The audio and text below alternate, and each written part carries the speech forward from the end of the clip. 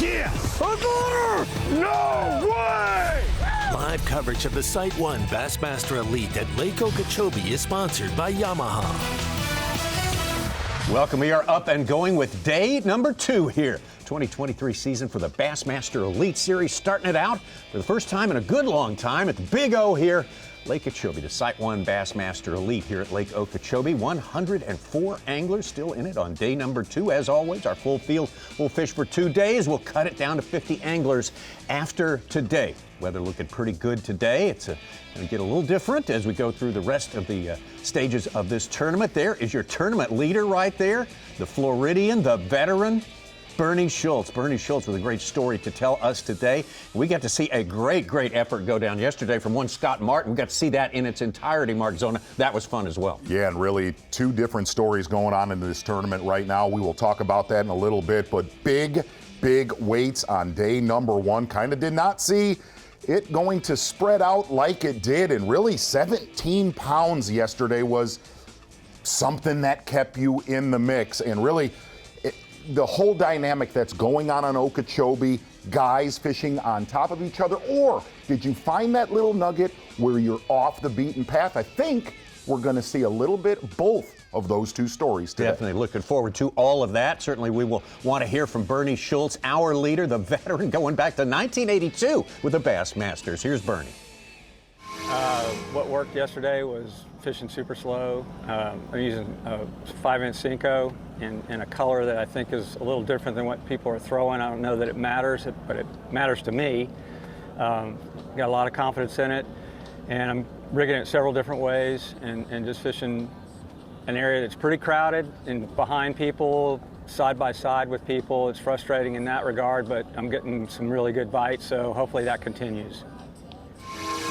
Bernie Schultz, a real giant. The Phoenix Big Bass of the tournament was in his possession yesterday when he got to weigh in time. What a great day we are looking forward to today on Lake Okeechobee. Man, oh man, glad you're with us. We got 7 hours of live coverage coming for you today. Welcome to Bassmaster Studios, sponsored by Marathon. I'm Tommy Sanders here with Mark Zona, Ronnie Moore, and Mike Sukan, also along with us today. And Z, we know we got some good stories. We saw the Scott Martin story yesterday. We're going to see a lot of reprises from that because it was so good. Bernie Schultz is going to be another great story, but there's some unexpected members of our top 6. One of them we're going to be with all day long that you might want to mention. Definitely, and we're going to talk about that. Really, the 2 dynamics that are going on in this tournament right now is guys fishing on top of each other. We talked about, can you get away from the pack? Guys like Scott Martin, Drew Cook, they're off the beaten path. But really, a lot of the anglers, 20% of the field that went down to South Bay yesterday did terrible. And they're more than likely, they're going to go into certain areas today where there's already been a crowd. Can you see guys like Steve Kennedy, Bernie Schultz, outfish that crowd around them? But really the one dynamic to watch is more. I thought we were going to get through this Bassmaster Elite and not see one of those forward-facing sonar tournaments. That is not going to be the case. Yesterday at the end of Bassmaster Live, I made the comment, I said that there are some anglers fishing in very off-the-beaten-path areas that we have never covered on Bassmaster Live on Lake Okeechobee. Not only are we going to see those anglers, but we are going to see forward-facing sonar on Lake Okeechobee like we have never seen it before. And that one angler said, man, I don't want to talk about it. I said, well, we're going to see it. And we're going to see it very early here this morning. 11 bags over 20 pounds. We had almost as many guys over 20 as we had in single digits. Lake Okeechobee was fishing great. Almost 15 pounds on the dot for the top 50 cut. We'll see if that doubles. But like you said, Z, with the pressure, we could see that doubling and going down a pound. Maybe it takes 28 to 29 to make the cut. We'll see. Maybe it'll be 30. Who knows? All right. Well, that cut line was actually higher than it was for the last 2 events here. One was at Century Club. One was like 80. So, you can't tell. We might as well not even talk about it. Let's just watch it happen because it's going to be good today. There it is, Lake Okeechobee, this giant natural lake, 735 square miles here in South Florida. The Kissimmee River is what feeds it. And let's go up that Kissimmee River for a little bit. It goes 120 miles up to Lake Kissimmee, but just a few miles away is one of our top 6, third place, Tyler Rivette. Let's get with Tyler. He is set up and fishing as we speak. Like, they didn't stop.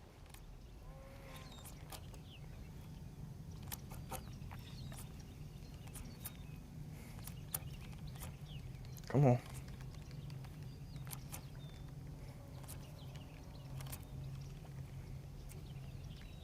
Z, expect some guys who didn't catch him yesterday to find that big fish and climb.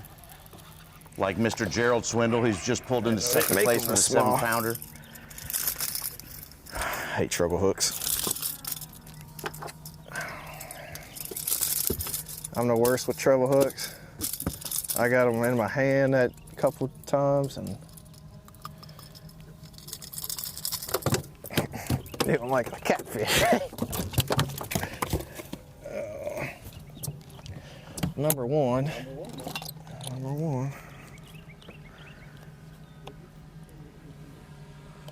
They're normally not this small. That's a start. Record.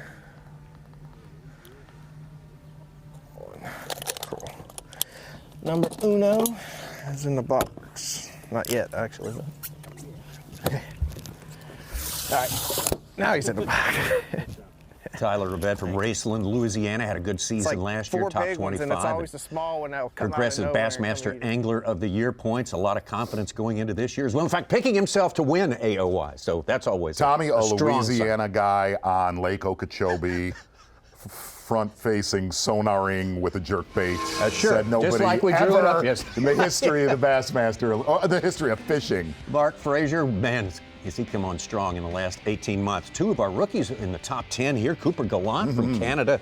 Patrick Walters, of course, he's going to be in that AOY race. He always is, right? Yeah, Ronnie me and you, picked him. Tommy. Yeah, we both picked him to win the AOY this year. Another rookie, Will Davis Jr., two of them in our top 10, as a matter of fact. Will from Alabama. Look out for this guy. Anytime there's big bass afoot, Brandon Cobb is going to be sniffing around close by. Ditto for this fellow right here. You definitely knew. One of the Drews, whether it's Drew Benton or Drew Cook, was going to rise up the leaderboard. Got to see that. Steve Kennedy making the comment on the pre-show with Ronnie and Such. I got a lot of bites, didn't capitalize. All eyes on Tyler Rivette this morning so far, jerkbaiting in the river. And there's Roland and Scott Martin right there. Roland looking good, absolutely. And a guy who's fished against Roland many, many times is Bernie Schultz, who's been with the Bassmaster since 1982. Still looking for his first win, but boy, he has put on some great performances through the years. For us right here on Live.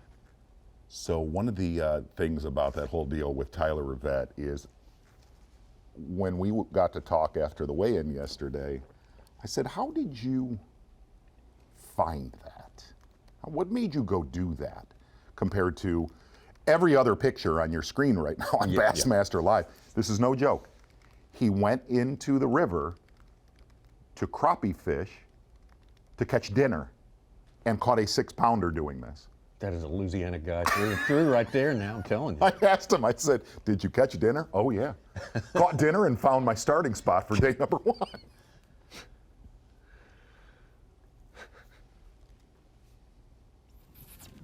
And Tyler Rivette with 24 pounds and 5 ounces yesterday. What a day. Bernie and Steve at the top there, fishing very close to one another. Yeah, and Drew Cook is really another story today. He got out of his area by 11 o'clock yesterday. Said there was a 2-hour flurry between 8:30 and 10:30 where he absolutely crushed him. I said, is there a lot of company with you? No. He said he saw one boat all morning long.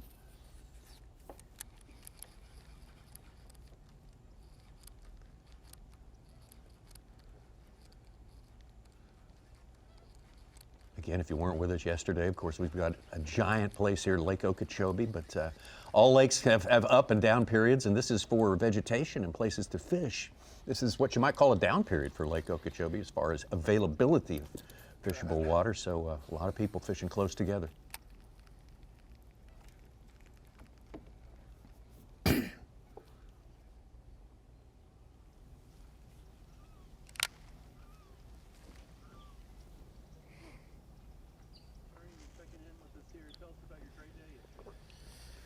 Oh, it's pretty special. I mean, started out pretty slow, and then I caught about a 5-pounder, finished the limit, and then Cole with an 8-pounder, and then a little later caught a probably won about 6, and then later in the day I caught another 8-pounder. It's just really a special day.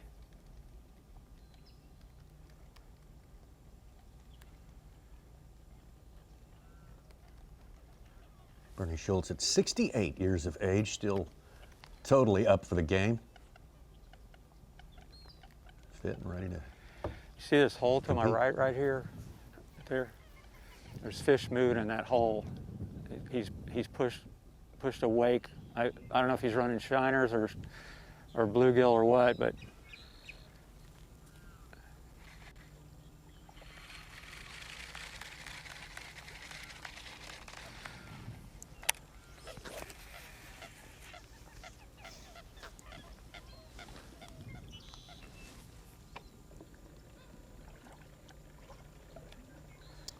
should get bit right here. Lot of bass caught in that section yesterday. A lot of bass caught where Bernie Schultz is and Steve Kennedy a week ago.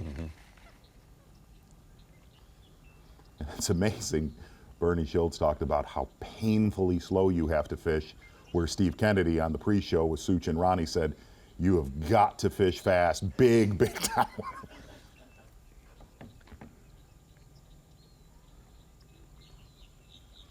On the map, they are very close, Kennedy and Schultz. Yes. Wait, who Very said you close. needed to fish fast? Steve Kennedy said he. Yeah, okay. Slow. I don't know. I Maybe got he you. did. No, I got you now. Wasn't he the one who was like reeling in his Yeah, bait real that's fast not- just to move? He got hit It's the with his biggest fastest fish of the frog day. work I've ever Yeah, seen. yeah.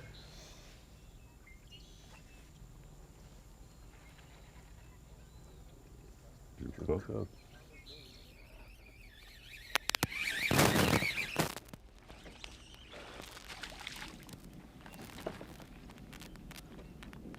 You wrangled one. I think. Oh yeah.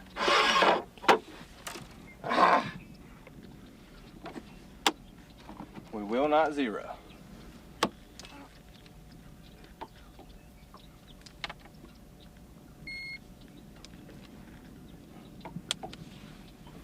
But we probably don't want to weigh this one in. That's literally a 14-ouncer.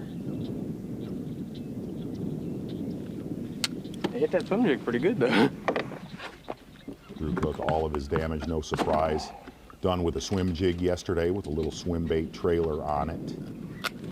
And, Ronnie, I hate to do this early in the show, but a little bit of kind of a precursor for next week for your fantasy team. Talked to Drew Cook yesterday. Said, hey, how's the grass at Seminole? Grass is beautiful. Very lush hydrilla, milfoil in the mix. This could play though. He said a lot of the rains are going to create a lot of dirty water. Which take that into note for your team, Tommy. Yeah, they said, talking to some people who live there, said that those rains, Spring Creek, which is a notorious buzzword we're going to say next week, is like the quickest to get dirty, but the quickest to get clean.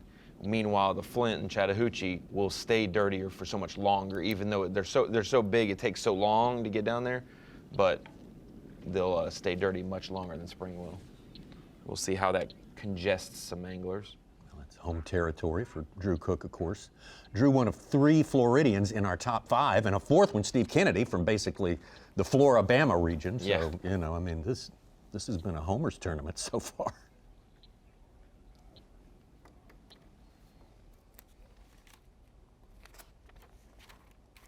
Another angler out of that top 5, also from the southeast quadrant of the United States, from South Carolina, Brandon Cobb. Brandon, big day yesterday with 22.5 pounds.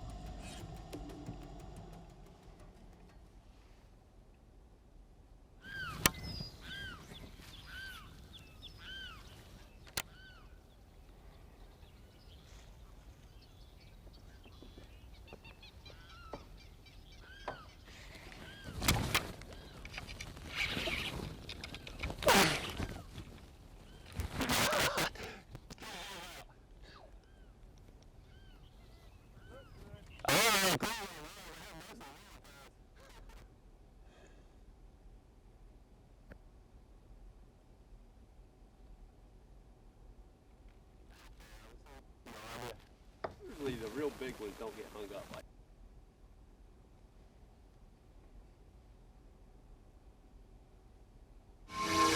Trouble with the signal there with Brandon. We apologize for that. See if we can get that straightened out for you. Brandon, owner of Century Belt. Yes. Lake Fork. And the place that Brandon's in has been one of the most pressured and beat up areas. So we'll see how that, and I think it was Iconelli maybe in the background as well. We'll see how some of those guys do.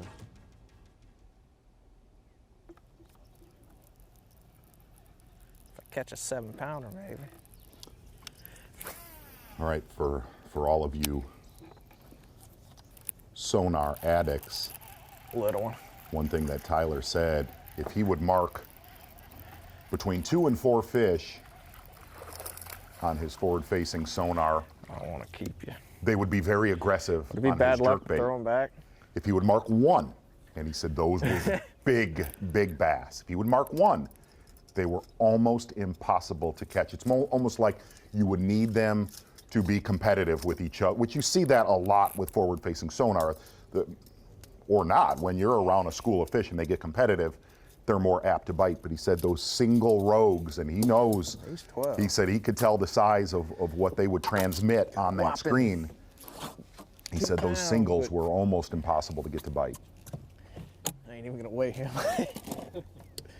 'Cause he ain't staying in there long. It was funny, you and Davey had a conversation yesterday on this show about why can't anyone catch them out in the open water because of shiner fishermen. Well, this kind of plays into that a little, doesn't it? Yeah, Doing the same thing as yesterday. Caught 2 small ones, and the big one started eating, so. and Tyler said, he goes, look, I found it by accident. Yesterday I purely was by pumped accident. with them pound-and-a-halfers. But he's I didn't know what I was convinced gonna catch. the lack of vegetation, the lack of hydrilla, the lack of eelgrass is why there is a good population of fish in there right now. And he is not the only fisherman in that river. Mm-hmm. I think we're going to end up seeing several by the end of the tournament. Can't tell if that's a bass or a sockeye. Them sockeye are so big in here, they look the same. Will Davis has made up his 7-pound deficit to Bernie Schultz and has taken the lead. It's 2 days in a row, quick starts for Will Davis. Right yesterday, very quickly, back over to Drew Cook now.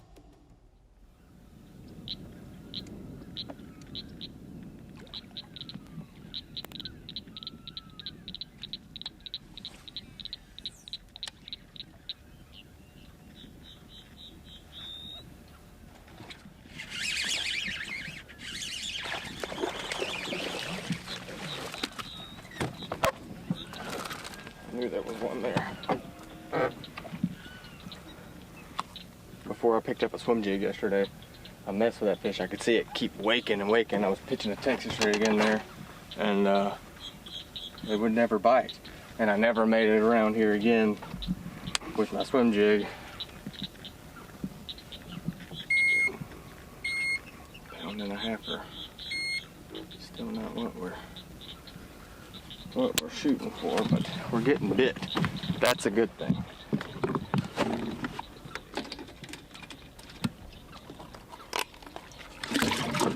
Need some for the other side.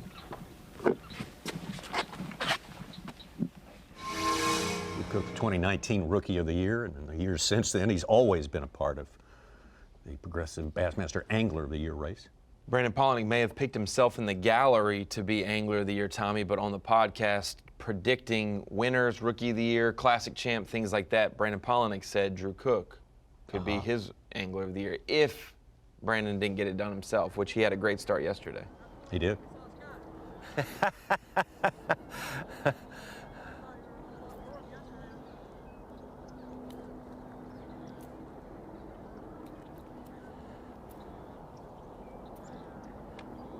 Boy, there were a number of guys at weigh-in who said, I didn't have a fish at, noon, and Well, we made did it all their across the work in lake, the no problem. afternoon.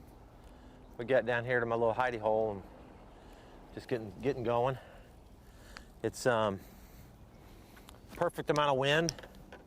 It's not too much, which is great.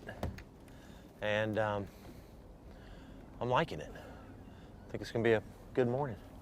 Just gotta get in here, slow down a little bit, make some things happen.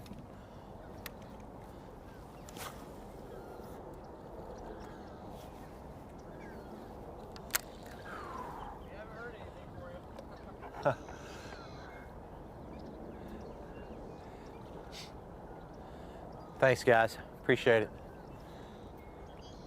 I was telling them about a good spot down there at South Bay. It's...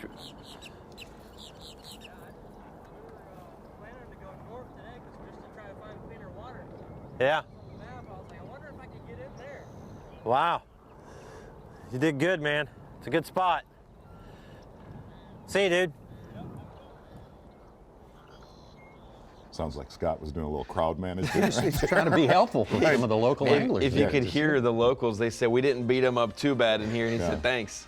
Appreciate it. Yeah. In other words, go on, boy. Hey, go yeah, on, There man. are some good places to go They fish. should be biting somewhere We'll else be right right now. back. Not here. About the time.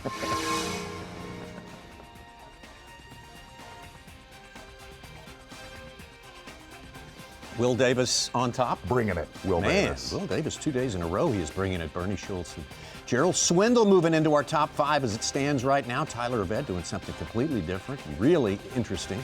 Scott Martin just getting set up, just getting going where he is. We're getting things going. We're rolling with day number 2, moving day. The SiteOne Bassmaster Elite at Lake Okeechobee is sponsored by Humminbird, Mercury, Nitro Boats, and by Bass Pro Shops. For every bass angler who's got to wait out a few more weeks or many weeks of cold weather, this is kind of a daydream right here, to click your heels and suddenly be here on the Big O, Lake Okeechobee, the legendary Big Bass Lake here in South Florida. That's what we're offering you today. You're on Bass Live, and we've got the second day of our first tournament of the season going on. Full steam right now. All our anglers are out there set up. We got a great top 6 we'll be with all day long, and one of those anglers, this man from South Carolina, Brandon Cobb, very, very talented angler and a specialist in big bass. Hey, who would have known? Yeah, we got to actually tape a show with Brandon Cobb a couple weeks ago, and he said, I can promise you will not be calling me for the top 10 on Lake Okeechobee. Not the case here. Okeechobee's been very stingy to Brandon in the past. It took one day for you to call him. Yes. God, that one slacklined it off the pad. I was pulling against it. He ate it off the pad. He's a little bitty though. I saw him swirl on it. I was like, did he get it? Every bass yesterday with a Zoom fluke stick, 3/8 ounce weight. Keeper. 2-pounder. 2-pounder.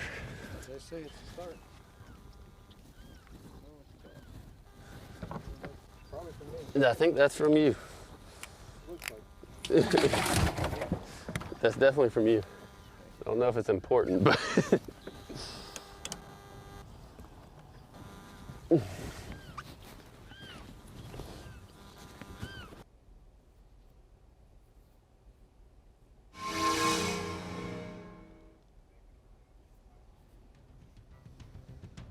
Box there for Brandon. Cobb will be one to look out for in our, all season long, but stops 3 and 4 Oh, boy. in his home state. Yep. Could be Going a to good Murray year for Cobb. the first time in a long time. Yeah. Brandon, catch him on these herring legs. I'd consider Cobb more of a local to Murray No, I don't than skip that Brian good. New, even though Brian New currently lives there. Damn, I sound like old boy last week saying it was a good one and it ain't. They smoked it. I forgot I'm on braid so you feel everything.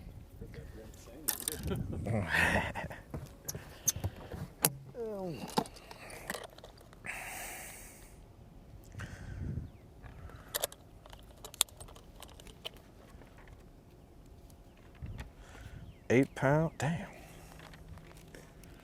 I wish. Oh.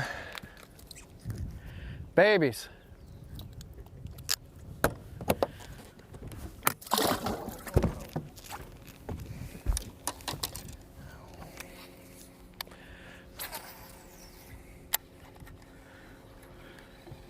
Some new reels I'm using. I could never skip with the Just other joining ones. us, Tyler Avett. I Spent don't know his what it entire was. day yesterday here in the Kissimmee River, not on Lake Okeechobee. Them SLXs. A little bit of a surprise. They Did do. quite well. There you can see where he is, not too far from the takeoff at the north end of the lake. About a half a dozen, maybe 10 in the river, you know, not jumping out of the lake immediately. Back to Drew Cook.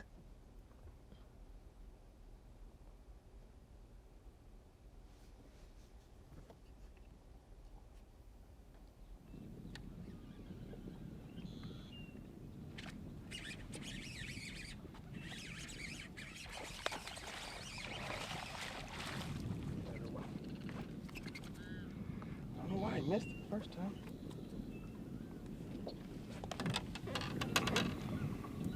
I guess I gotta show it to you first. Sorry, guys. Oh, I love catching them on a swim.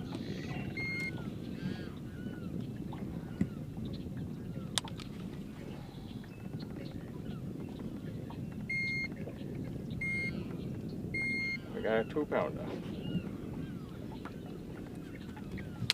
Number 3. A lot of males biting for Drew Cook this morning. Asked him, I said, will you get what we want today? Will you leave early? He said, absolutely not. We are burning it to the ground today if possible. Good job, dude. Oh, God. I hope there's more moved in here. Drew Cook, 2 in the boat, I think. Let's get out to Steve Kennedy.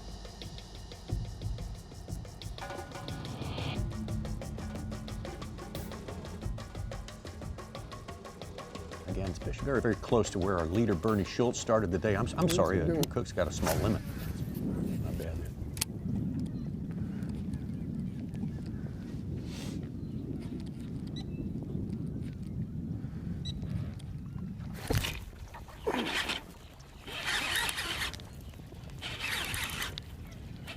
Oh, baby.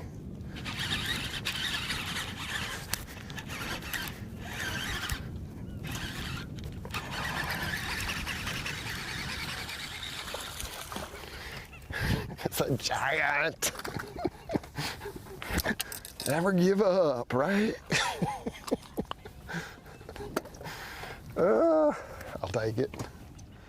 Good Lord, I told you I was shaking bad. We got a 1-1. He is shaking on a 1-pounder on a frog. I cannot wait till a 6 to 8 bites. For all kinds of reasons. Yes. Yes. Always fun to watch Steve They're on the Kennedy. board. I was trying to avoid that, but whatever. The cliche. No, I was trying to avoid catching little ones. I could pick up that little Cinco and go through here. And I probably would have a limit already, but I'm not playing that game. Like not that. today. I may regret it later, but not first pass.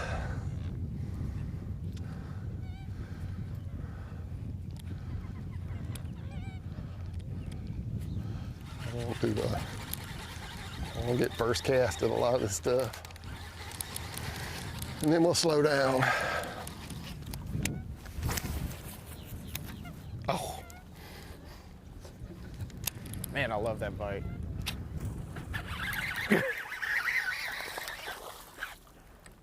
That bite.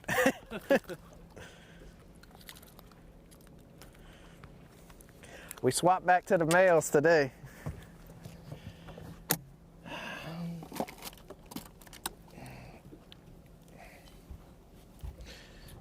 Not even gonna weigh him again. 4. Number 4.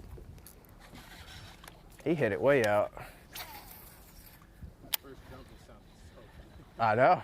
He surprised me. That's probably all I need to throw back there. Just throw that over it, like. No.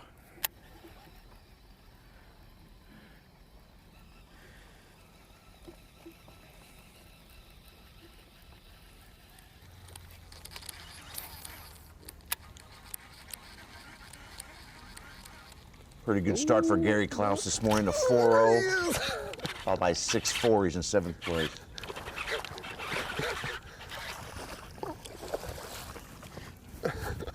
Get that. Saw the weight coming. The pole's down. It was a really good bite, Tommy. Saw the weight coming and teased him up. That's awesome. There are my pliers.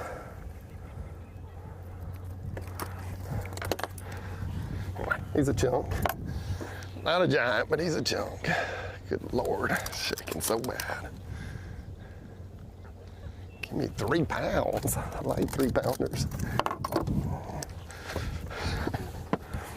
We'll put him on my side. I hope he gets cold, but I'll take him.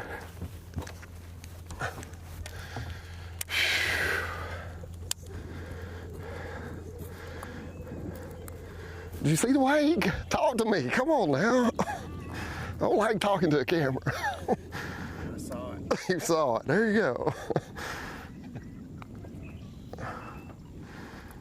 Yesterday that was a 6.5 pounder, but let's do it again. Whew. So far they've come in the box too. That's the best part of it. The braid digs in on itself.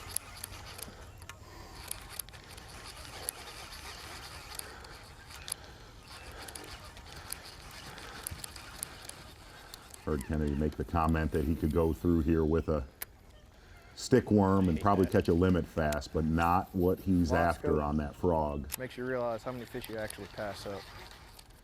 And we did talk about fishing slow or fishing fast. Oh, that's a better one. Whoa.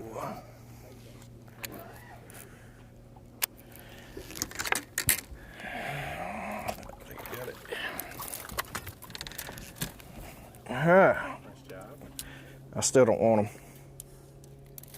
them. Hate treble hooks.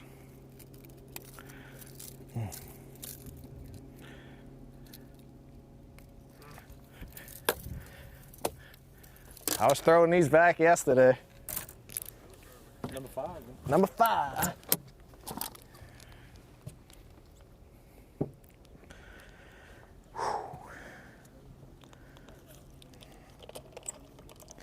I'd say he's like 2.3, 2.8. Record. Well, I think we made tomorrow. You saw it? You ain't seen nothing. You missed it back there. You can only catch one or so, and you got to leave. That's why I call them my big ones. Yeah, you pull them off. And like after that, you'll just pass it right by them and they just won't even do it. So were you able to go back there after it rests? Yeah. I think once this little ripple helps too, so. So when they come off of that top, will they stay down here? They'll just suspend, yeah. I've literally caught one yesterday where you're at. Really? Yeah. They're everywhere.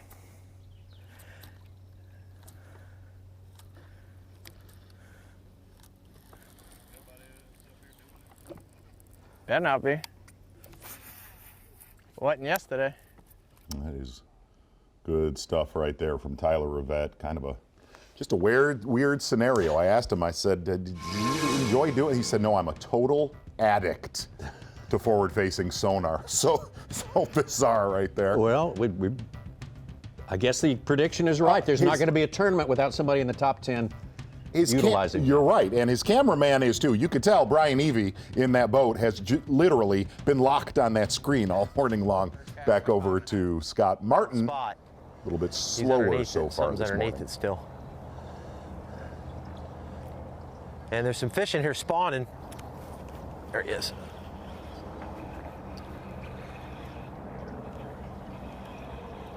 Nice one.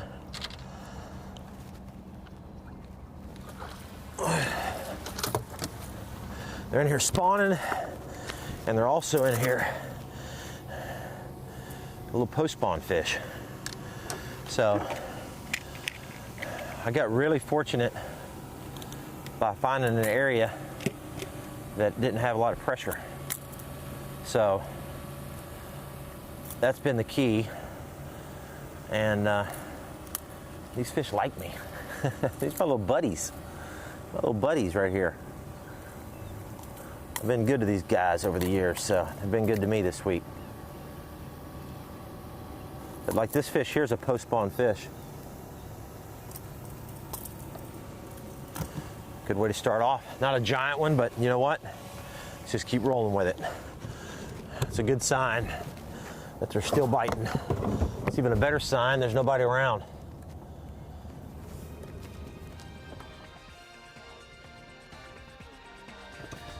Little follow-up action.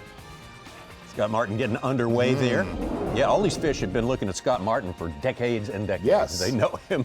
They know him by sight. Got a lot of questions yesterday on his bait. Well, here's what I will say.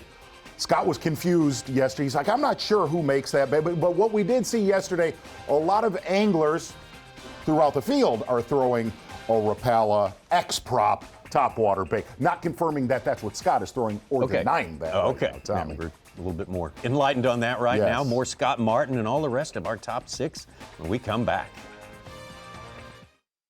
Yes! No way! Live coverage of the SiteOne Bassmaster Elite at Lake Okeechobee is sponsored by Yamaha. Thanks for dialing us up, joining us here. First hour of our coverage still going on right here at the SiteOne Bassmaster Elite at Lake Okeechobee, kicking off the 2023 season. This great bunch of fishermen, 104 of them out there trying to make the top 50 so they can fish tomorrow. Will Davis, the rookie, on top right there. Just ounces ahead of Tyler Rivette. We got people catching him in crowds. We got people catching him a little off the beaten track, hidey holes, as you would say, Mark Zone. We got a guy catching him up the river, so that's a bonus, I think. Yeah, kind of all across the board. Got some jerkbait fishing, prop baits, frog action with Steve Kennedy today, and a couple good blow-ups so far this morning. Said yesterday, major explosions. Might as well stay on Steve Kennedy right now. Kind of fishing that northwest wall, very popular area always on Lake Okeechobee. Interesting, so many fishermen saying, got to be very stealthy, quiet. Not a lot of power fishing in this area, not what Steve Kennedy is doing today.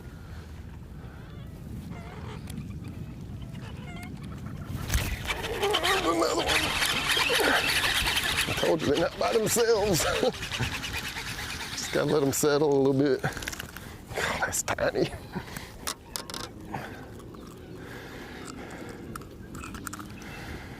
But pretty sure that's a keeper. Pretty sure that's a keeper. 13 inches. You think he's gonna go one? He's got a coal hole in him. Do you ever think Steve doesn't know what to do with his hands? He's going over your side.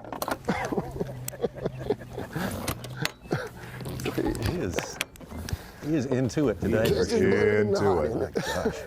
Z, he know what to do with him yesterday when he was holding a 6.5 and a 7.1 at the weigh-in stage, boy. He had some weight yesterday. Oh, indeed he did, Such. Boy. Yeah, boy. Go on now. Boy. Yeah. Sure. All right, guys. There go Biggins up at the stage boy. yesterday, boy. You seen that, didn't you? Exactly.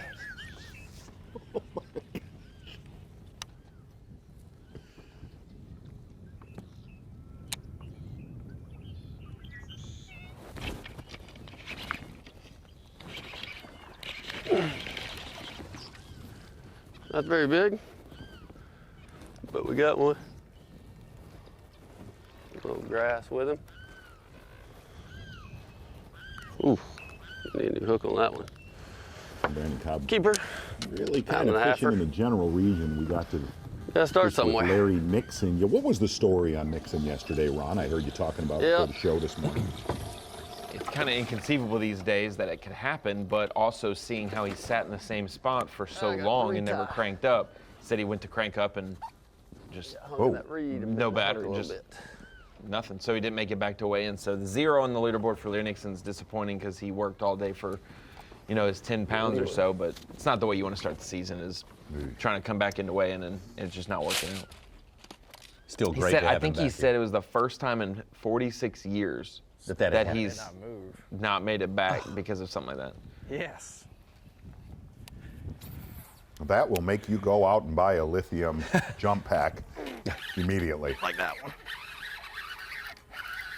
Oh, that's a big one. Yeah.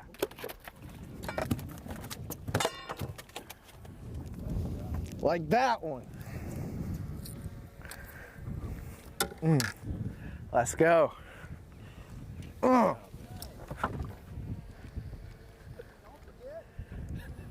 I was just making you stand on your toes, you know.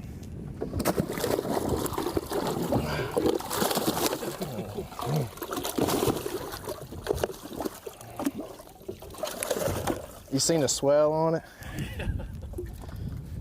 I saw it jump at the side. Oh yeah. I had to see it fly in there. Definitely this one. How big do you think that one is? Over 4. It's fat. Pretty small. He's going to take over the lead, Tyler Red. We'll see Right some where big should've ones been. up there at the weigh-in, ain't we? Boy. Boy, now. Hey, I mentioned John Cruz has our big bag. It's early. He's got 17-11. Saw that. He's gone I from want to give y'all more action than 73rd them just to 3rd staring at a place. screen. I know that's boring It's early. as hell. Such is hate very doing it, aggressive but- this morning. I like that now. He's doing it with punch. Got some bite. Yes. Pay attention there, Yeah, fella. go home. You hear me? Yeah. Interesting to see. Tyler Rivette did say that he caught a couple fish on a swim jig come up and yesterday. swell on it. One of his big Had a big ones he bull weighed behind in it. came punching yesterday in the They want a river. topwater bite, really.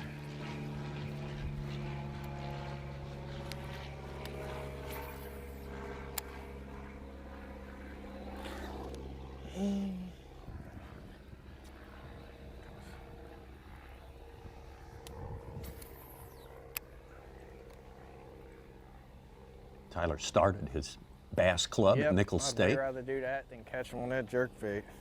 I don't even think Tyler had graphs on his first boat, probably, just down in the swamps of Louisiana. 5-time national championship college. He liked college. 5 Qualifiers, times. yes, yes, Yeah. yes. I understand that. We've ran into a few of those. Yeah, Yes. so yeah.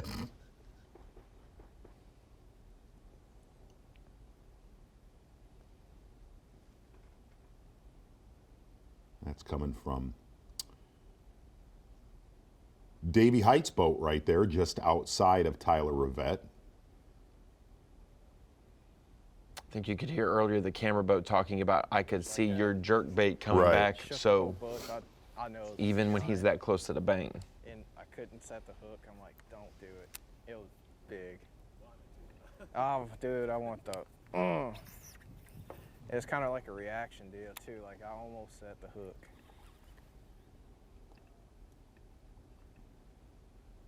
Tommy, you'll like this because I know like you like getting after it. Oh, sure. Tyler Rivette said yesterday he caught some enormous crappie jerk baiting, really big. Sakale. Bush should have calls one. I didn't when he Should said that have term, one. Sako. I didn't even know that term. I've heard it, but I didn't know what it Crappie. meant. Lots of names for crappie. When I was a kid, I never heard anything but white perch. Never Okay. heard the word crappie till I was an adult. Seriously. I still don't know what crappie means. I know what crappie means. I don't know what crappie means.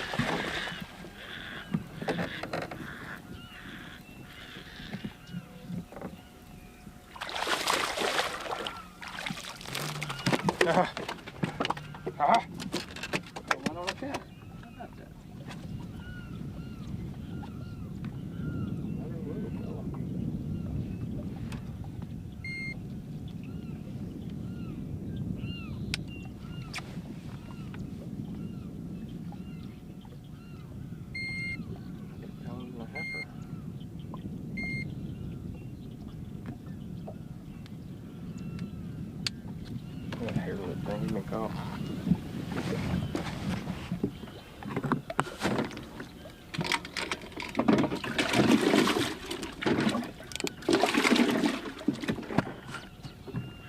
Hoping to get a lucky bite on a chatterbait, but I was just hoping it's gonna be like a 7-pounder.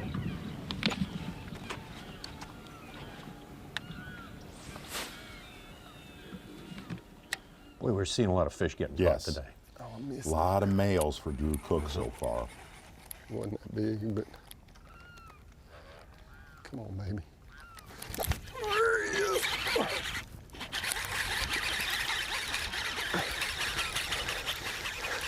Going skiing. Wasn't that big, but he was very aggressive.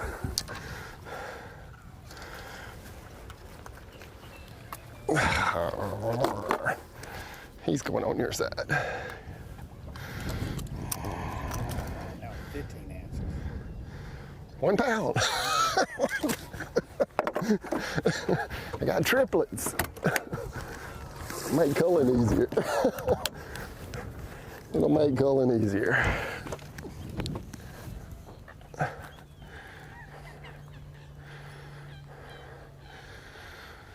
One, two, three, 4.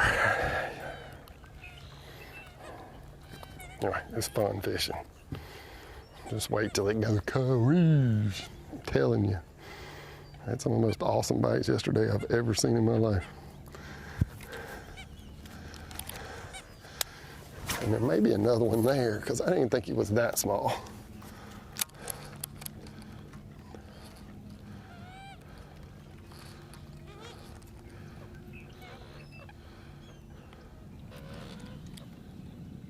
Cut you with 4 at 512.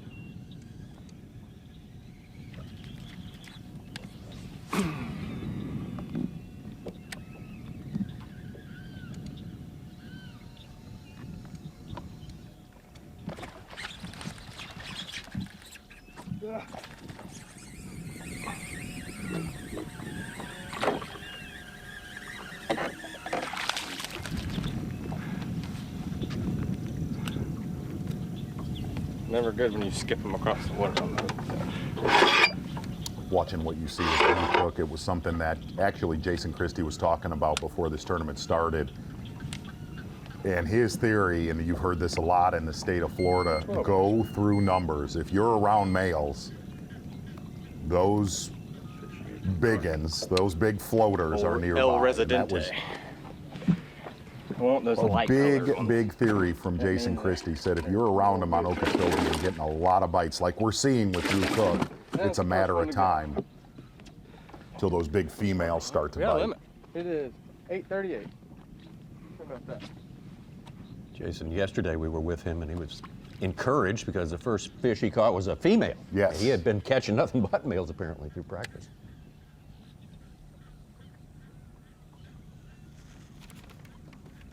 He's going to catch 3 off the same little point.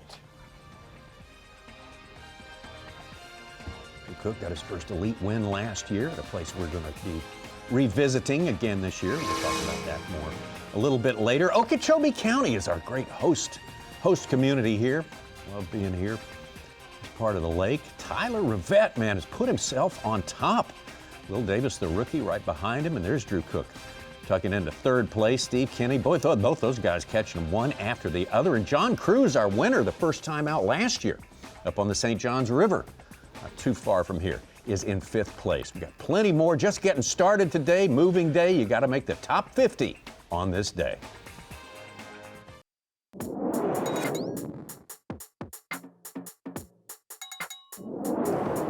Hey guys, Tyler Rivette here. Just want to go over a few things of what I was doing today. I used the new Sucker Punch by Excite Baits. We worked a while on this bait, so it's pretty awesome to catch a few fish on it today. One thing that's good about this bait, it's a lot smaller than the most, and it hides the hook, which is, I think, better over here when there's baits flying everywhere. So I could only use a 3/4 ounce on this hook, and it gets through more of the grass easier without 1.5 ounces, so you're not spooking the fish. It's got a lighter weight, and I think that's a key thing to what I'm doing. Your tournament leader, Tyler Rivette, with our Bass Pro Shop's top lures. That was Tyler a little earlier, making a move Right there, the SiteOne Bassmaster Elite at Lake Okeechobee. Second day at the first stop of the year for the Bassmaster Elite Series. Tyler Rivette with apparently a lot of confidence in what he's doing. He's a little bit of a contrarian, doing something that not everyone decided to check out this time around. Leading our coverage on the water, as always, is our colleague Davey Height. And Davey, I know you're out there with Tyler. Did you plan on spending a lot of time in the river when you're on your way down here? You know, I really didn't, Tommy, but it's not surprising. There's usually a few people that catch them in the river, but never anyone that really contends to win. But what Tyler Rivette is doing here in the river is different than anything I've seen when we've been here with Bassmaster tournaments in the past. He's fishing a swim jig along the bank, and you have vegetation and willows and all that stuff along the shoreline, but he's really using his forward-facing sonar, and it's absolutely incredible. I was close to him earlier, and he just keeps fishing a swim jig along the shoreline, and then when he sees a bass, he'll pick up a different bait, oftentimes a jerk bait or something else, and throw to that fish. And sometimes they'll be 30 and 40 yards off the shoreline. It's really incredible how many fish that you can see. I've got my Mega Live on right now, and I'm paralleling the shoreline across the river from where Tyler's at, and you see some fish here, but there's a lot more fish. That's why he's over there.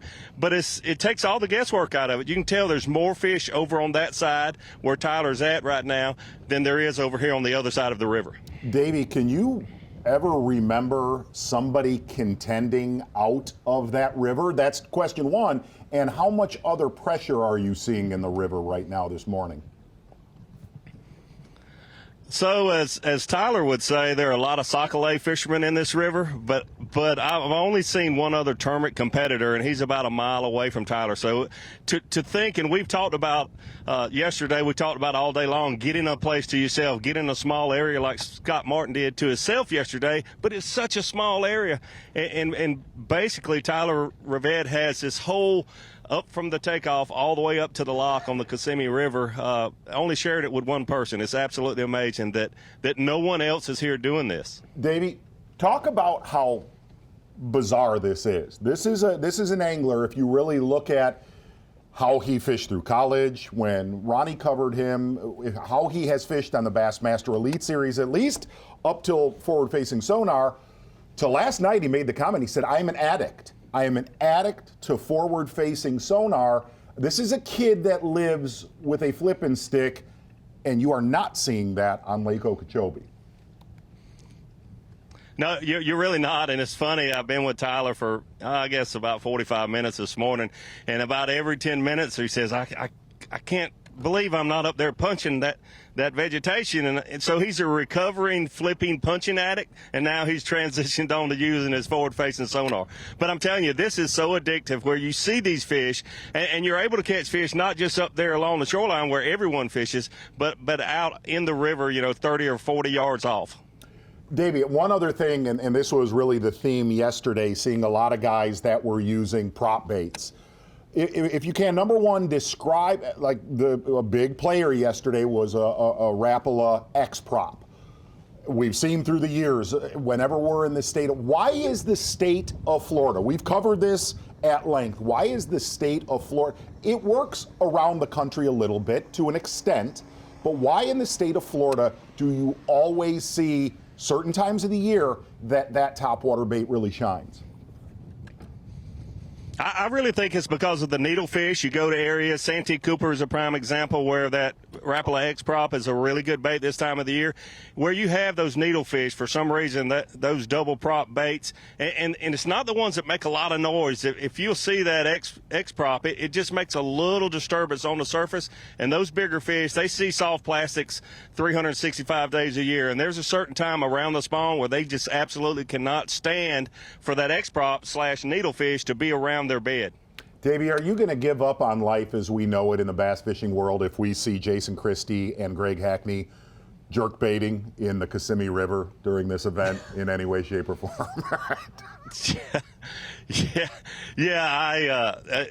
It's amazing. Our sport always changes, but I never thought that I would see. And you know, that's what Tyler Rivette, he's just younger. He loves to do exactly what Jason Christie and Greg Hackney are doing.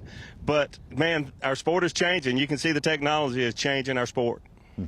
Davey, thanks for keeping up with all that stuff for us. Out there on the river, the Kissimmee River, the great Davey Height with us today. He and Dave Mercer will be taking over the coverage later on today, giving us some on-site I like hosting. Tyler Rivette a lot. He is Tyler is a good dude, okay? Oh, I think everybody I says want to that. see more frog catches from Steve Kennedy. I'm just not going to lie. Okay. All right? I think we can do that. I guess I am extremely biased. Well.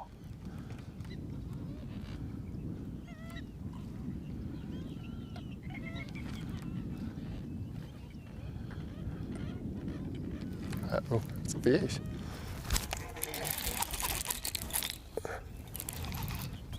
I think he's off already. I don't know, maybe he's there.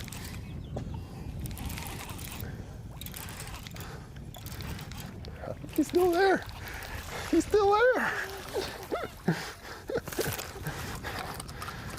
Okay, that's a 7-inch Cinco.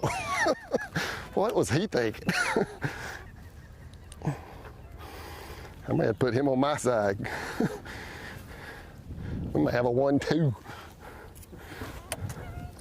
But yeah, every time you find that perfect spot, they're in there. Just yesterday, they'd hit that frog. Oh yeah, 1-3. He's going on the big side for now, just to keep him separate. That's sad. Come on, give it up. That's sad.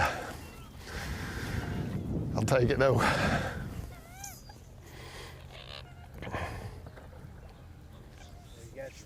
I got my 5. Kennedy with a limit, and 4 of those are 1 to 1-3. Wow, 7-pound limit. Yes. We saw a couple 5-pound limits yesterday. Did we see a couple one of or the two? smalls? Yeah. Let's make a move from Steve Kennedy. Fishing in a crowd to who's got a little bit more of a solitary existence out here for the time being anyway, Drew Cook.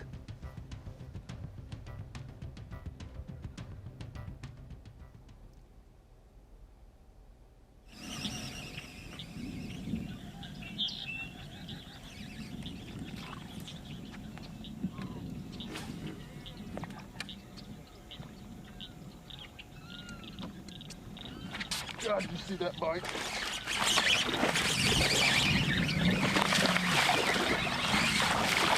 God, what a great bite. Oh. That one ate it with grass and stuff all on it. Didn't care.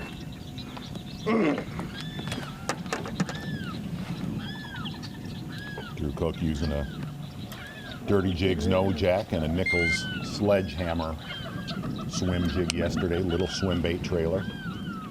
All dark colors. I think we did see one bladed jig catch earlier.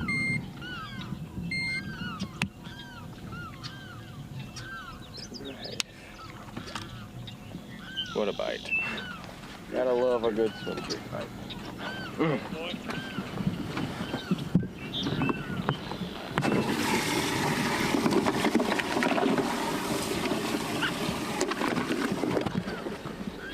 Pretty solid. Cook in the double digits now.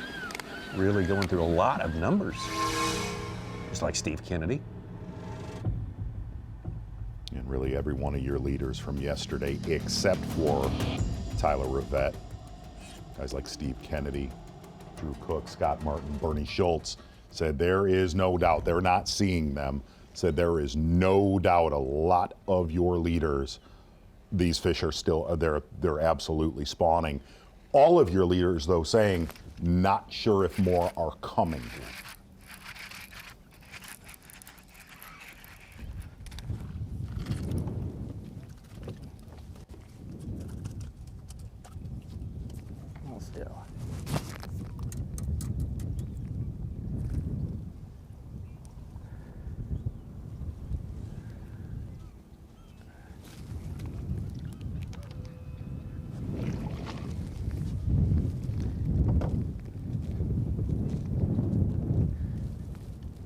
Schultz started the day with the lead.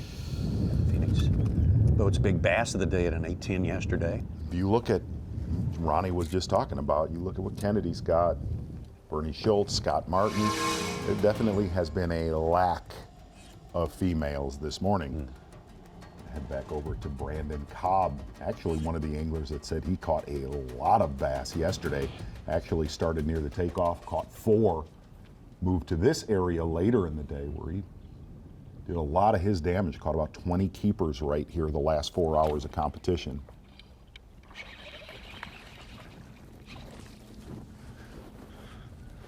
Let him have it a little long, but I wanted to make sure he had it. He was ticking it. Well, getting some numbers anyway. Go ahead and put a cold tag on him too. These fish are a little sickly out here right now. I think it's just from spawning and everything. If I hadn't been putting cold tags on all of them, I'll keep an eye on them, make sure they look healthy. Just to reduce the stress. 3 of them. Another 2-pounder probably.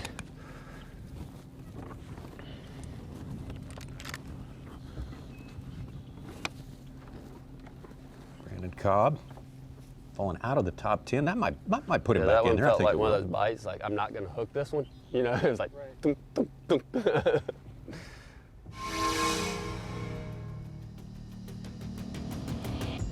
Let's get on back to Steve Kennedy. He just seems to be catching him every time we go to him, and he's catching them in between times as well. I mean, that is for sure. He's caught a ton already today. Nothing big though.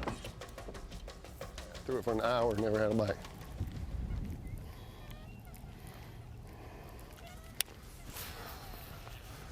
And picked it up a few more times and never had a bite. And there's one.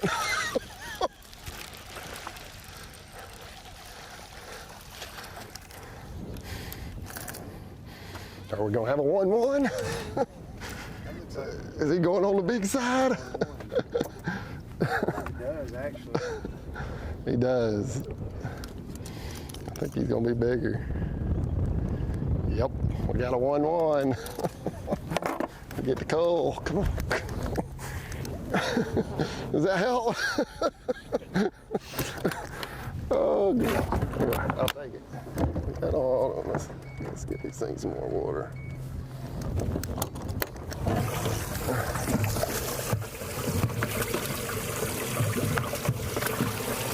Kennedy's won in Georgia on the Chattahoochees, one in Arkansas on the Arkansas River. And he's won in California where he set the record at the time for 4 days of fishing. Yeah, I tried biggest weight ever. Yesterday and couldn't get bit.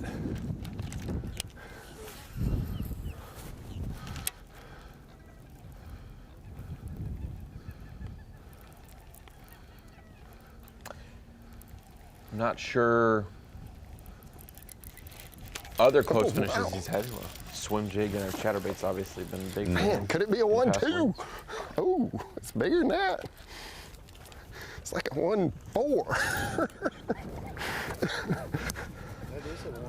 That's like, yeah, that's bigger. That's probably a 1-6 actually, if I had to guess. Ooh, 112. Put him on the kicker side. I guess they just weren't in my hole. I fished for an hour doing this, didn't catch fish. And then Bernie pulled in there and caught a 5-pounder. And a limit of fish right where I've been throwing the whole freaking time. I couldn't understand. I bet it's the wind. Remember we were just talking about it. A lot more ripple on the water. Oh, that was a fish. God. Hammered it.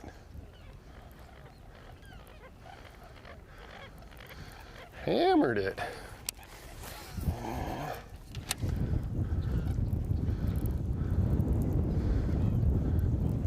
Yeah, but we got enough fish tomorrow. That's a good thing. I know, we are. I don't know.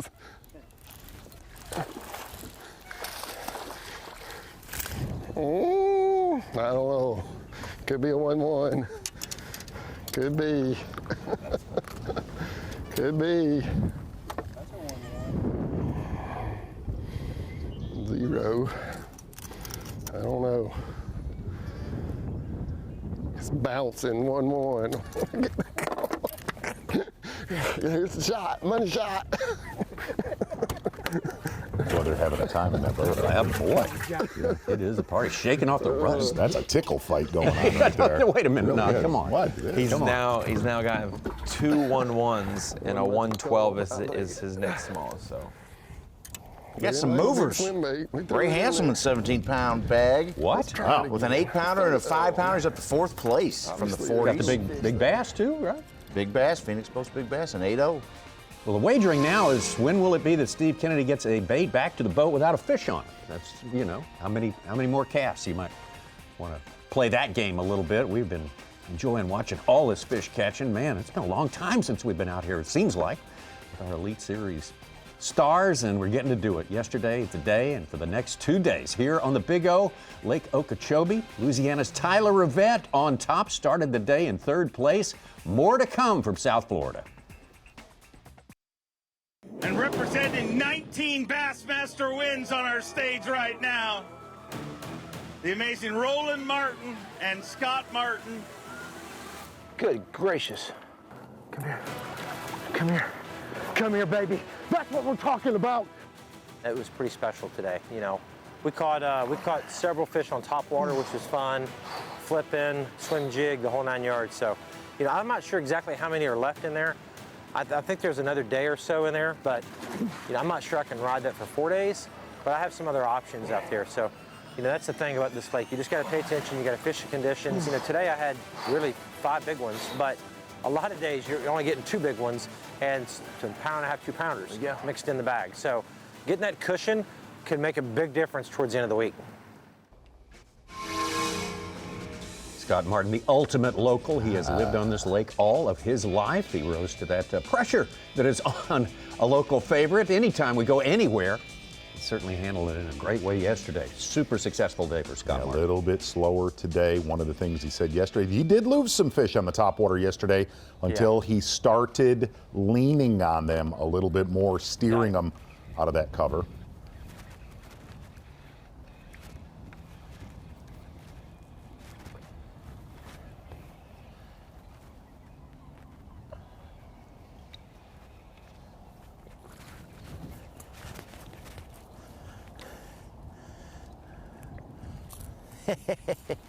I just had this sense. Pretty cool, huh? That was pretty cool. All right. My little magnet. I probably caught him yesterday. It's probably one of the ones I threw back. Trying to see if I see hook marks in his mouth. 2 pounder. Put him over here.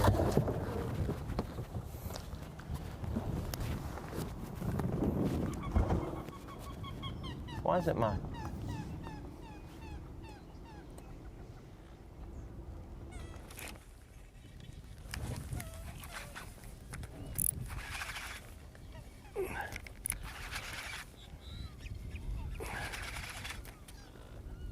Come on.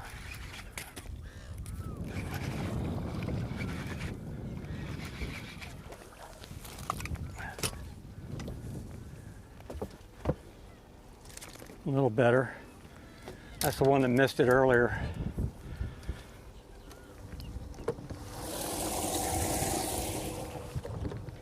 All right. That's the one that missed it earlier. Got my tail earlier.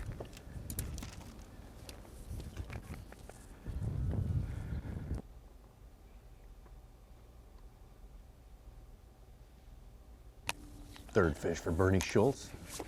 Biggest one so far, gets him back up into 2nd place. I think Bernie had just got tired of watching Steve Kennedy catch him on a top water. It's just what my vibe is right there. All of Bernie's fish yesterday on a Senko. He came down here for pre-fish in January before it went off limits, and he was not very excited about what he found, but this week obviously a different set of circumstances. Well, let's take a look at this incredible place, one of a kind, a singularity. Lake Okeechobee is unlike any other place we ever fish. It is the second largest lake in the United States, 730 square miles out here, and the average depth of 8 or probably 9 feet, I would say right now, the way things are today. The Big O is something else. Yep, taking a look at that Minn Kota Unlock the Lake. Obviously, there was, kind of followed along yesterday, looking at a lot of our aerial maps.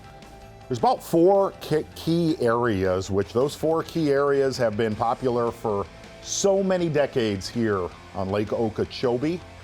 But there's a lot of different factors why some other areas are not playing. Look at this Minn Kota Unlock the Lake, where you see guys like Steve Kennedy, Bernie Schultz. One of the big keys to that area, there is, and there's not a lot of this, but there is a barrier of that eelgrass that just keeps it filtered. It keeps that water a lot cleaner, and that's been the biggest challenge this time around here, looking at that Minn Kota Unlock the Lake, finding that clean, stable water. But like we said, literally at the top of our broadcast yesterday, even though there's 730 square miles, there's really only about 10 miles of fishable water at most in this tournament this time around. That's your Minn Kota Unlock the Lake.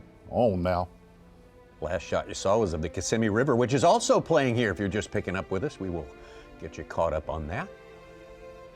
Kind of starting to turn into a big player so far in this tournament. Yeah. A couple places we'll get into obviously in a little bit, like where Drew Cook's at, Scott Martin's at, places that normally don't have fish coming to it because the water may be in there, but it's not as high as it has been for a sustained period of time. It's been high for so long that fish are not afraid to come in and out of these places. And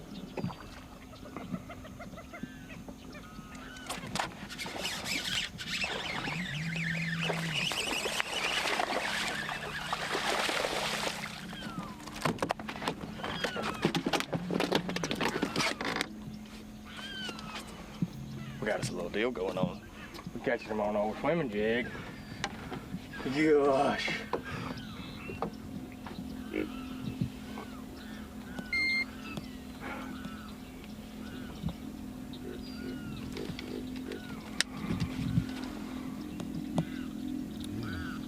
Better than average size fish right now for Drew Cook. Come on. That is 100% 10 grand right there.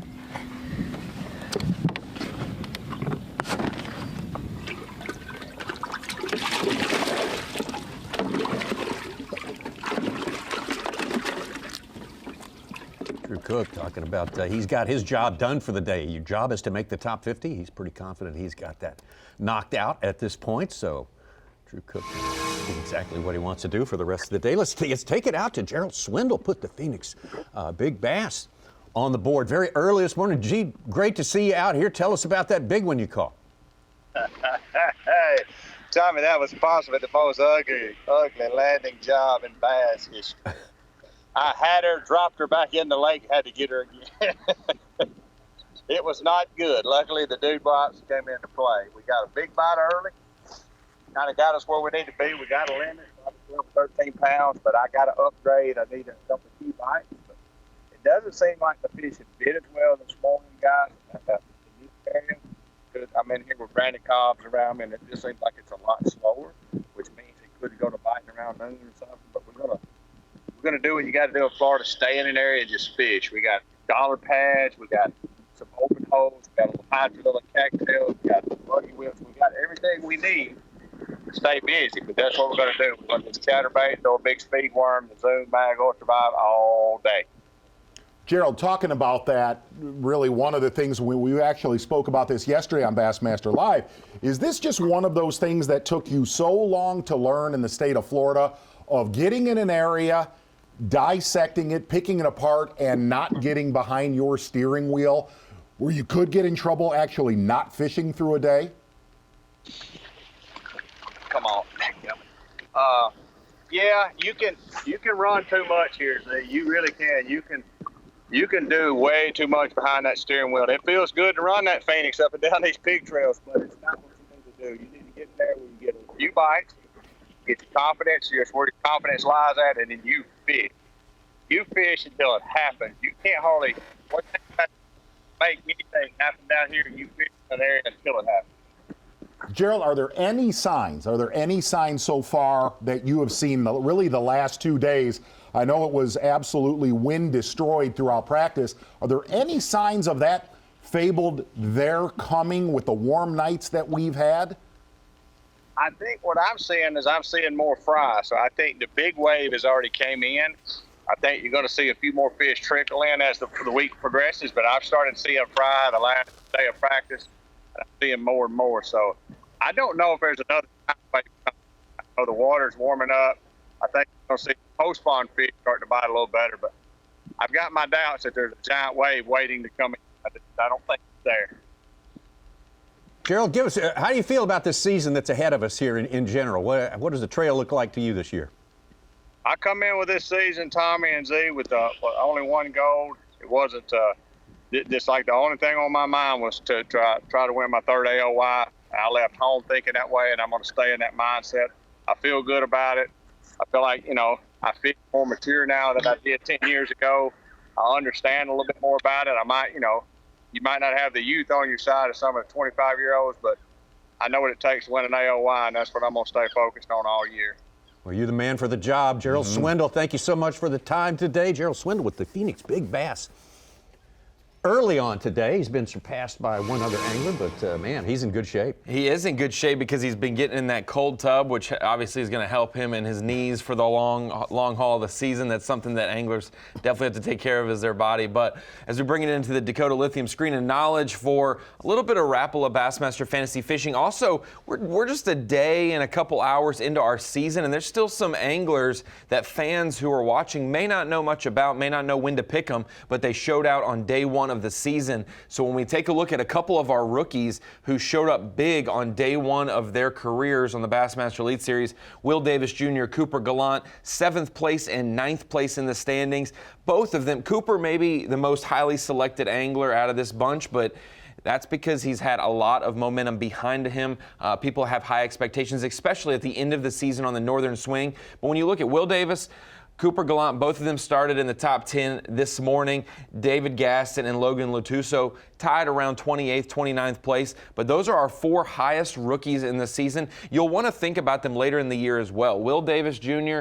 and David Gaston, both lay lake guys on the Coosa River. You'll keep an eye out for them maybe for your Drain the Lake team at that stop of the season in their home state. Logan Latuso, maybe a Sabine River guy, son of former Elite Series pro Robbie Latuso. He got it done in the Central Opens last season. And then obviously we mentioned Cooper Gallant. No matter where we're at, as long as it touches Canada, he's definitely going to be on the short list of guys to do well. He's done very well at the St. Lawrence River and Lake Ontario and Opens Pass. So there's 4 guys that we got a quick little update about how they were going to start their season yesterday. They both, or all 4 of them, started very strong.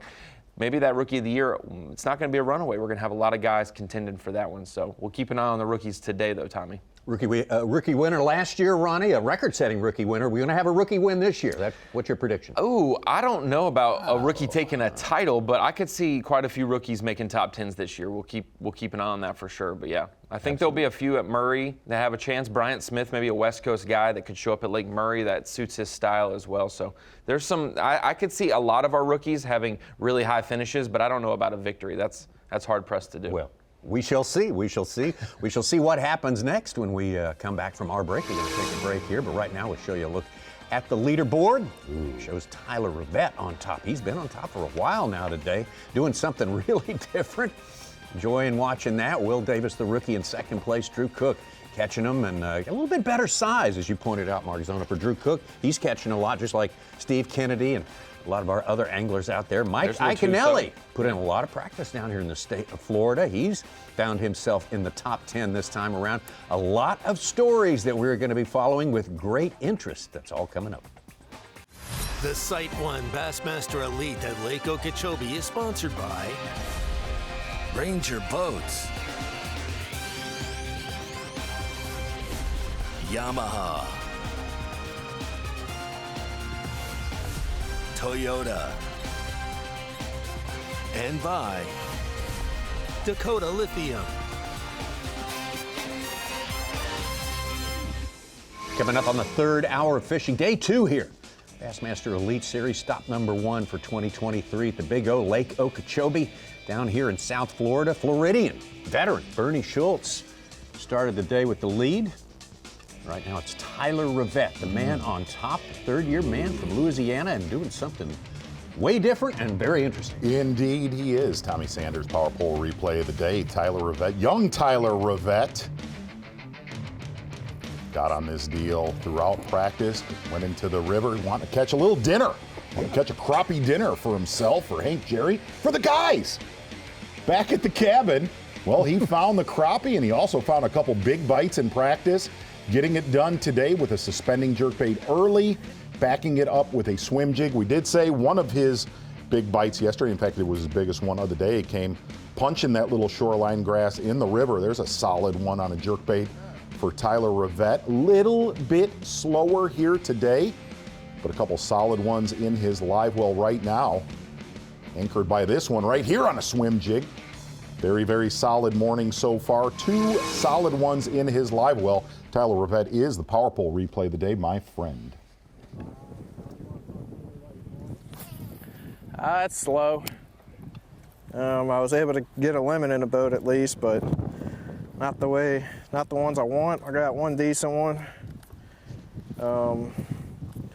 Other than that, I'm catching sockeye, and there's one. That's bass. Just trying to catch something like this.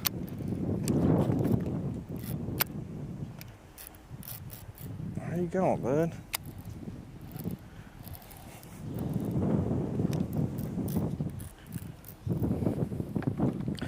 Trying, Andy.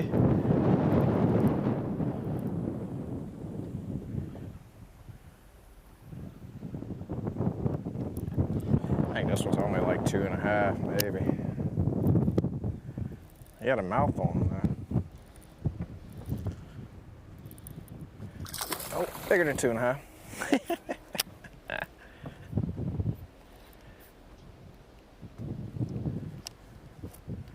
Man, these rods are awesome. So sensitive. Alright, take it. It's about 2 3/4, maybe 3.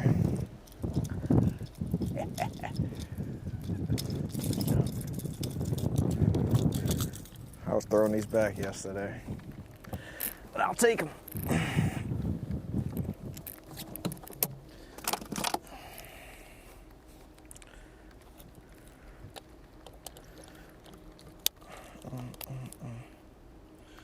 Yeah, 3 pounds.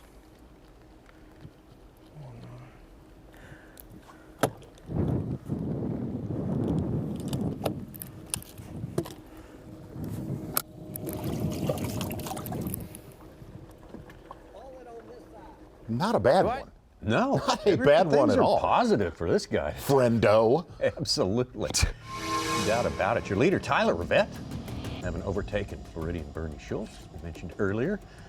Been spending a lot of time with Steve Kennedy today, as you say, having a real enjoyable time out there on the water today. I'm drunk. Ooh. I got it. I didn't think he had it.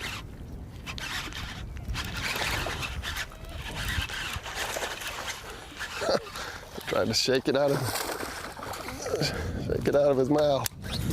It's a chunk. That one's going on the right side. Yes. Actually, he's going on the left. My right. Chunky. I didn't think he got it. I was sitting there twitching it. I'm like, where is it? Oh, he's swimming off with it. Let's give him a 2.8. 2.8. It was almost a 2.9. All right, there you go. Money shot. Fist bump. Some of that. Get rid of this. I think I got a And 1-1 over here. After that, I'm gonna have to start weighing again because I don't remember what I got.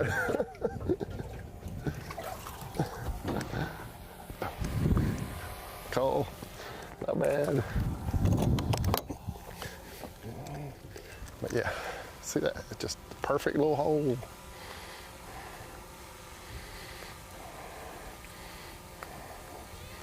I need the female to move in there. I hate to take bucks out of here, but you gotta have them. Yes, heard that comment right there. That's exactly what we talked about yesterday with Scott Martin. Not wanting to take those bucks, those male bass, out of these pad fields. Kind of using the males to bring those females in. And Scott Martin said he is convinced you take a pile of those males out of there, those females will not show up. Back-to-back cast in one. I had probably a 7 the first cast. Got halfway the boat, turned around, fired back in there, and hooked another 4.5, 5 pounder.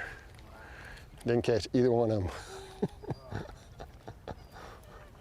There's an overhead look at this area. And we fished by it and didn't get a bite. So. Yeah, and really kind of watch when his cameraman pans in. A lot of those bites, whether they're on those reed heads or if they're in those dollar pads, yeah, I don't know if they turn a lot of them them or if they're just not there. are in those basketball to beach ball size holes where a bed would be. It's almost like you're visualizing stopping that frog over a bed. A lot of his bites are in that really just small circular area in those pads. I don't know what the deal is, but in the last 90 seconds, there have been 11 bass added to Bass Track from anglers. So in the last minute and a half, 11 anglers have added one to their limit. All these pads, how do you pick your spots? I'm looking for spawning fish, bedding fish, so I'm looking for thinner areas, holes. I mean, that's the most obvious one there. And I missed a giant in it yesterday, but no, these fish are coming in here looking for a place to spawn and just looking for thinner areas in the grass and holes and covering a bunch of water. I mean, I'm trying to slow down a little bit here, but because I know I had a bite, but for the most part, just covering a bunch of water, skittering it over the top, looking for wakes, looking for fish chasing. I mean, we had that one just a few minutes ago that was actually actively chasing bait, and he wouldn't bite, but I know where he is. At some point, we're gonna catch him, if nobody else does. But just looking for signs of life and holes. How do you deal with all these others? Not the way I'd like.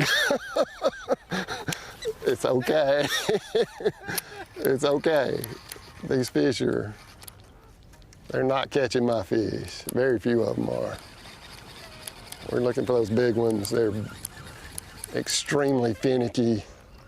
I said earlier, these Florida fish are some of the most finicky fish I've ever seen and some of the most aggressive. I'm trying to trigger an aggressive bite. And man, when they go off on it, it's unbelievable. They're not doing it right now, but hopefully this afternoon we'll get into it. I hope. But yeah, just a big thin spot in the grass. Place they can sit up and spawn. You know when you get around them, you start getting bites. It's just how do you get one of those big ones to go? I mean, I caught all those fish on the chatterbait over there, but that's the same spot I got my big bite, so. I swear the bucks follow the females around. Oof. Anytime you start getting a bunch of bucks to bite, it's usually because there's a female around. They're trying to keep the bed clear. She come in there and see brim swimming around, she's not gonna drop her eggs there, you know, so. Aggressive little fish help you find big fish. I don't know what else to tell you. That's really good stuff, man. Even though he squirrels out and turns into a disaster when he catches one, if you listen to what he's saying, that is deadly spot. I'll tell you, it's weird. Back in the day, Tommy Sanders, I believe it was a FLW tournament, you and Jerry McInnes we're covering here on Okeechobee, won by a Joel Richardson. Yeah. Right? Oh, yeah.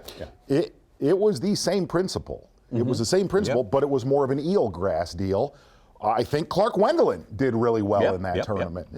I'm talking about a long time ago. Gosh, you mentioned Clark Wendelin. He just landed a 6-pounder. One of our big fish has just come in. Bag. Wow. Bag. That's just the way it works. But they were catching them in eelgrass holes. Same principle, different deal on Okeechobee. But that's what really you're. That's weird. Like even that port. Stand by. How's the port lit up? But yeah, there's bite. What is going on here? I don't know. Oh, big one. Nice one. Nice one. Nice one. Hey! You know what that is? I think that's the cut. Officially the cut. That's the first goal. So we made the cut the first term of the year because I had 25. I've got about 6 pounds now. It's gonna give it 31. That's enough to fish tomorrow. So that's good. All right. All right. Lead. That's good, man. Yes, sir. Let's keep poking around. Get a couple more bites in here, and then we've got to see what the day is going to hold for us.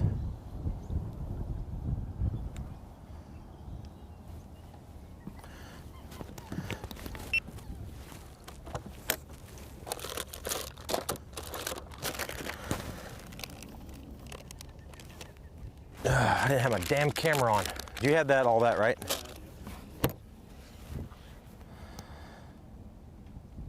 I've got all your fish.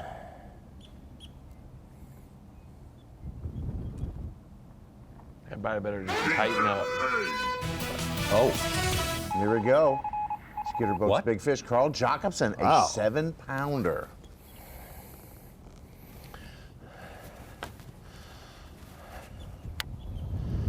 Thank you, Lord. Little bonus bite right here at the boat. Just goes to show you how many of them are just swimming around in here, dude. Kind of crazy.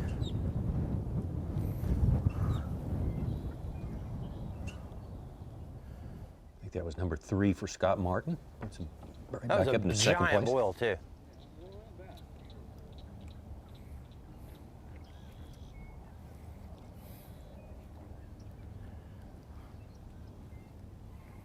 Number 4, Tommy Sanders. Number 4. I stand He's correct. got 4 little buddies. He needs to find those big buddies from yesterday.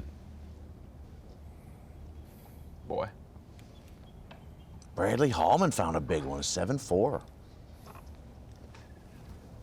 Back in the elites. That'll make the first cut.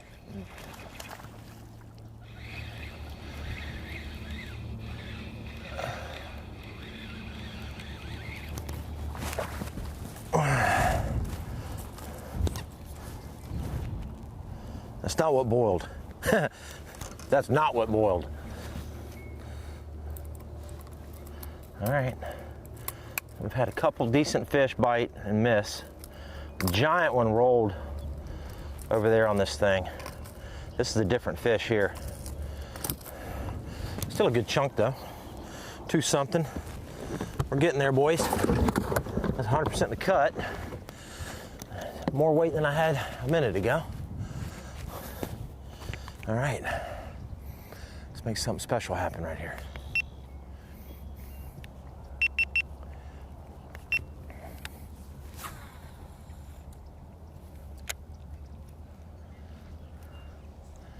That one there, that's giant, dude. Yeah, oh yeah. It left a dang 3-foot circle boil.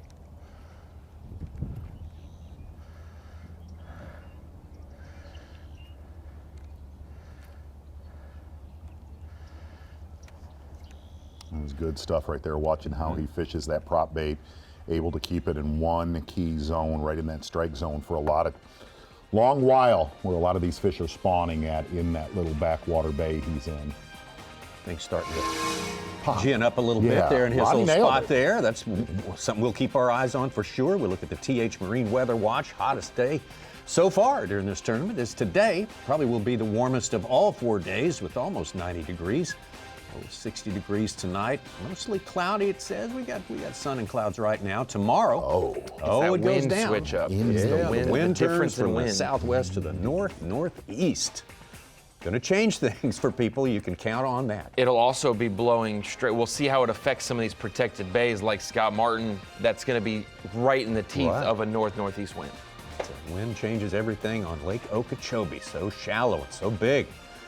We're just going to see how they roll with it. That's always part of the story. We got more to come from Lake Okeechobee on day 2. Just a minute. Today, start out slow. I started in an area where I thought I could get a few bites pretty quick, and that didn't pan out, and things just worked out. I fished around a lot of other people, fished, as thorough as I could, behind people and next to people, but there's fish there. Whether there's enough there left, after today, I don't know. We divided the fish up pretty good among the guys that were there.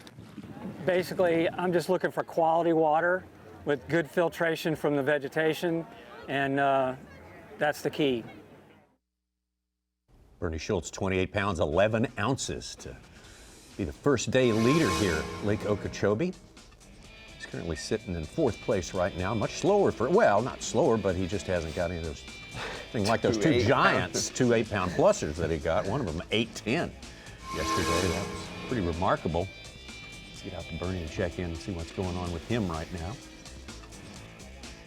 And fishing not too far from Steve Kennedy, who we've spent a lot of time with today. It was a subdued Bernie on the weigh-in stage with Mercer yesterday. He was a little bit. He didn't want to hold up all his fish. And he was low-key in it. He's just trying to control the controllables. That's all he's trying to do. That's all he can do. Yeah, I think he almost laid down 30 pounds. Right? Yeah.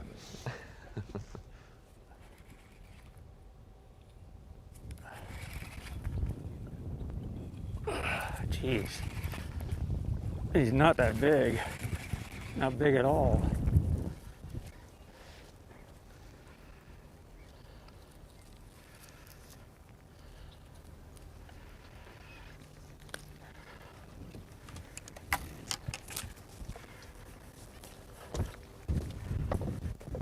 Sad when you gotta put these in there.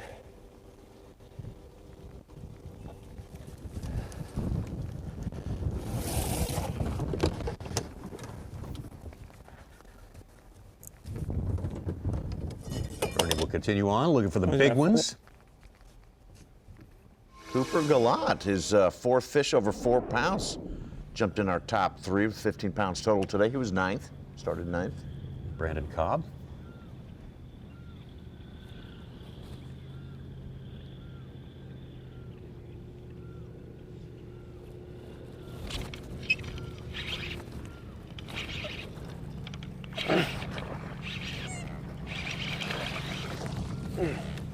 A little bit better. 3-pounder anyway. Slow, I had to drag and drag, get him to bite. 3-pounder, female. Put him in the better side for now. Y'all happy? Oh yeah, good and happy. We got 4.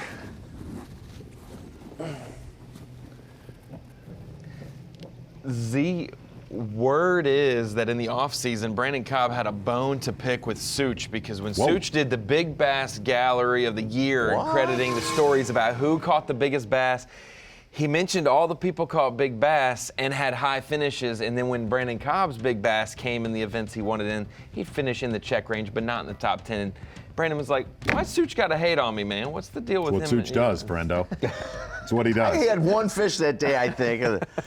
And his limit the next day, I think, equals it. Well, I fished with him on Hartwell, and he brought it up multiple times. Yeah. He texted me, and I said, here's Such's number. I mean, I'll give you his address as well. His head's moving like a good one. Yeah. Dang.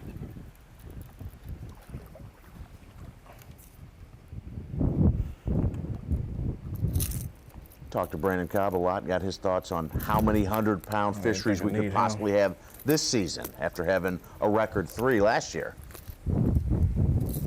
What'd he say? Well, he tempered expectations. So. You know, that things would have to roll right at Seminole and Santee and St. Lawrence for it to happen.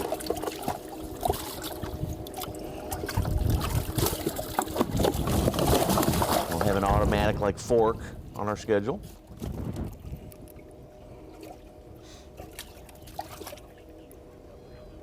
No, I don't think he'll go. There he is.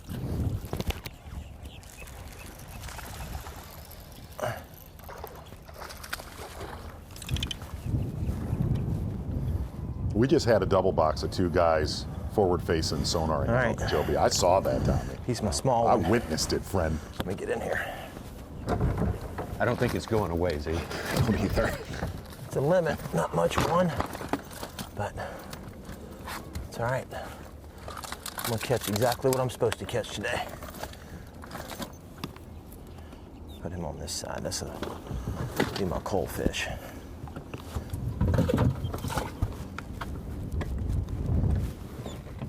Let me go ahead and put a little, don't film this part. I might don't want to get scared or pissed off. Got Martin in double digits now. He's starting to get a little more lively in his little corner there.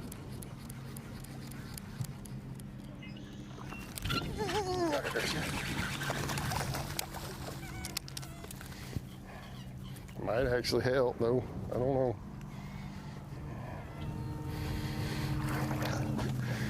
How does Mercer say it? Tiny bass. He did. He exploded on it. But again, this is just what I call a blind spot, and nobody's coming up in there and fishing this stuff. It's a 1.6. I think he's going on your side. What have I got in The show I shot with Cobb, I was very surprised. He does not fish Hartwell a lot in the wintertime. It was oh, really? insane amount of bass, though. Really? Yes, I made the comment in that I have stuck around after Classics passed there. That's a good one. It was standby. That's the one. Oh, my God.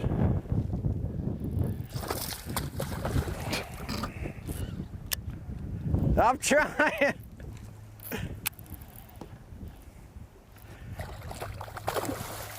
Pre-spawn too. Oh, God. You got a photographer asking you to land them on one side of the boat. You got a job to do on the other, and treble hooks. Wow.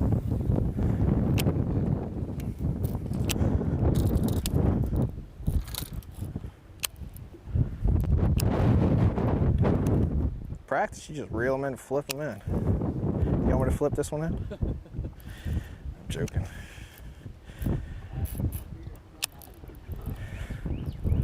I chased one yesterday all the way in the middle of the channel.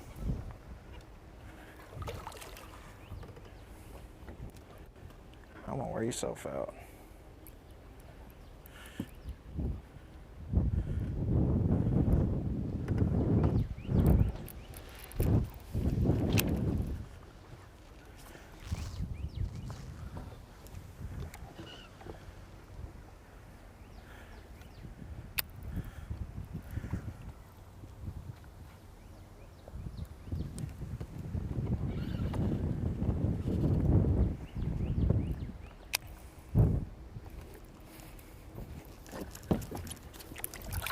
Yeah! Let's go!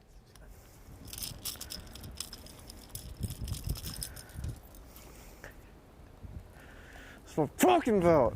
Yes. Oh, fatty. I'll have to weigh her. I don't know if she'll call. She's been going to the buffet. Keep shaking. It ain't 1 ounce, that's for sure.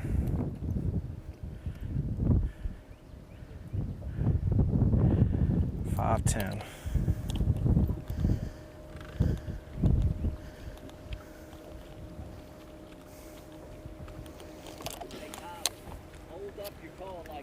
Okay. Andy Crawford in the background. Getting all the goods for Bassmaster.com photo gallery. I want to see what this coal looks like. A 510. That's a number set. by far his best today. Dude is fishing for a bass with very little pressure. So you're gonna go on this side. Very little competitors. So out of these three. I mean, that is a fish that has not been fished for. What I said, 3? Yeah, definitely 3.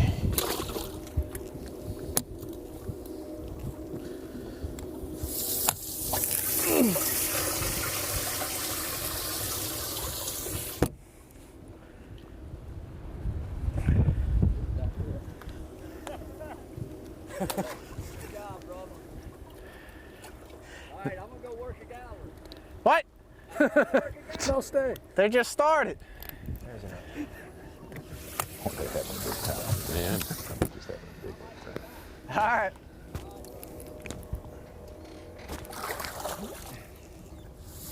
There he is. That was the most built pre-spawner we've seen in this tournament. I don't know if he's big or not.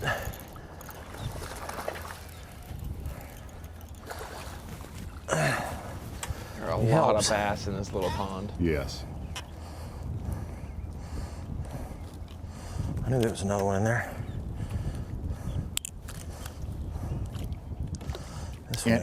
What's different about this one compared to a lot of the other backwaters we've been in, a lot of the other backwaters have big areas for fish to get into. This does not. This has a one way in, one way out. This has a pinch to get into this.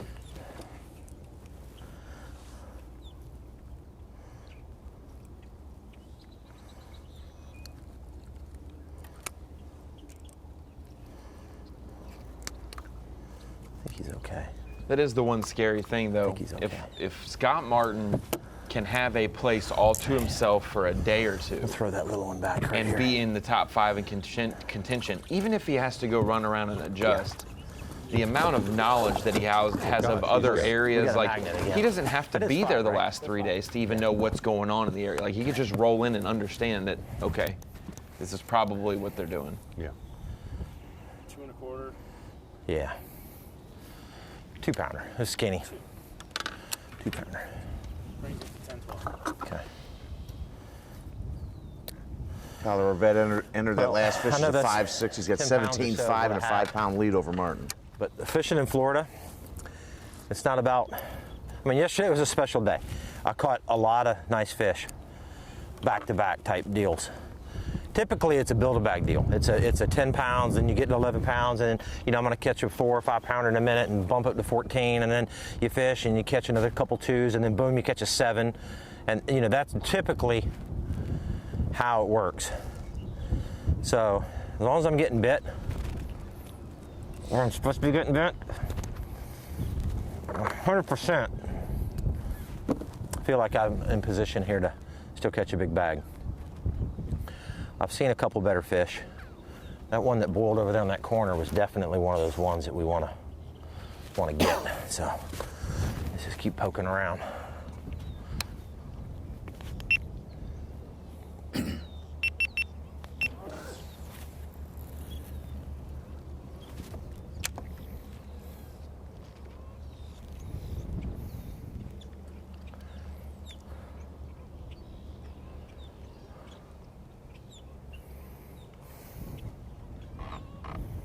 Sounds like Scott Martin with full faith and confidence in this place here, and you can see why. Well, if you look at a lot of the males that he's caught here so still far feel like there's today, another one in there. A lot of better than average size. See guys like Steve Kennedy, Bernie Schultz catching a lot of 12 inchers. Definitely a better average size male. Taking a look at the map of where it's going down today, and actually, you can throw Cooper Gallant in the mix fishing on the south end of Lake Okeechobee. So a little bit more fireworks, but the usual areas that we have seen playing again here, Lake Okeechobee, from Bernie Schultz, Steve Kennedy, Drew Cook, Brandon Cobb. Taking a look at our takeoff there on the north side of the lake, just outside of the town of Okeechobee.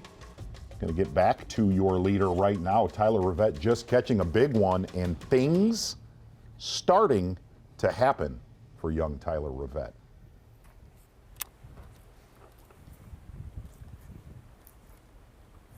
Oh, here it comes.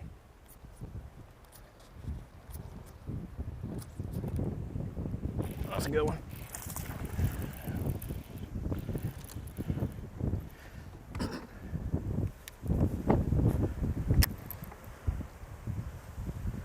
He'll call, I think.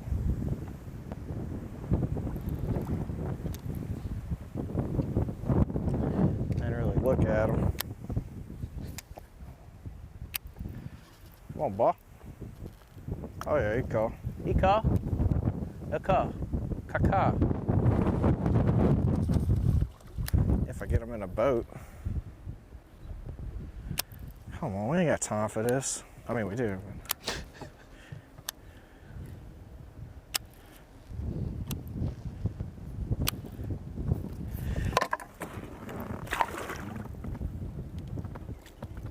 No. That was almost a hook in the arm.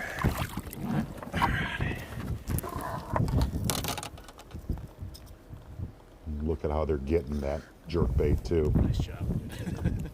Good job. I think we established caca and tookie don't work. Skinny. I don't want the skinny ones.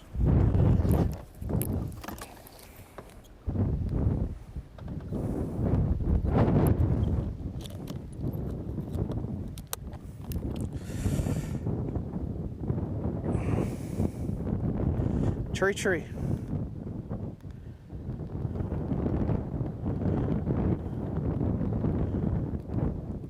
Number 4.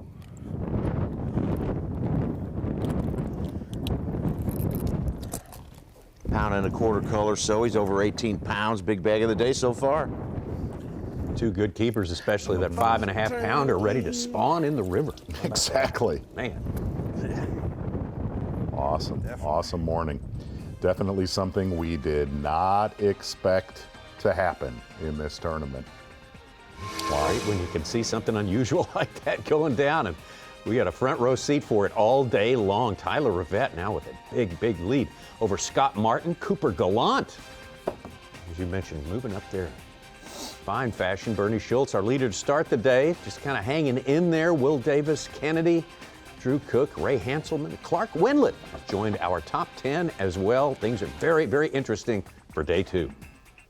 Yes! No way! Live coverage of the SiteOne Bassmaster Elite at Lake Okeechobee is sponsored by Yamaha. Action heating up a little bit here on Lake Okeechobee, the Big O. This is the second day of competition in this first stop of the year. Floridian Bernie Schultz started the day with the lead. Now it's Louisiana's Tyler Rivette. Bernie Schultz, a 43-year veteran of the Bassmasters. Tyler Rivette, 4th year with the Bassmasters. Both of them doing great here. There's Jake Whitaker. Well, we have seen some big ones in the last 30 minutes. Yes. Wow.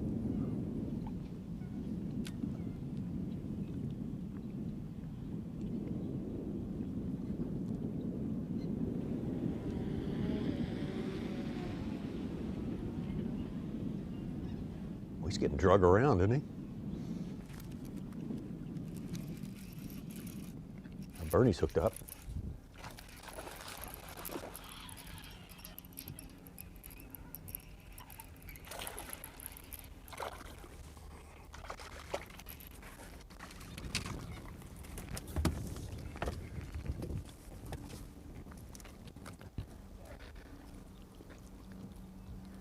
That is a giant Jake.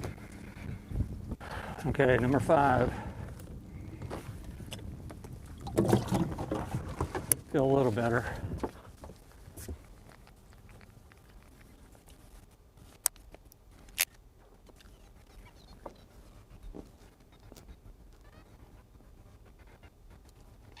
Jake Whitaker from North Carolina, former college national champion, usually opens up pretty good down here in the state of Florida.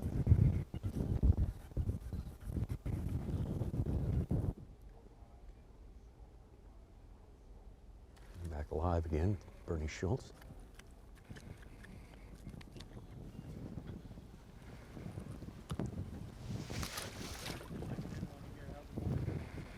super slow, just aggravating. There's a lot of extra pressure in here today, and I haven't had any big bites. Just gonna have to deal with it. Probably be worse tomorrow. But I'm still optimistic. The bigger bites generally are in the afternoon or mid to late afternoon. And we'll see how it goes.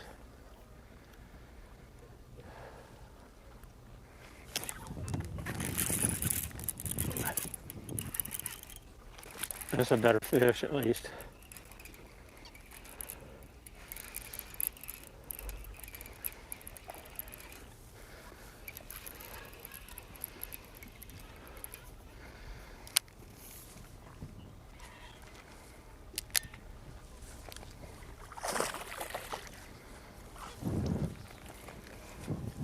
A little better.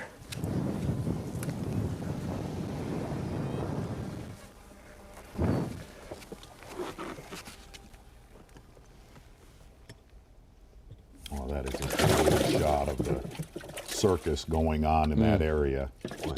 And there obviously is a lot of pressure and a lot of bass. Yeah, not only have you had Kennedy and Schultz, who are both in the top 6 after yesterday, but Whitaker was inside the cut, 15 and change. I think I saw Brandon Card in the background, like immediately when we started the show back there, and so he had 16 and change. It'd be interesting to see on a weekend. Becomes even more of a circus on Lake Okeechobee, how much pressure that area gets, because it is a very well-known spot on the west side of the lake. And I'll say with a southwest wind and a northeast wind, it just brushes alongside. It's not hitting straight in on this place, so it shouldn't get torn up in any way. It's kind of just going to breeze by the entrance of this for the most part.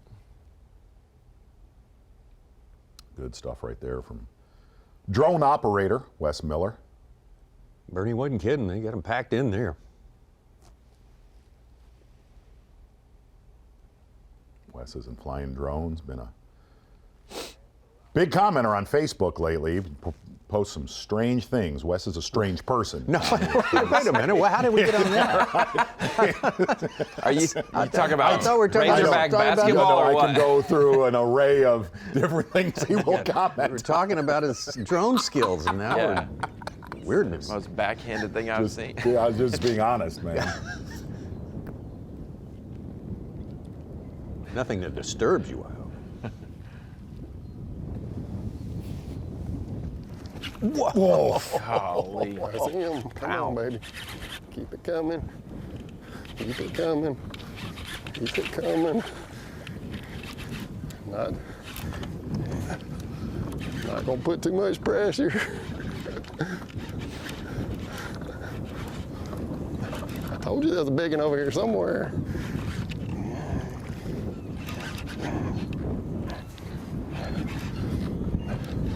Come on, baby.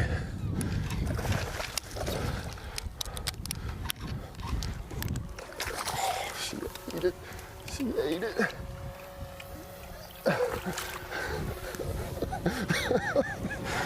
Finally! About dang time.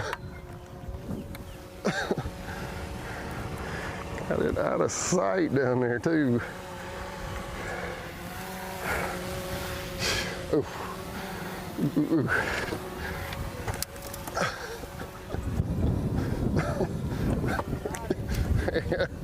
Oh, I got her in. Sorry. I let her eat it though. Good Lord, I let her eat it. 5:13, so yeah, right at 6. Money shot!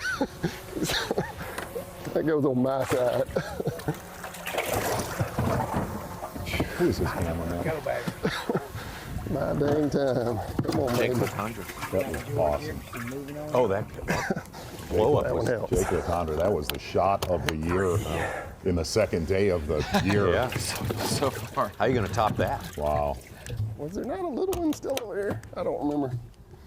I thought I put the little one back here. Yeah, this is the little one. Yep. That's a small one. Something like that. Later, dude. That's a 5-pound call right there. Wow. I knew it. I knew it. Sorry, Top.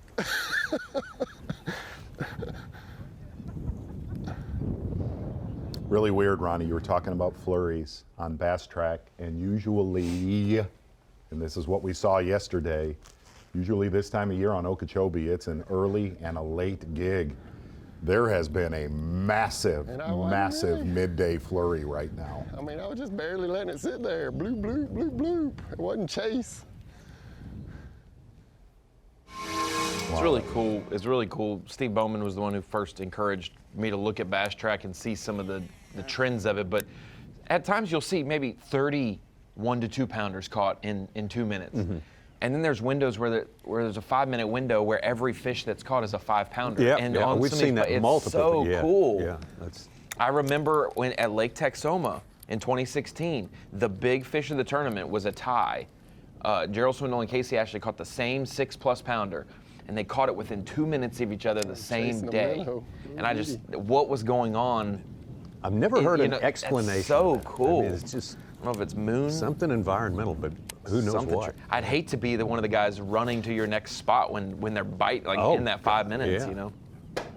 You mentioned that, Ronnie. I'm looking at it. Logan Latusa, 4.8. Kennedy, that 5.13 they put in. Rick Clun, a 4.12. Pat Schlopper, a 5.2. Bing, bang, boom, right in a row. Dude, here's what it is. All right, this, and there is a connection with what I'm going to say right now. You look at when you see big bass bite in very certain windows during a day, during a month, whatever it is. And any of our hardcore friends that hunt, there are 2 or 3 times a fall where every big buck will move in a 30-minute span or a 1-hour span, and you will never see them again, even if you have 11 cameras out. Yeah. It's, I don't think anybody will ever know, but there is a connection in big alpha animals that they feed and they're active at a certain time. Yeah, I mean. And that's why I feel in the state of Florida, we talk about Florida's the state that you get in trouble when you run around too much. If you find an area with fish, you got to keep your bait wet because the timing's everything. You can have 3 best spots in Florida on a lake, and if you're running in between them too much, you're missing the windows that these guys who are patient and waiting it out end up capitalizing on. Yet another reason to do it slow. Don't move. A little bit of sketchy service, but word is Brandon Cobb has just gone off in the last 10 minutes. Mark, dang it, I kind of like my one rod yeah, plan, but now I gotta do other things.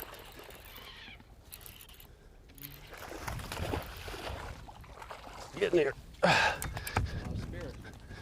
That's a good one.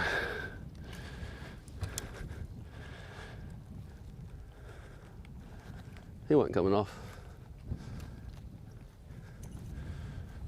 Fat. Pre-spawn female. That's the way it goes down here, man. You just hit a little group.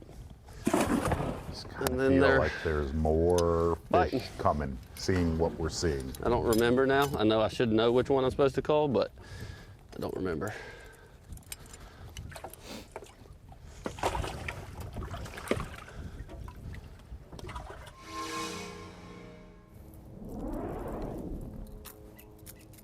Well, that moves Brandon Cobb up considerably. It's back up to Scott Martin. Red alert. Oh my gosh. Major red alert.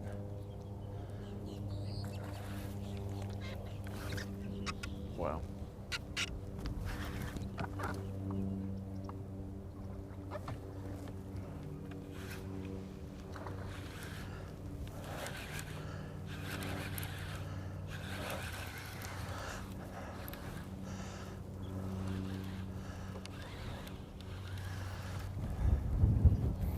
We need him.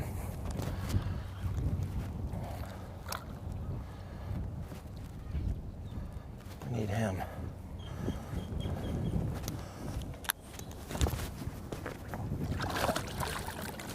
he's not that big. It's a good one though.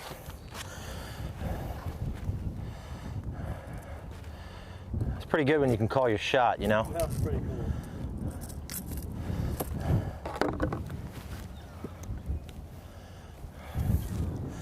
All right, now we can call a little bit.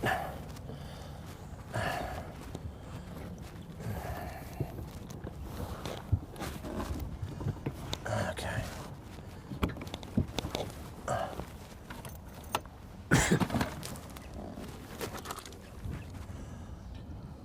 How about that for a nine-minute interlude of big bass pick? Solid. Yeah, that was good. 10 minutes of I want to bass see that fishing right Steve there. Kennedy Wow. bite one more time. No doubt. I'm going to put in a request that we get another look at that. That was fantastic. Tyler Rivetto remaining on top, but boy, his lead has been eaten into by the likes of Bernie Schultz and Brandon Cobb. And we saw that giant Steve Kennedy.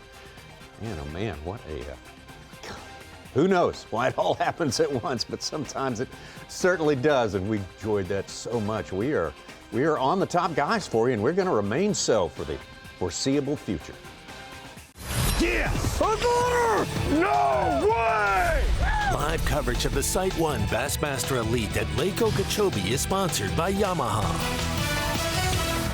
Been a fun party so far here on the Big O, that's for sure. The party started roaring, though, about 20 minutes ago. We have seen some big Florida bass come into these live wells. Big changes. People moving up the leaderboard. Leads getting diminished a good bit. Man, oh man, we're getting some equal opportunity big bass pictures here. There's been some big snap pops here in the last few minutes. Take a look at Jake Whitaker. Jake Whitaker, Ronnie Moore's friend right here. I'm talking about done bowed up. Of all of us on the show. What are we talking about? That's right.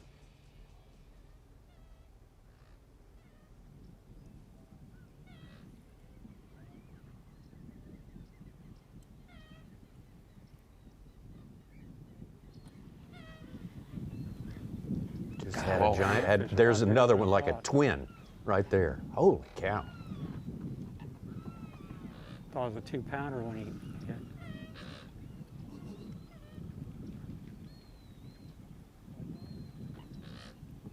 And oh man, as seen from the boat of Bernie Schultz. Just a few feet away. Need to up our game here.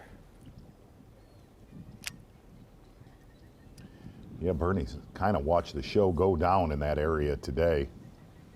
Well, that's the difference in, I mean, you can't take away the 8-pounders yesterday, but you take away both 8-pounders, he's got 3 for 12. And you can live in this area with 15 other boats and have a 12, 15-pound day like some of these guys. Which a lot of boats had that yesterday. Yeah, and you go catch 2 like Whitaker. Now he's got the chance to have a 25-pound bag, you know, and you're just beside him. Just done bowed up on it.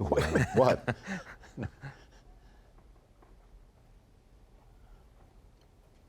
Well, Bernie's seen a lot in 43 years. That just adds to the pile right there. Boy, Ronnie, I don't think Jake is entering his fish correctly. He's got a 5-0 and a 3-0. Well, I wouldn't say he is entering them because he has a Marshall there, so. Kind of aggravating, but just do what you can do. Just hope the afternoon turns out to, you know, turns my way. Still a lot of time.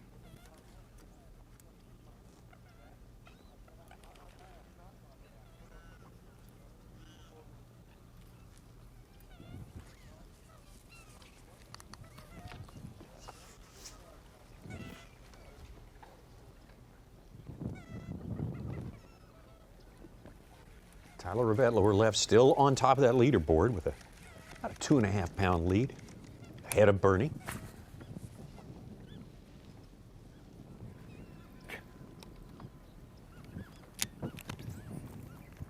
Scott Martin hooked up.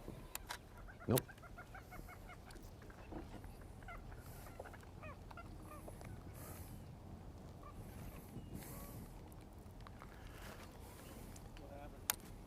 He bit it and he just sat there, like he never moved. Like I thought, man, that doesn't even feel like a bite. But it was just mushy enough that I was like, it's a bite. No. No, he was little.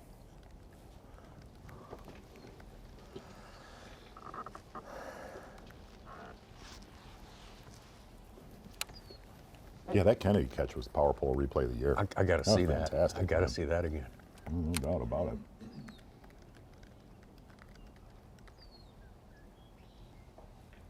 Well, it was just like a 15-minute push of females that came into that area that had 3.5 hours, basically, of all 12-inch males. Mm.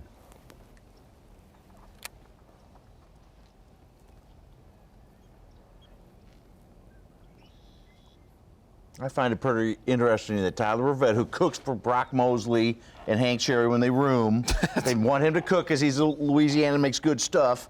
And they love walleye, but they'll take crappie or what they call here speckled perch.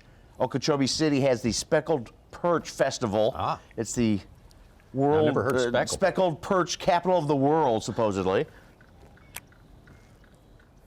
Everybody's got a different name. There's no doubt about it. So hold on, let me get this straight real quick. Let me rewind.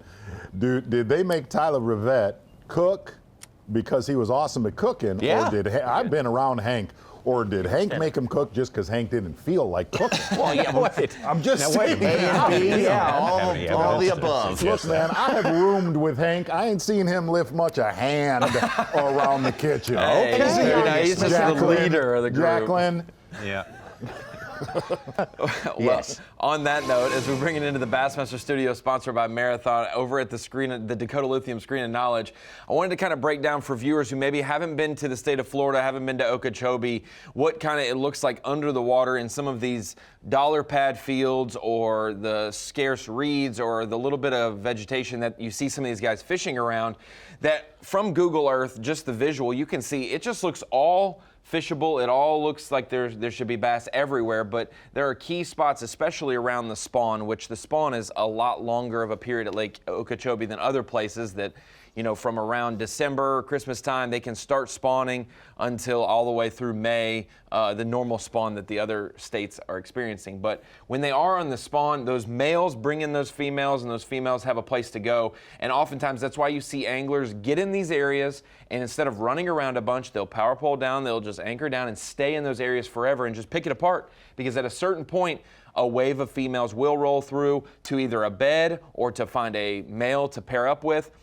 And when that happens, those flurries can happen like we talk about. So it's a simple part of the spawn, this stage of it, where there's going to be areas and you're catching a bunch of males. There were probably anglers in practice catching a bunch of males that were like, I can't do anything at Okeechobee with these 1 to 2 pound fish. They're not going to do me any well in the tournament. You see a few days later, waves of females come in. You have the possibility of 20, 25, maybe even 30 pounds. So for these guys who are patient, maybe like we said yesterday for fantasy picks, some of the older, some of the wiser guys, some of the guys who have been to Florida for a long time around the spawn, patience is key, because some of these areas that look good, you can go through there quick with swim jigs, top waters, but you may only catch active small males. If you're patient and slow, those females can come along and they make your day in a heartbeat, like we've seen for Whitaker today, like you saw for Bernie and Scott Martin yesterday as well.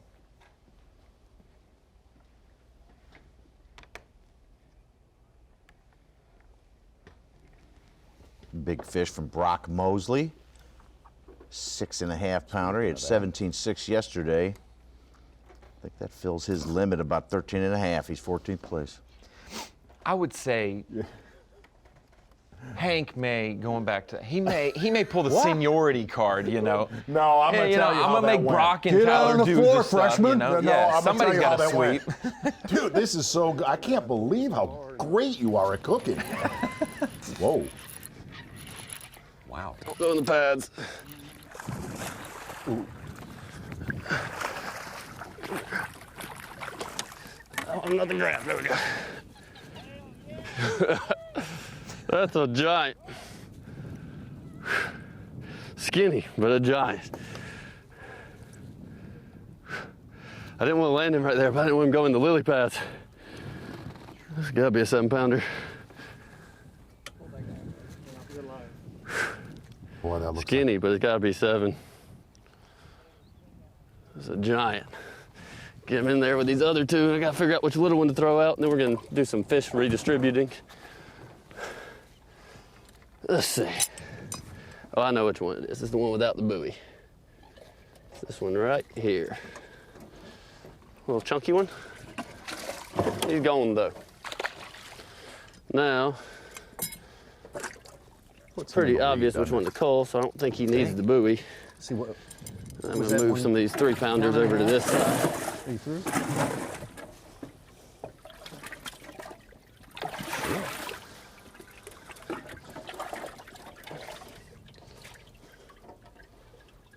What morning? I said that yesterday. Now we got the 2 big ones alone, 3 in that side. We got to call about a 2.5. Well, Such asking you will receive. 7? It's got to be 7. 5-pound call? Long, skinny 7-pounder. When it came with jump, I thought it was like a 10. But I think it's about 7 because it's skinny. But they're biting, so we got to get another one.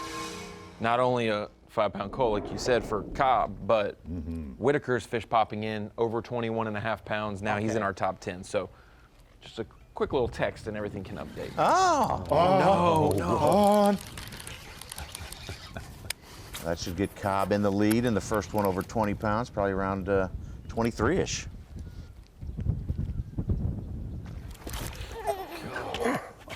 Don't have a lot of... Still on there. Wrong button. Yeah, yesterday I pulled so hard and I popped these off. I fished that one earlier from the other angle and didn't get bit. Did that fish come up and hit that frog the first time you fished it over? When we threw it that way, no. No, but then before this. Yeah. I tried to reel it in, and she struck at it while I was reeling, but missed it completely. Jeez. It did. But that was because I knew where she was sitting and I threw it back in there and left it. Money shot. What is that way? That's a 5-ish. 5-ish.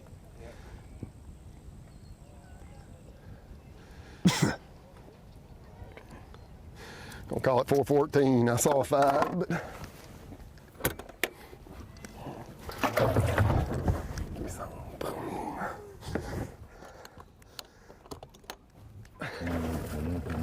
Great stuff from Steve Kennedy right there, cameraman Jake Latondras.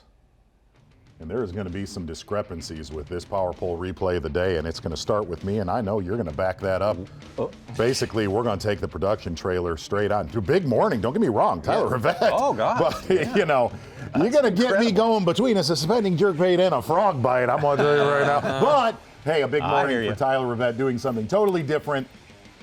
Actually starting off the morning like a lot of our leaders, a lot of males early, the first 2 hours of competition, getting it done. Front-facing sonar, jerk bait, flexing, feeling it. Power pole replay of the day, my friend, right there. Tyler Rivette, we're going to have to re-rack that and do our own power pole replay of the day later on. Well, we will. But good job. In all honesty, Tyler Rivette. All right. Right there. Yep. Well, anyway. 100%. Absolutely. What a day on the Big O so far. Yesterday was great. Today, even more excitement, more fireworks today. Listen, I'm going to tell you, our producer, Anthony Clayton, he does what he wants, and he does it when he wants. That's right. Okay? That's you can call for He's whatever earned you that want. right. He has earned that right. There ain't no doubt about it. Well, we're going to step aside us here in the studio and continue to entertain you with some good live coverage here on the Live Mix for the next hour. After that, Dave and Davey on site, taking over the show, running things for a while. Live continues on a big, big day on Lake Okeechobee. Stay with us. The SiteOne Bassmaster Elite at Lake Okeechobee is sponsored by Minn Kota, Power Pole, Skeeter Boats, Progressive Insurance, and by Rapala.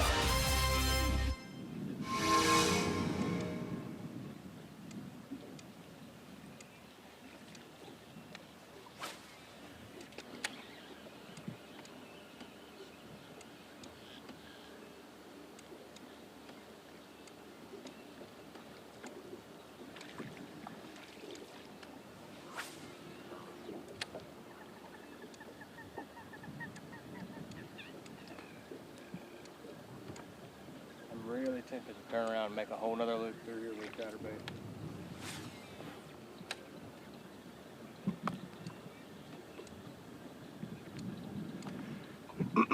You got another area that looks similar to this, or? Nope. Probably either gonna thrive or die here. I mean, still though, I'm only fishing for 2 fish. Right. You know, 2 7-pounders, and we had what we had yesterday.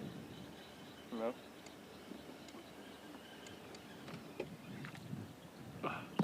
That fish swimming all the way? The gar, that one was.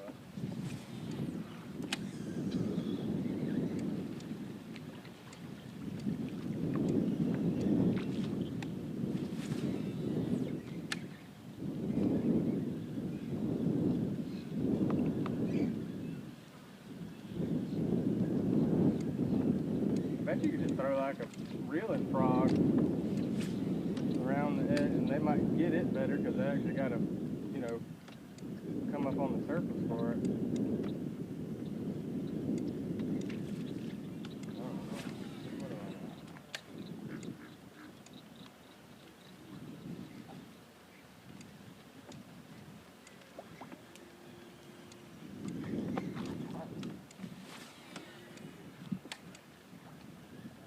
I know I dang sure missed a lot of them today. Like way more than I should be missing.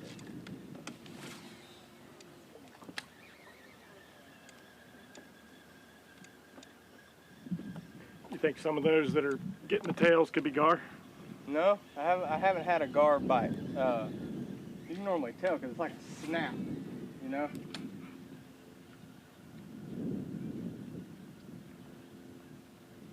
These were all bass that, you know, were eating it from behind. I mean, just like they're supposed to. I think it's Kyle's fault.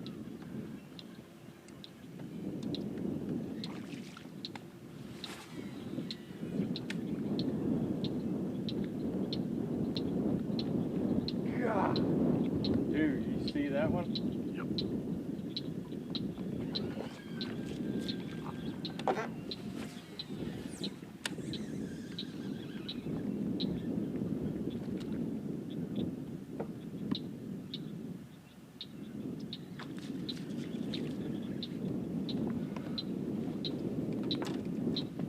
I mean, that's the same thing they were doing yesterday, except you feel like when they freaking choke.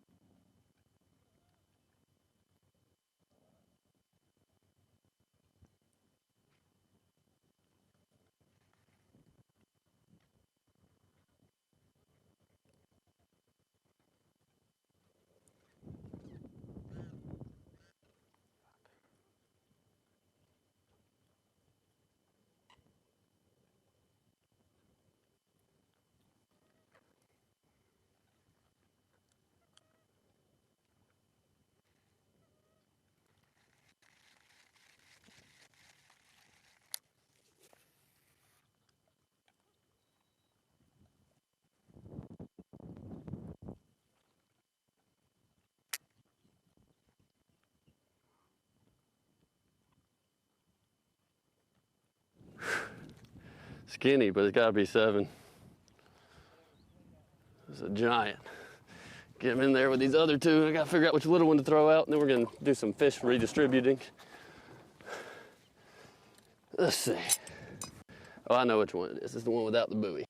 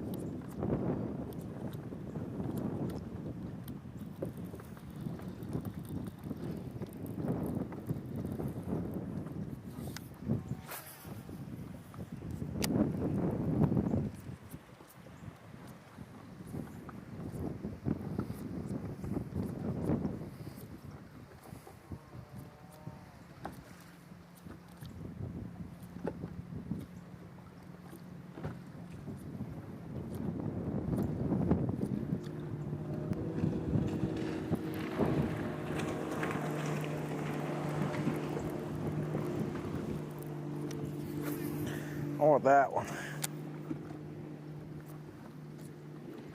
That's a big one.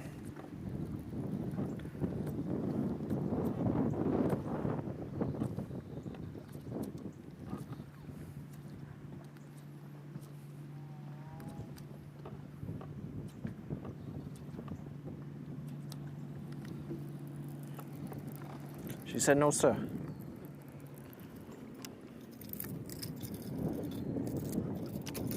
Not today, maybe tomorrow. Oh.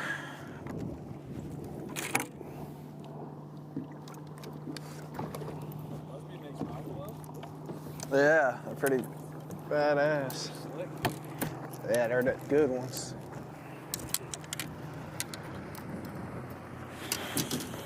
Probably something a little different. Yeah.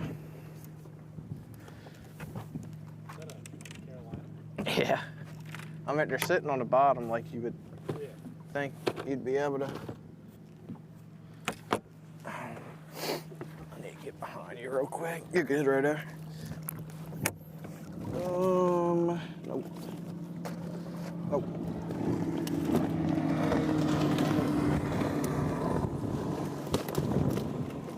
Yeah.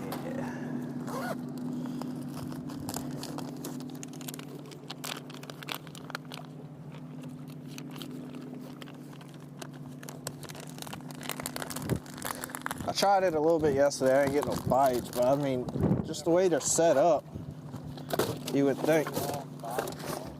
Yeah, like, you figured doing this would be it.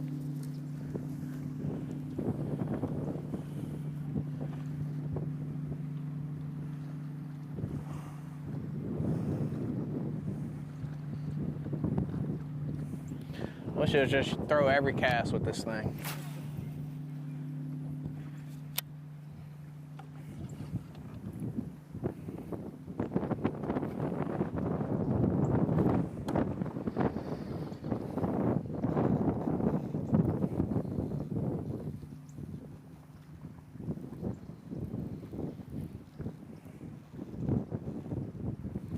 watching one boring thing to another.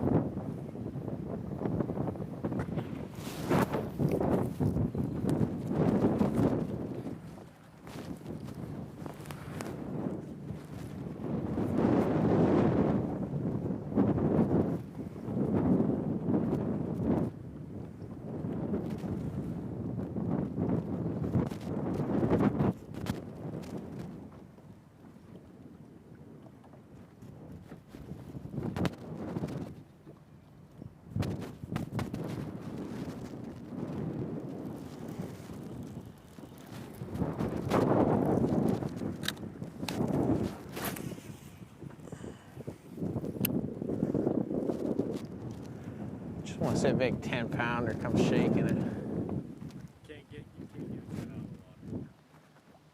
I'll boat flip it. I mean, I'll enjoy it. Oh.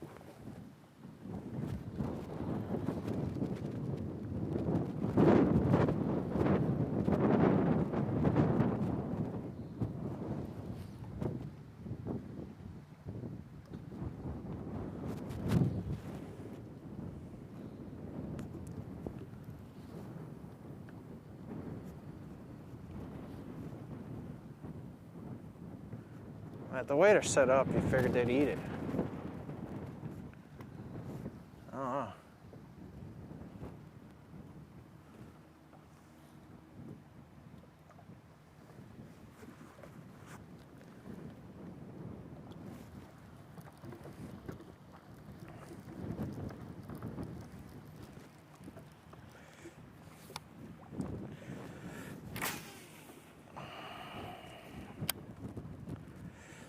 Let's see, 24, 18.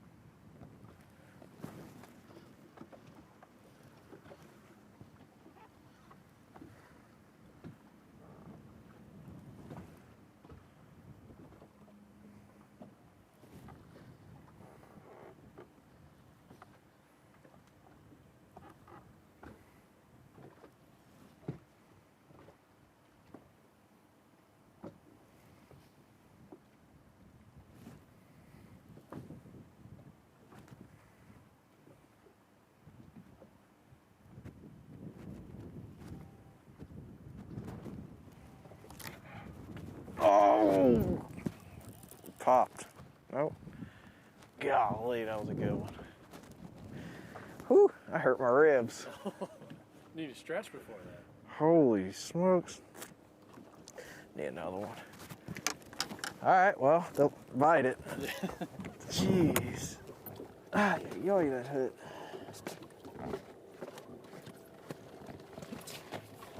These little things from Busby's too cool too. Yeah. Damn. How did I miss that? Felt like I was in a mushy bottom or something. Just, yeah. Dang it. Whew. Yeah, felt like a frog bite. How it hurts your ribs.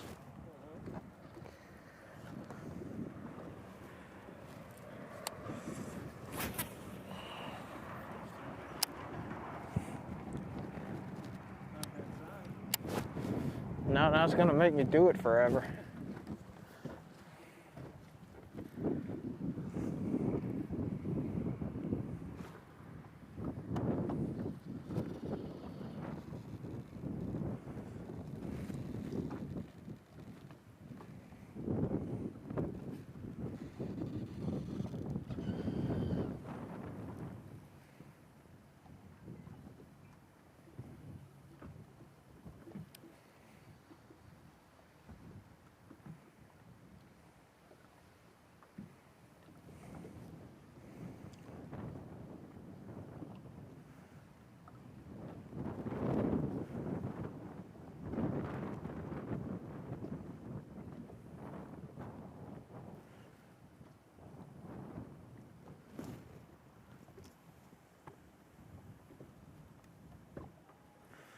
It was way off too.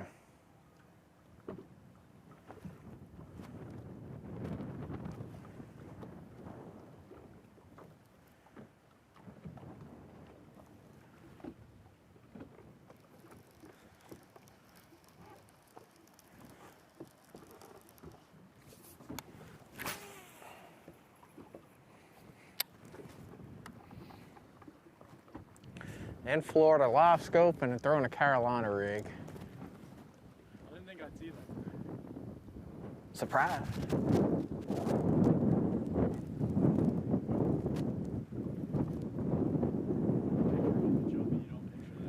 I picture myself in that lake punching every mat there is.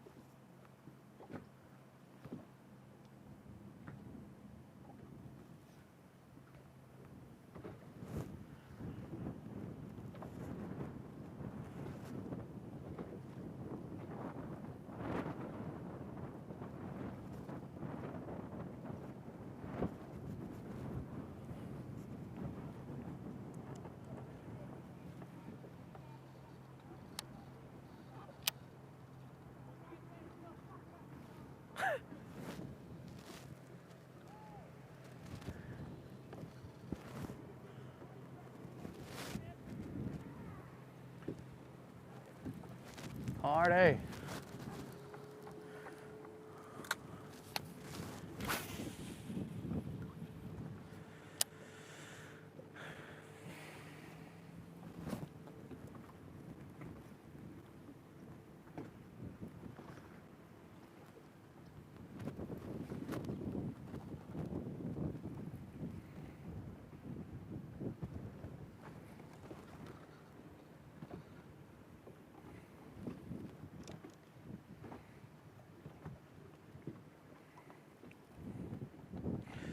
I don't know how I didn't hook it. Like, it was a good hook set, everything.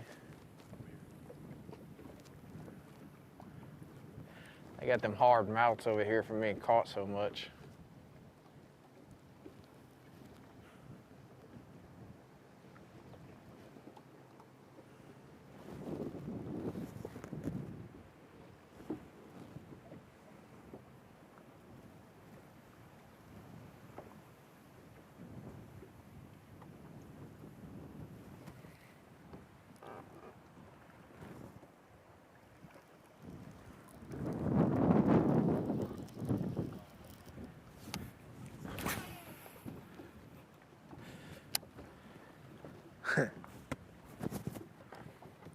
Most exciting person to watch. Live scoping and Carolina rigging. God, I'm gonna have a bruise on the ribs right there. That hurt.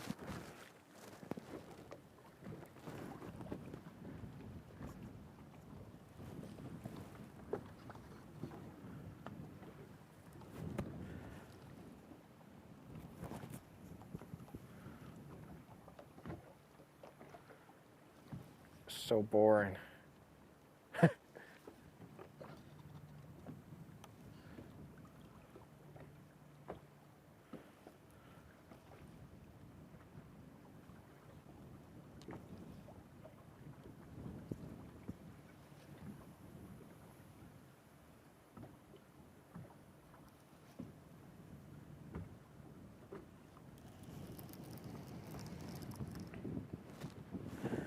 That was it. I had my chance with one. Swear they go run around and tell everybody. Don't do it. Don't do it.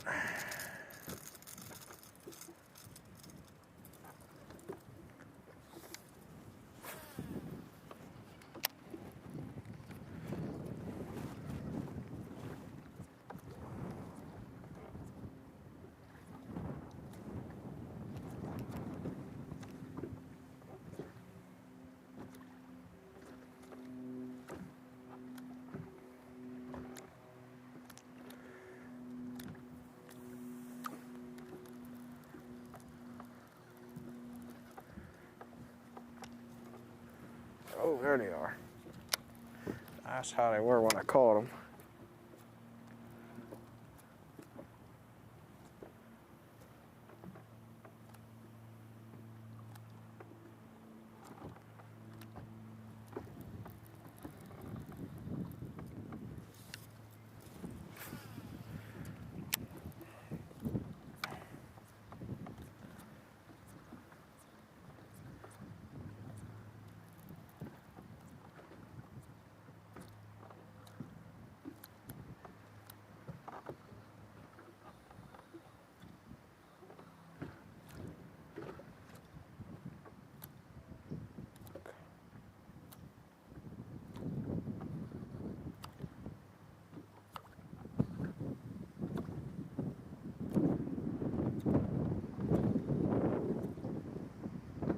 Dang.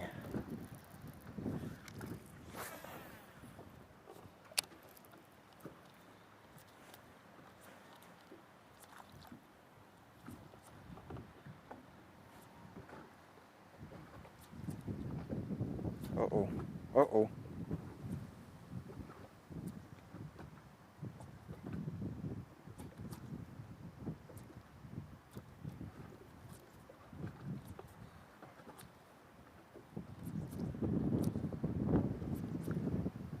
Oh my goodness. Dude, just eat it.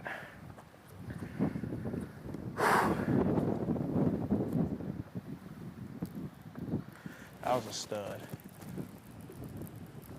I know how big they are. Caught them. Oh gosh.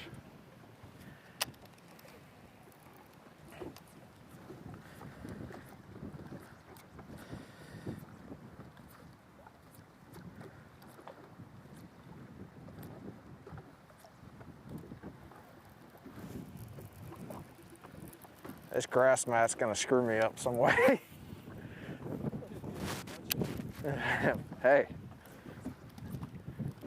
Never thought fish would sit under moving stuff until live scope came along and you realize what's actually sits under there.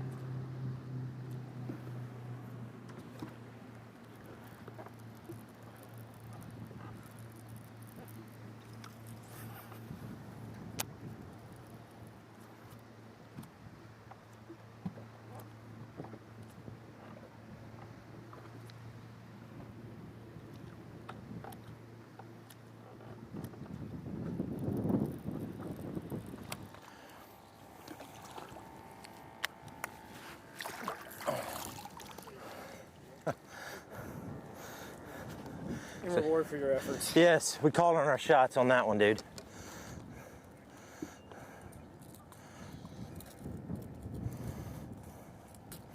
That right there, that helps. That helps, guys. It's a good fish. Not giant, but it's a good one.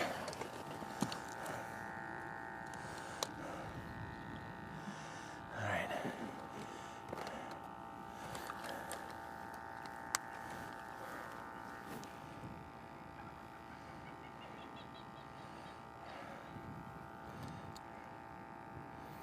Okay.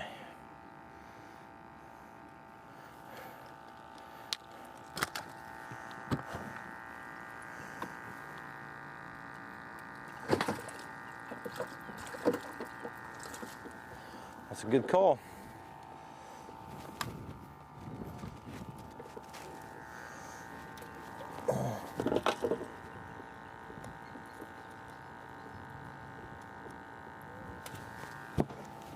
All right.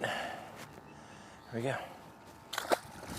Okay, thank you. Boom, baby. That was cool, huh? That was cool. Pretty good shot.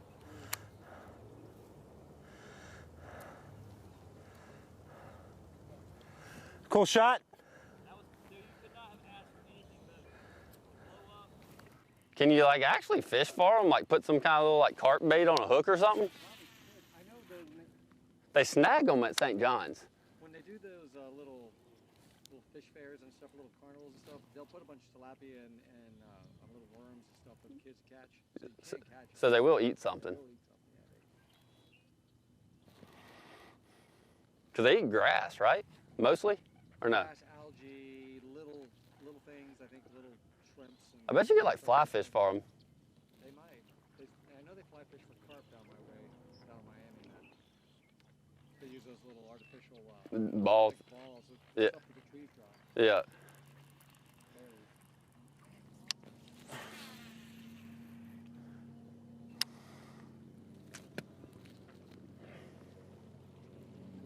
So weird how they swim through here. So weird. But it's even the same way flipping. I told you it's like 2 or 3 bites and then nothing. Same way yesterday.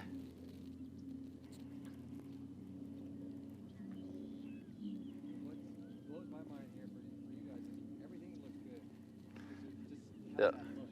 Yeah. And then you really have to dial in on, okay, what's the little things like you're saying, I'm seeing a little wiggle in the Yeah.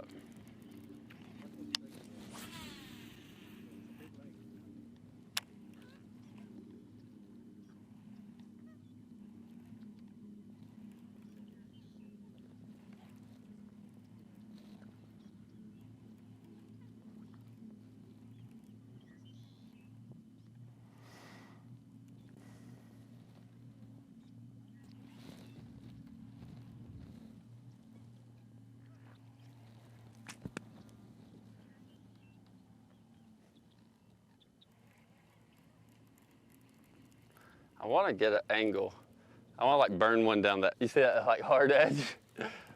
But so the way it bends, I don't want to troll up there, but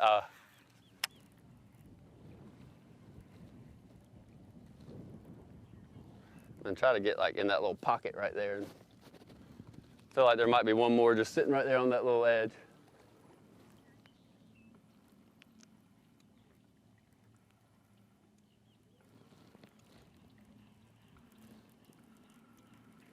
I wonder if they just sit down there and don't bite, or if they are like come through. I feel like they come through. Because for them, I wouldn't bite. for them all to hit in that time window that you have. Yeah, that first one I said, I think one just schooled, and then I caught that big one, and then See, I do a lot more saltwater fishing, so that's something that would happen a lot more in saltwater. that was grass. Grass feels different at this angle. Like it's, the other way was coming right through it. This way it gets hung.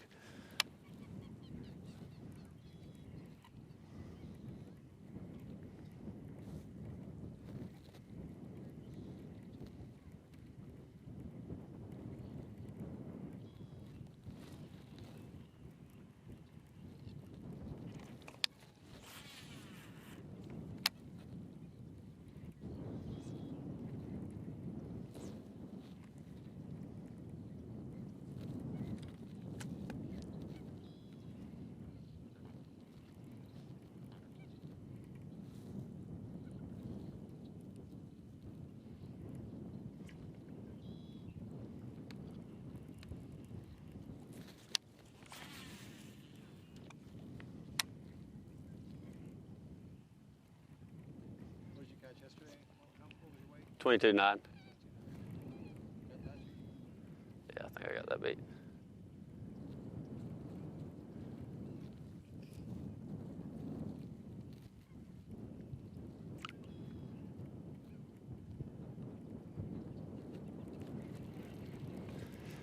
Yep, might have to give them a little bit, see if they'll reload. I think Shane's got them. I keep seeing him call. If he don't have them, I'll tell him to come over here, but I think he's got them. He had 5 early, too. Yeah. Me and him, I know, I mean, obviously trying to win always, but goal at the end of the year is to both make the classic, both get a check every tournament we can.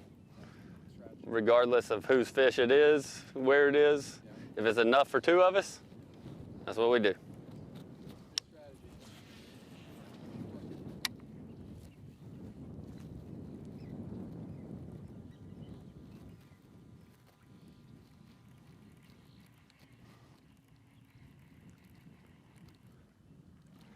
Try something I hadn't tried it at all. Sling the old swim bait over the pass. Be cool to get one to come up on that, wouldn't it?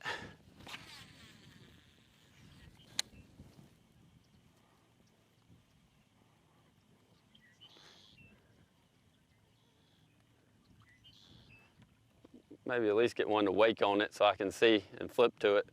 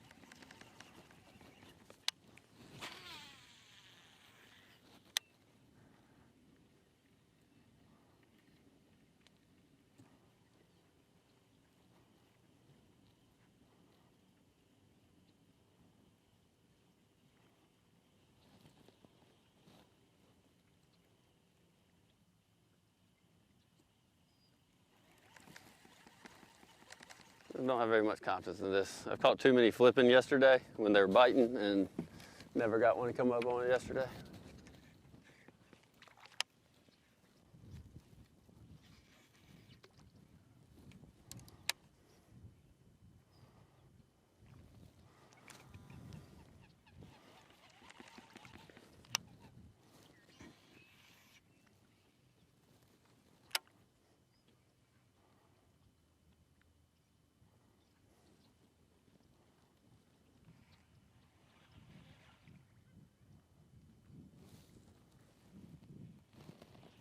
I'm curious. I mean, I could never do it because I was catching them on chatterbait, but I wonder if I'd have been flipping at the same time would I have started catching them, like were they just in here? Because it was the same way yesterday. I caught one every flip for like 20 minutes.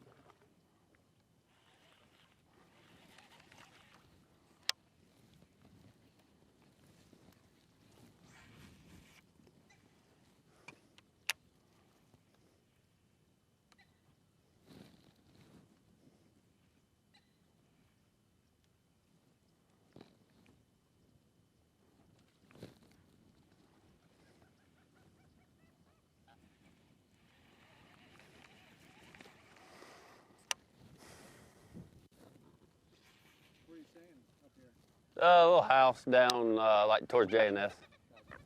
Pretty nice little house. It's 5 of us. Me, Shane, Clint.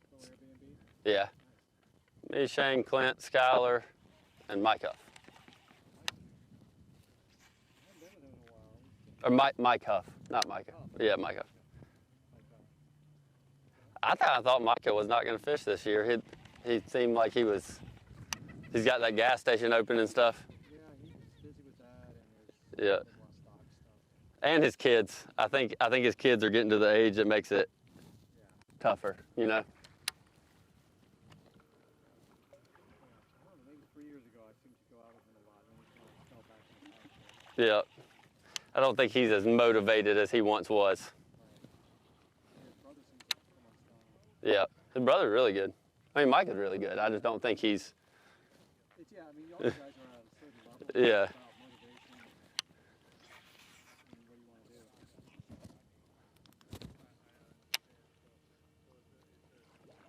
do. That's cool. That's 5 anglers in one house.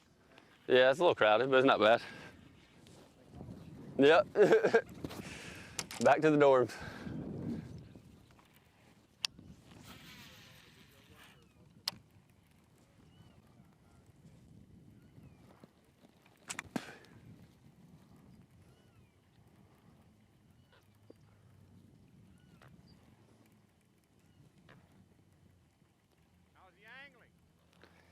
My school swam back through. Got them all?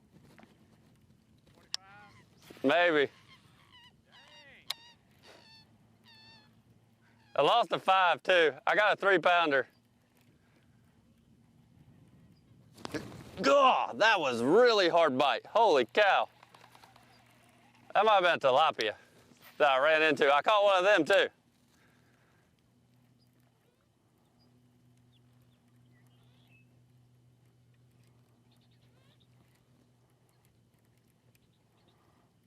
Get him.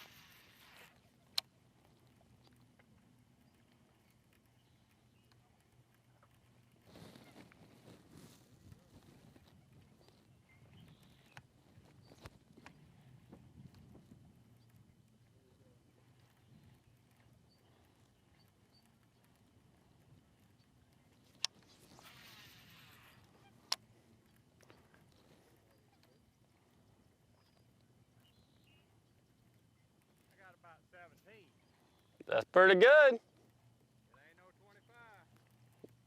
It's a lot more than 12 though.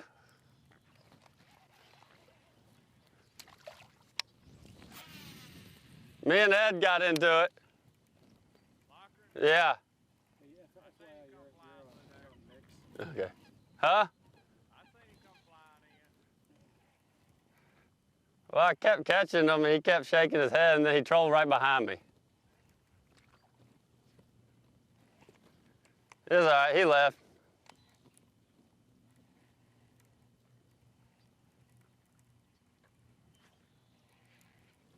I lost a daggum big one on that reed there yesterday.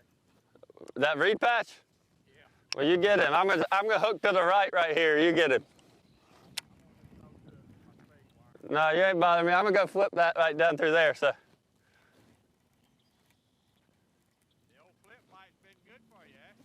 I actually caught most of them on the old chatter chicken. You know why? They came up schooling. Nope. And I threw over everything and caught a 7-pounder. That don't hurt. Nope.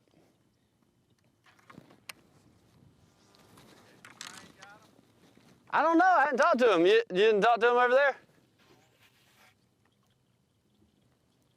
I've seen him culling quite a few times.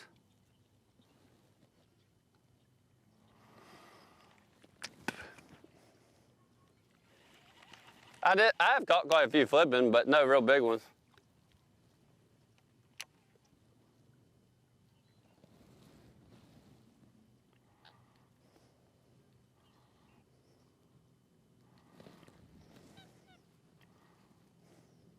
I got like 4 2.5 and a 7. There does seem to be an abundance of 2.5s today in here.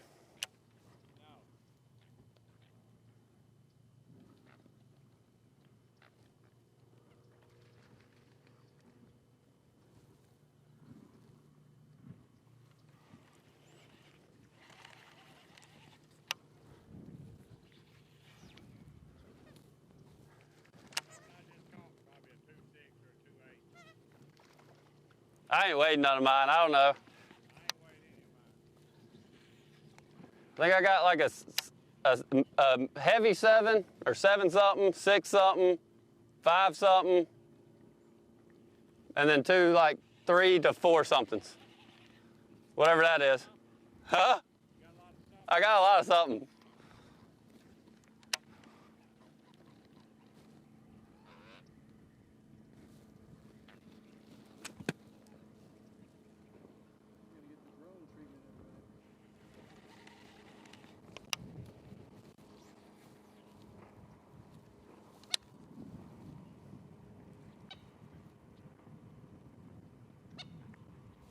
Where's it at?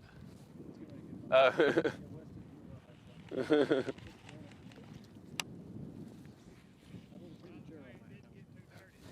Do what?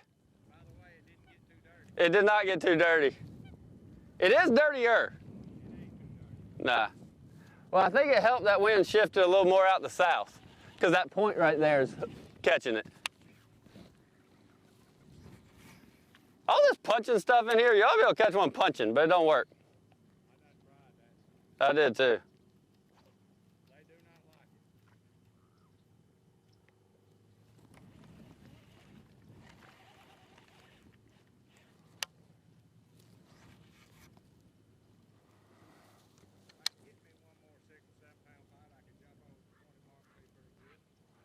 He's in there.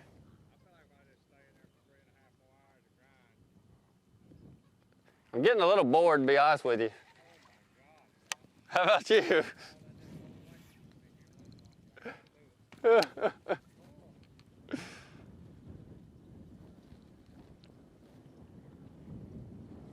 We're getting droned. There it is.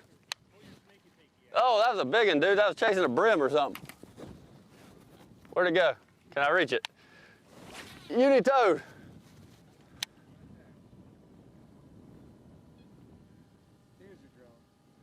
Nope.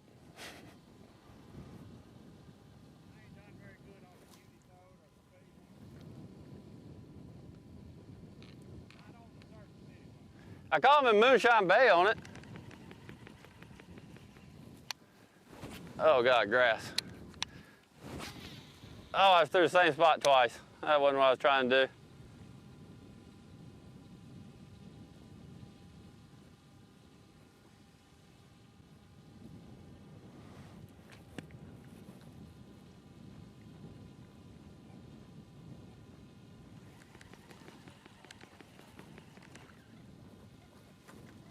Yeah, that was a big one chasing something. I saw the brim skip across the top.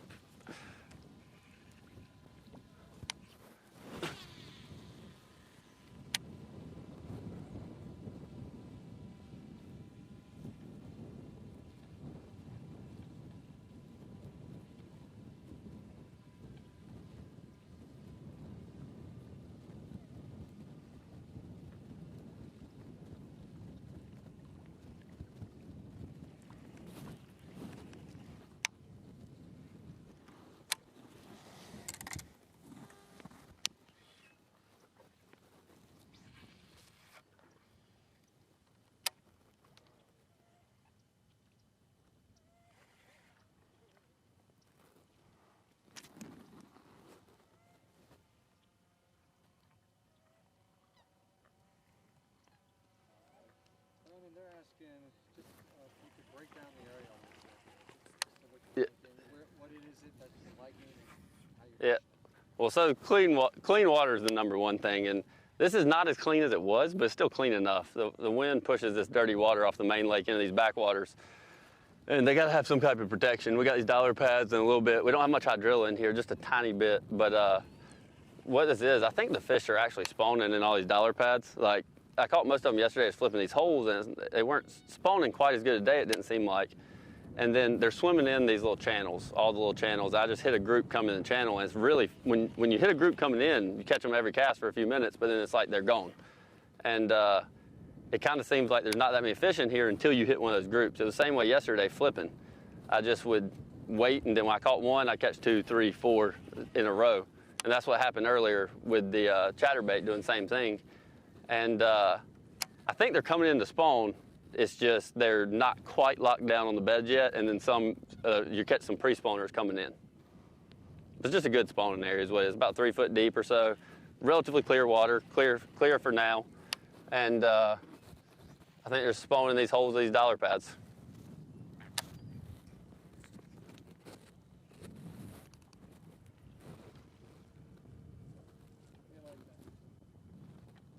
Good.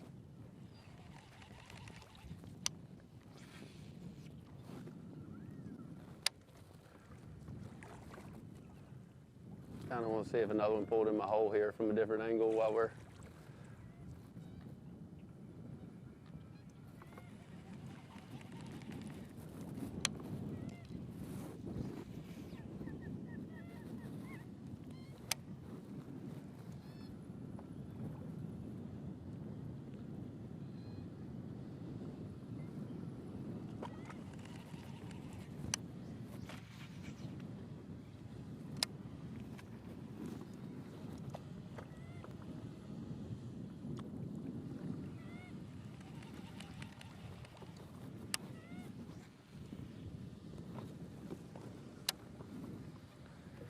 Oh, the dollar pads are annoying to troll through.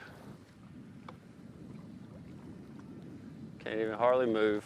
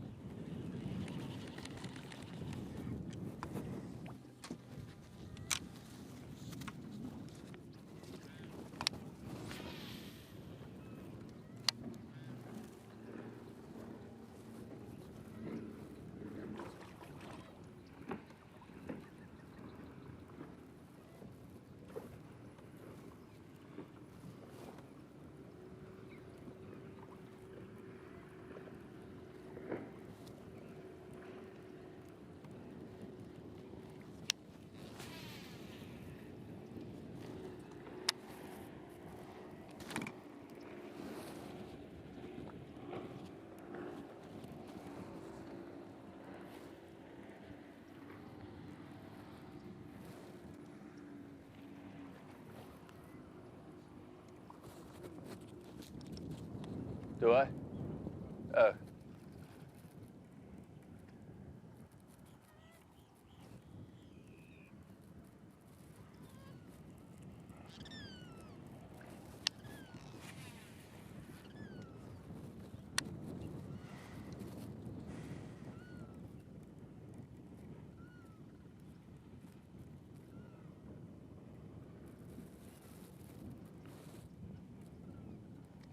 Yeah, I'm pretty convinced when they're not there, they're just literally not there. Just wondering if I gave them a few minutes and then.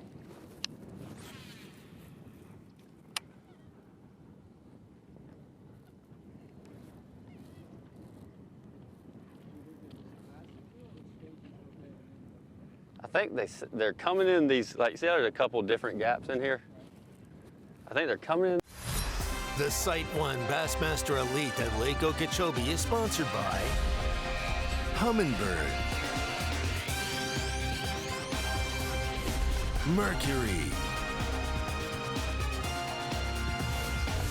Nitro Boats, and by Bass Pro Shops.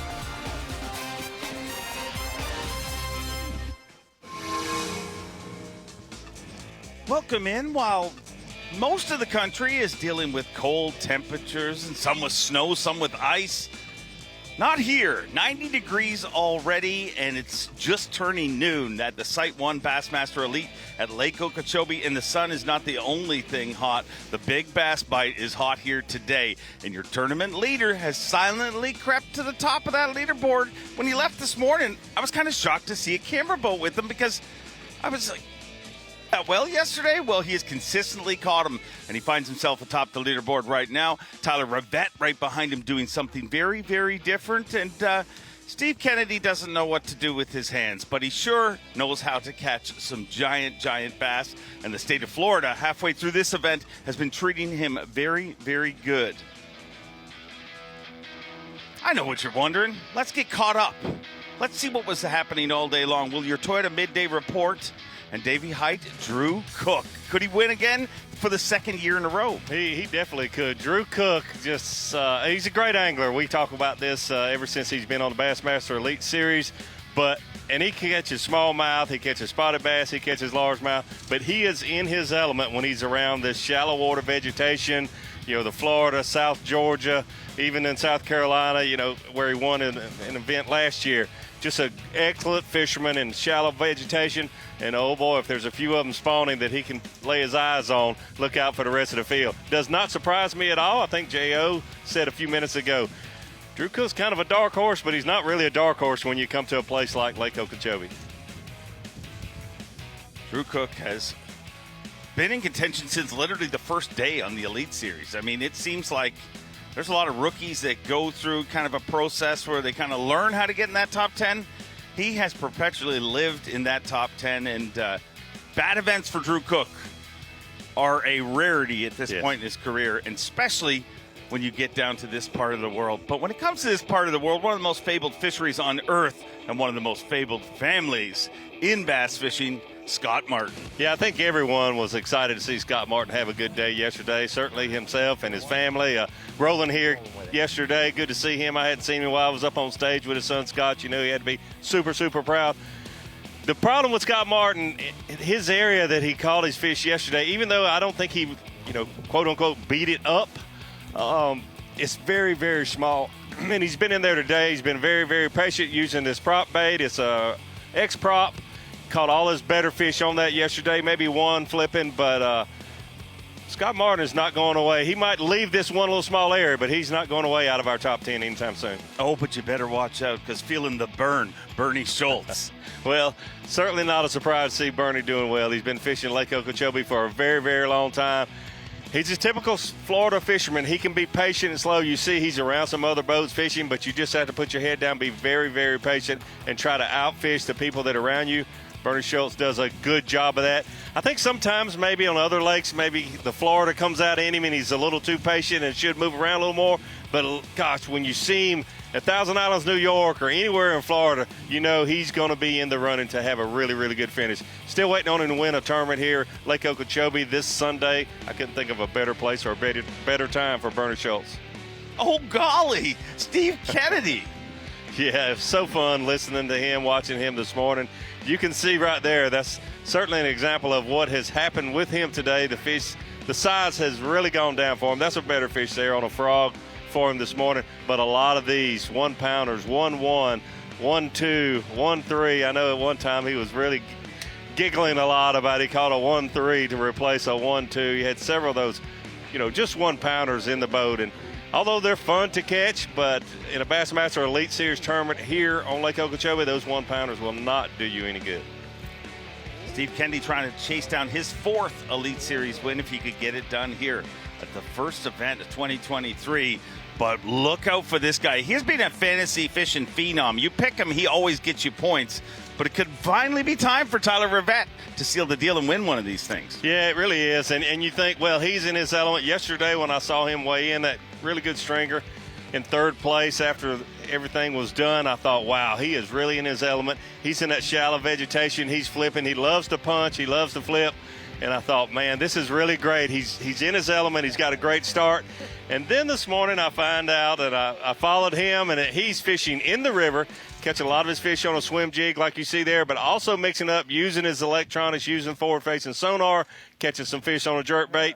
We saw some other angles in that a little bit, fishing shallow vegetation, but he's the only one that I saw this morning when I was out on the water in the Kissimmee River, using his forward-facing sonar, mixing it up, catching fish on the shore, and also fish out there over 20 feet of water. Tyler Rivette trying to win his first Elite Series event, but it didn't take Brandon Cobb a long time to win his first one. 2 wins in his rookie season, and he's your leader at the halfway point of this tournament. Yeah, we mentioned earlier about Drew Cook kind of being a dark horse in this tournament, but really not. Brandon Cobb, I think, is the same thing. He loves to power fish. A lot of people, know him with a spinning rod in his hand, but he absolutely loves to power fish. We've seen him at Lake Fork. We've seen him at Lake Hartwell doing a lot of different things, but really not surprising to see him doing well. And he's one of those guys, when you see him catching, and he didn't have a giant stringer yesterday, solid again today. He's one that I don't think's going away. He'll be in the top 10, in my opinion, on Sunday, and somebody we're going to definitely have to keep an eye on. Scott Martin, Drew Cook, all of these guys. Tyler Rivette, I wouldn't take chances on any of them not having a chance to win their first blue, or a couple of them. Yeah, all 3 the first blue trophy. Sure. Maybe not. Welcome in. We've caught you up on what's going on, and I'm joined by the Hall of Famer, Bassmaster Classic champion, 2-time Angler of the Year, Davey Height. And standing here right now, it's basically paradise. It is beautiful. It actually is paradise because we're standing in the shade and we have a breeze. It was a little warm this morning, to be honest. 70 degrees this morning at about 5:30. Humidity kind of high, but hey, I'll take it. I mentioned to Ashley this morning, I'll take it over 20 degrees in February any day of the week. Yeah, I live by very simple rules, and one of them is you don't have to shovel sunshine, so I like it a lot better than snow. Perfect. That is our playing field, Lake Okeechobee, the 7th biggest lake in the United States of America. And let's head out on the water live right now with none other than the C-O-double-B, Brandon Cobb.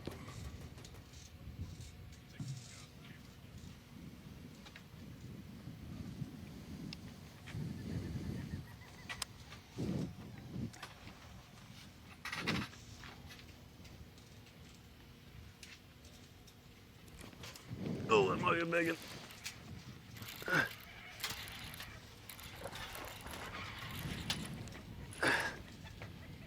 Don't go in the pads.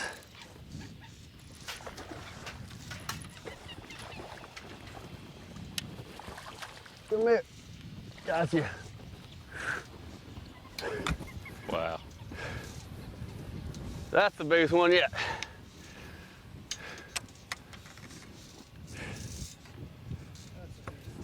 That's a beast. It's like an 8-pounder. Wow. Let's show the drone.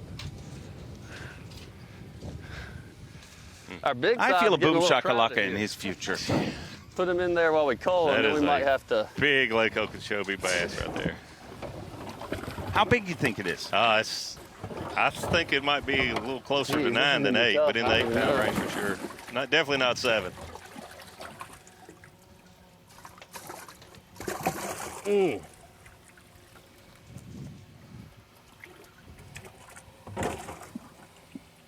think it's this Boy, one. he has caught some giants on live. He when really you think about, that Lake Fork giant he caught. Close. This balance beam on. Brandon lives only about 25 minutes from me, and we fished a couple times in the off season and got to know him even better. And I thought this too. I mentioned a little bit earlier. 4-pounders. See him with a spinning rod in his hand a lot. You think, well, he's electronics. He's young. He likes to finesse. He absolutely, and he told me this, but you can see it if you fish with him a few times. He's a power fisherman. He really, really is. Bigger. It's not surprising to see him. He did really well at Santee last year. Those lakes where heavy stringers are expected, he's in the mix. Go to the bar. Calling that dude. That's getting let go? That was a monster. That is an impressive call. You could see he had to hesitate there a little. When you start culling those size, you like think, I really don't want to let this one go. Maybe something's wrong here. I don't really know.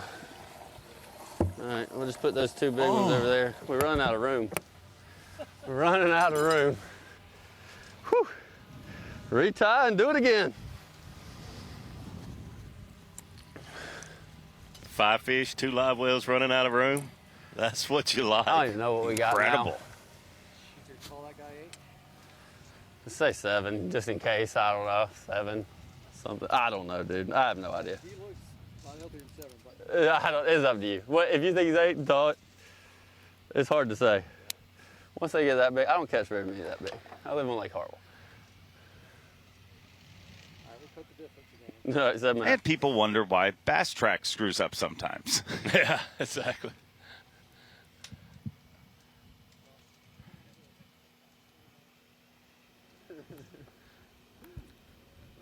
I mentioned Bernie being very patient, fishing slow, that Florida style. Been watching Brandon for about 15 or 20 minutes now on the live mix. Nope, not a striper. Incredibly patient, fishing slow. Not a striper. Oh, wow. Not a striper. I don't think he was hooked that good, though.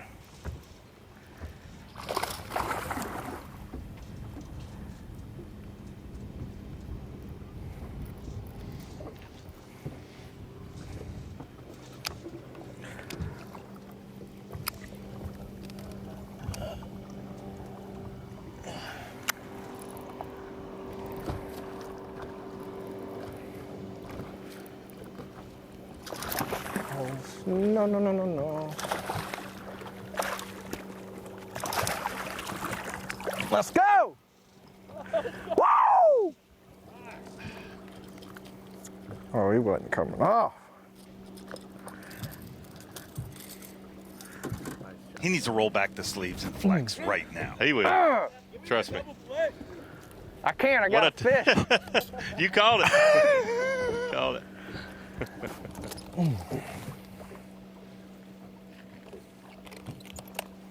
Calling 3-pounders now, son.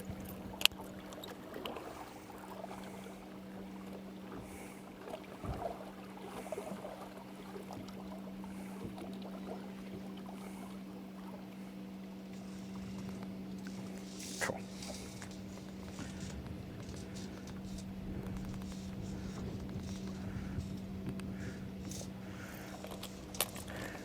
$5.14. Call it a 6. Flex Rivette, getting it done. How rare is what he's doing here? I've never seen anybody do it here. I expected to see someone. In fact, I expected to see multiple people. But and I still think there's some guys fishing shallow that are doing them. Saw Scott Martin a little bit yesterday, really looking at his forward-facing sonar. But Make sure it's the right one. when I saw him doing it, I was like, oh, gosh, that's great. What a brilliant idea. But then I talked to him this morning while he was fishing. And I said, so how'd you get on this? I'm surprised there's not some other guys doing exactly what you're doing in this river. And he said, I came up here late the first day of practice to catch a few sockeye because I thought that's what they were. And he said, I put my electronics, turned them on and set it down. I said, those are bass. And that's how he got on this deal, the bass that are offshore in that river. Wow. That was so good. Let's watch it again. Tyler Rivette. What a tournament he's having, doing something that many would have never thought of.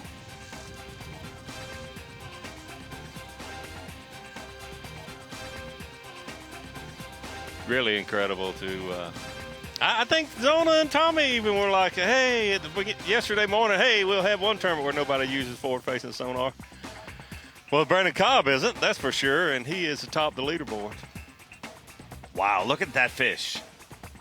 I mean, one of the all-time coolest fish catches on Bass Live, and Brandon Cobb doing it again. He's done it in Lake Fork a few years ago. I mean, sure, he's won 2 tournaments, but to have caught legit monsters on live is so rare, but it's also rare to lead an Elite Series event, and he's the first Day 2 leader of 2023. Who does he have to watch from behind? Oh, I wouldn't count any of those guys out. Clark Willett down there in 9th, a lot of experience here. Dude, we'll be.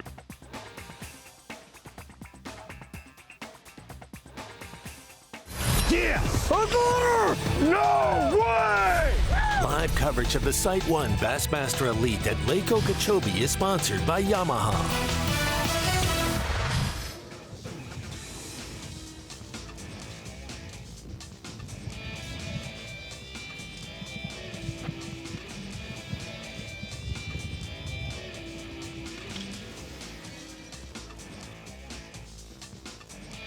Back out live on the water, Lake Okeechobee, the first stop of 2023, the SiteOne Bassmaster Elite. And let's join an angler who has already tasted Elite Series victory right around this time of the year last year, Drew Cook.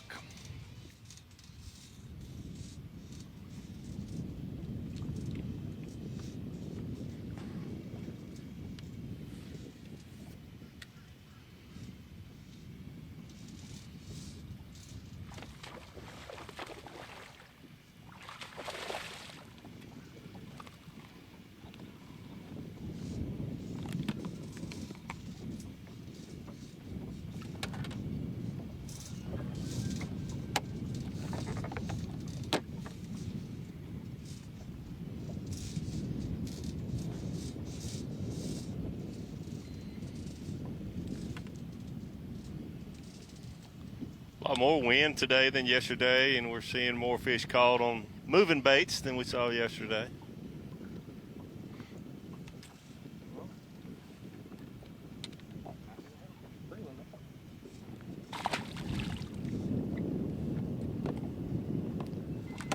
Does that have to do with more wind, or does that have to do with it didn't get as cool last night, or is it a bit of a combo of both? Probably a combo of both, but I would say the wind more so than the water temperature rising even more. There were some anglers that did well in practice when the wind blew so hard. Kind of about how I thought it was going to go. I didn't know if I had any new fish moving up. It's a really small little place back here. But I mean, I think I've had more bites or as many bites as I did yesterday. Just had a lot of them missing my swim jig, short striking it, rolling on it, not getting it. I picked up this chatterbait and they seem to be getting it a little bit better. But still no females yet, so we're gonna keep pecking around. Fish my best areas again. And we're just trying to catch 2 females. We've got the same bag we had yesterday, minus the 2 females. So if we catch those 2 females, we'll be right where we need to be, and hopefully that's what we can do.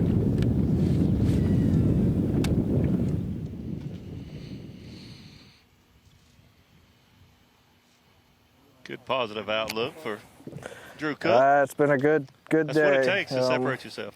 Catching them how I hope to catch them, and hopefully about around the same weight as yesterday. We're gonna keep going. I lost a few just now. I don't know if they were stripers or not. I just had 2 stripers, but they're mixed in. I just caught that one close to 6, and it was with the stripers, I guess. And it's a fun day. It's fun. I'm sorry you gotta watch me do this, but I'm gonna try to go back and do some punching later. But The conditions are getting right how I wanted it. So I think they're gonna keep biting. It's little windows. You got about 5 to 10 minutes each little window, and I mean, it's like every fish in the lake comes at it at that time. And other than that, you can pass right by them and they won't eat. So we're just holding out for another window to the wall. Come on. Oh, there's a window. There's a window. Oh, pulled it away. And if you do what I just did, they won't eat it. It's just like frog topwater fishing. You see the explosion. That's exactly what I just did on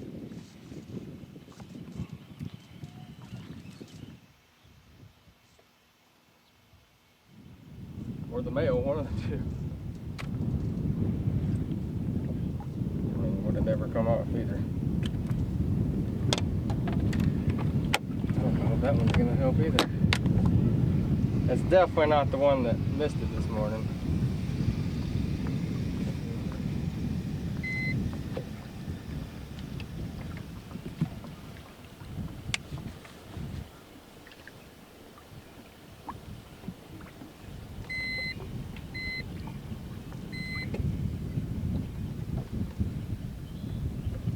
Helps me just a little bit.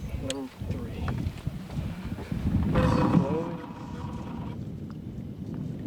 So I don't know that I remember being at Lake Okeechobee and Kind of stressful more than anything, seeing them and not being able to get a bite.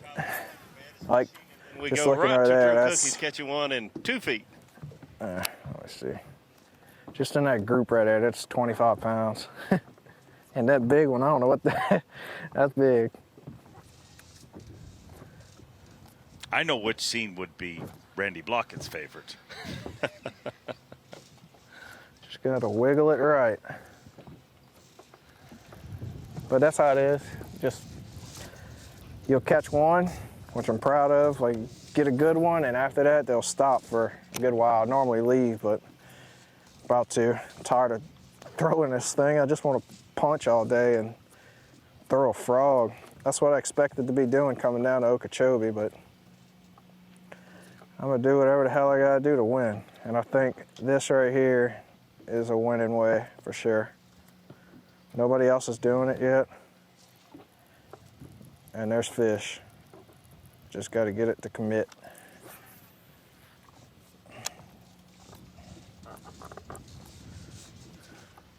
Dave, am I wrong to think that what Revette's doing is very weatherproof as well? Oh, yes, absolutely. Well, if there is such a thing in Florida. Yeah. But let's say less likely to be effective by the 10-degree, 15-degree change in temperature that we're having tomorrow than those fish that are, in the 2 to 3 foot. Average. Hey, what are we talking about? Water of spawning. Anyway, we're down here throwing a popping frog at these bedding fish. I've managed to put 2 big ones in the boat, and I've missed 2 big ones, so I don't call that a great day. But we're doing well. We're doing okay. We don't check in till 5 o'clock, so we still got 4 more hours to fish. And at some point, we're gonna stumble on another big one. All the boats have taken the edge off. It's pretty obvious. It's much harder to get a bite in here. Much harder than it was yesterday, much harder than it was this morning. So. But then he catches one right back there. So they're still in here. There's some giants around here somewhere. Steve did his share of the catching this morning also to help knock the edge off. Caught a lot of fish I this get one morning. more in the boat. Get that low mid-20s again. I'll still be close enough to make it happen.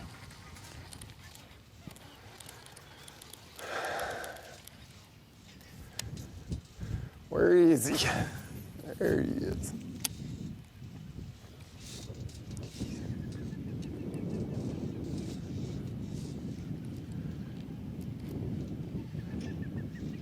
Coots every now and then sound like a fish hitting.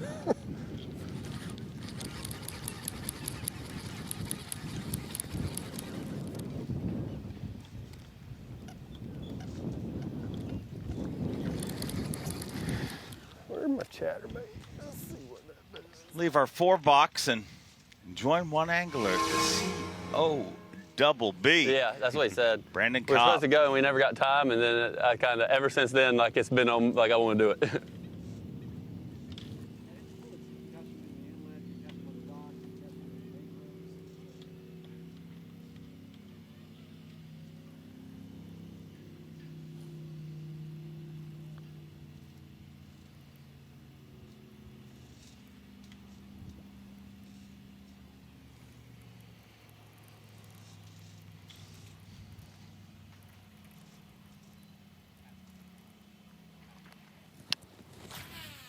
Dang it, I had a little bitty piece of grass on that thing. I was like, surely it'll come off when I throw it. Fishing slow like Brandon. And it didn't.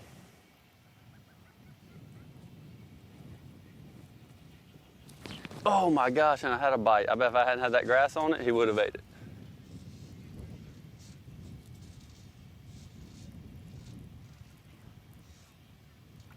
He knocked the grass off of it. Might have ran No lettuce tilapia on too. the swim That's bait. a real possibility.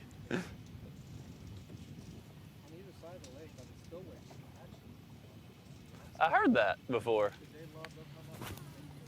Yeah. Oh, yeah. Yeah.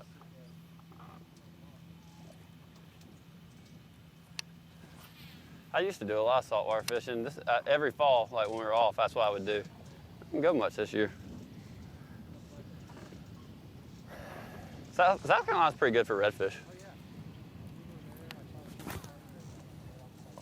Yeah, that's where I always fish.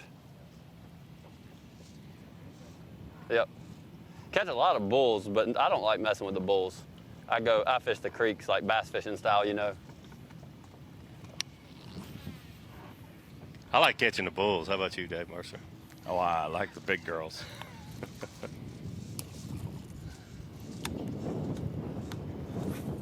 I mean, Brandon Cobb could have the first 30 sack this week. I mean, he's all over it. If not, yeah, he's all over it.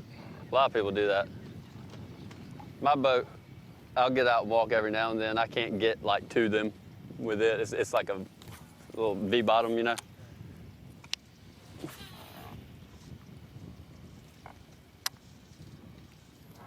Really good fish caught too by a number of anglers. Kobe Krieger, I talked to him the day before the tournament started and said, what do you think big fish is going to be this week? He said 7.5, 7 3/4. No way. I was like, I bet you $1 I'll go 8 and over, or you go under. He's like, okay. He texted me yesterday, midway in. I lost my $1 already. I'm like, double or nothing for tomorrow?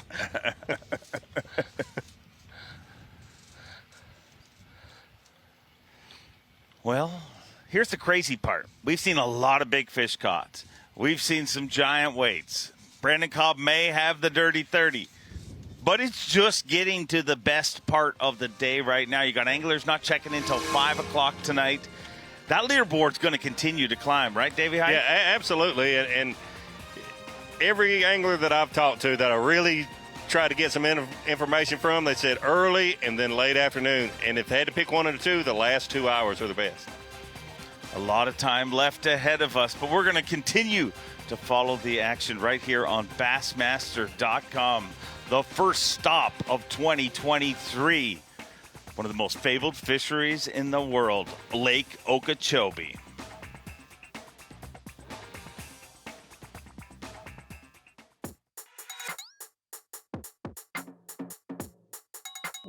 Finished up day one, had 22.9. If you break 20 pounds, it's always a good day. I don't care what the weights are like, 20 pounds is always good. And after practice, I knew the lake wasn't fishing bad. Pretty excited about that, but I'm just pitching, really. I Zoom fluke stick, rigged a variety of ways on different size weights, and just pitching holes that I think are spawning areas. Anything that looks like a fish might be on bed is where I'm pitching. The water's pretty dirty, so you can't see them, but they still are spawning up there in that 3 foot of water. Just it's that time of year, that's what they're doing. So hopefully tomorrow some new fish pull up.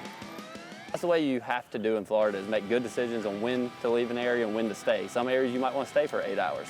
And tomorrow it could be different, so that's kind of what you got to look at is, do you think their fish are going to pull up? Because they come instantly. When they're coming on some of these places, there'll be no fish 1 hour, and the next hour you catch 25 pounds. The waves of fish are coming, and it's that time of year. So go do similar tomorrow what I did in practice and today, and hopefully run into a big wave that pulled up like I did today. Yes! No way! Live coverage of the SiteOne Bassmaster Elite at Lake Okeechobee is sponsored by Yamaha.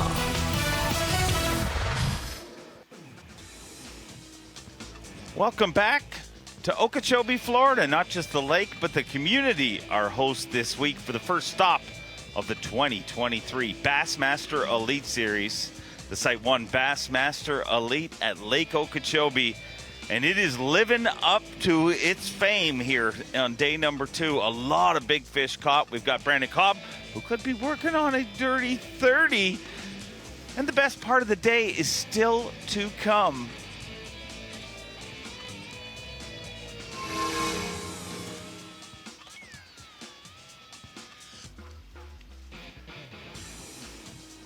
Brandon Cobb might be atop the leaderboard, but he has a lot of pursuers, and one of them trying to become exactly what Brandon Cobb is, a 2-time Elite Series champion, and Drew Cook would like to be one of those too. I'm sure he'd like to get that done here this week. And also looking forward to next week for Drew Cook. A lot of history on Lake Seminole.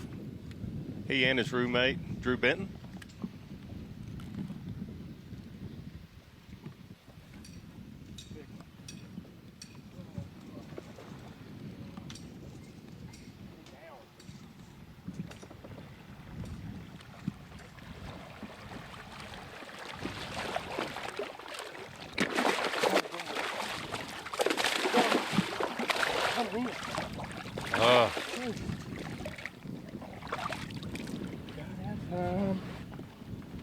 Oh, wow. What a cluster. But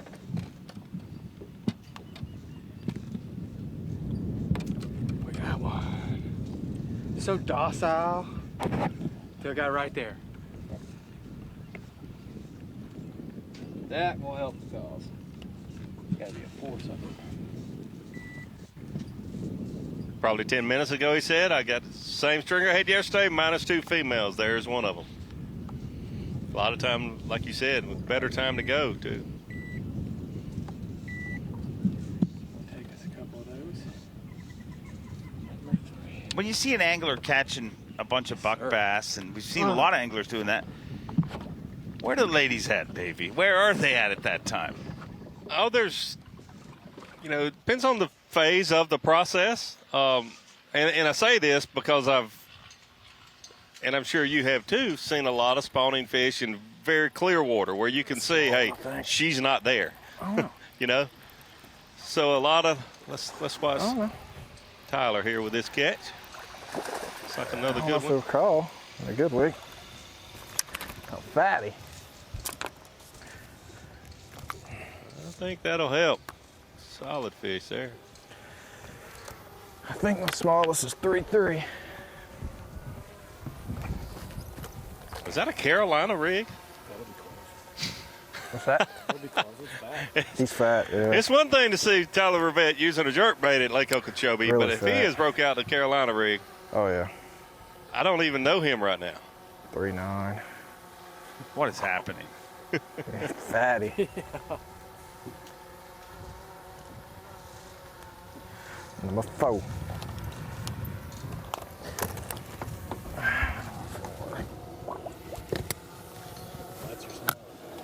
Yep, this is Good solid fish. A lot of these fish that we've seen have postponed. I think a lot of them spawned last week.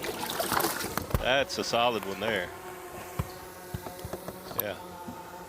Tomorrow being a Saturday, obviously it's going to be a lot busier on the lake, and we always think You'd have about been fatter. We'd some of have those kept you. back bays and things like that, but there's going to be a lot of chose boats to- passing You him on the chose way to out. lay your eggs. Is that going to help his bite or hurt his bite? I think those fish are accustomed to boat traffic in this Kissimmee River. 365 days a year, so I don't think it'll affect very much. Especially we saw his graph a few minutes ago. Some of those fish are 15 to 20 feet deep. And we've seen cases where it's the exact opposite. That boat traffic actually gets those fish eating more. Yep. And the Kissimmee River right here might be one of those where it just gets the bait stirring and gets those fish moving around. Drew Cook hooked up again.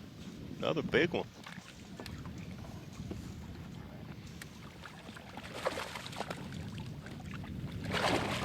Landed that one a little bit better there.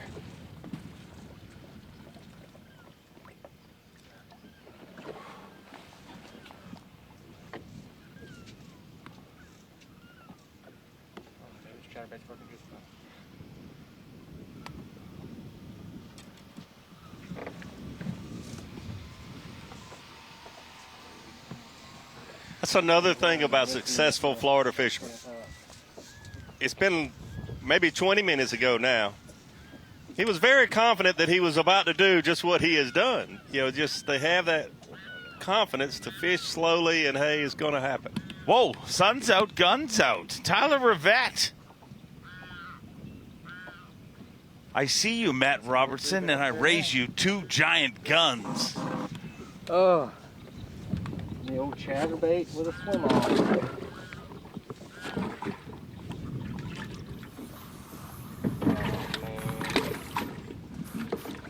That had to be a Carolina rig. He is really feeling it right now. Roll the sleeves up, putting on the sunscreen. What has happened to our sport? In my Speedo.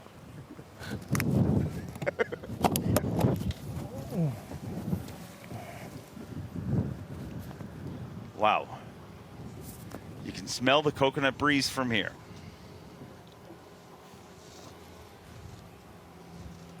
Swear you got some bees right by you.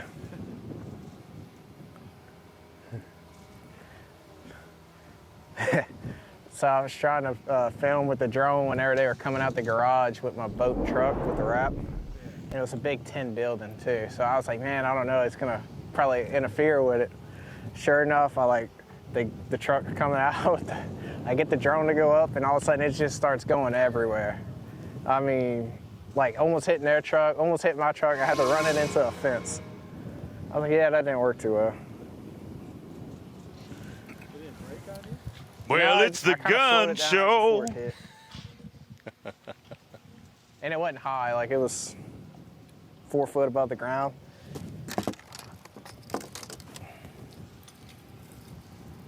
You ever do that, Davey? Mid-tournament, just come check out the boat, pull buddy. the pipes out and... I got something for you. I did some silly things in my career, but I don't remember that. Oh no, it was a garfish.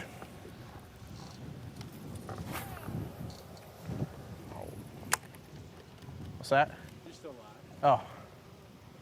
I don't blame him. I mean, he just caught a fish 20 feet deep on a Carolina rig. It's 90 degrees in South Florida. Oh, yeah.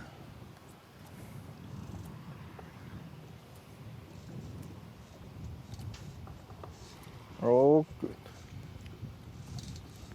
Big one. One looking at it. Got it. Wow. It's like an 8. Wow.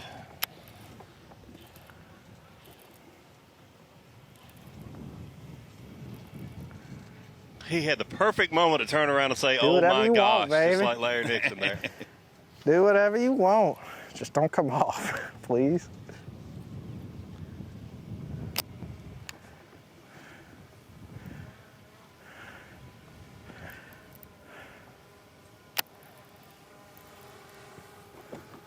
Don't come jumping. Don't go that way. Oh, shit.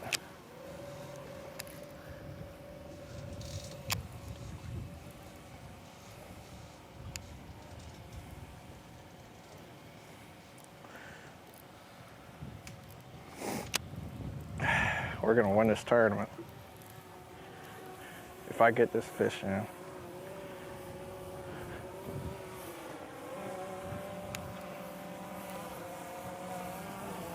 Oh, damn wind.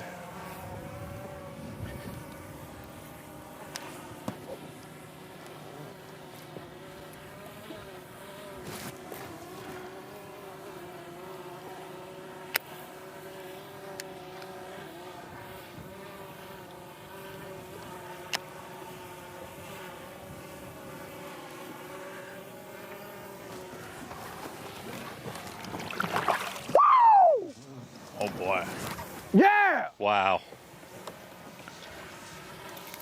Nice job, man. Ay, no.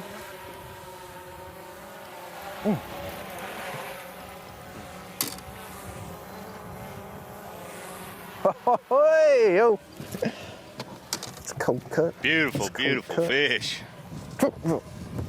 Well, old boy didn't have much of a ride with it. Is it appropriate for me to just rip his sleeves off on stage today? Oh, I'm sure he would. Here we go. Here we go. Well, it's the gun show.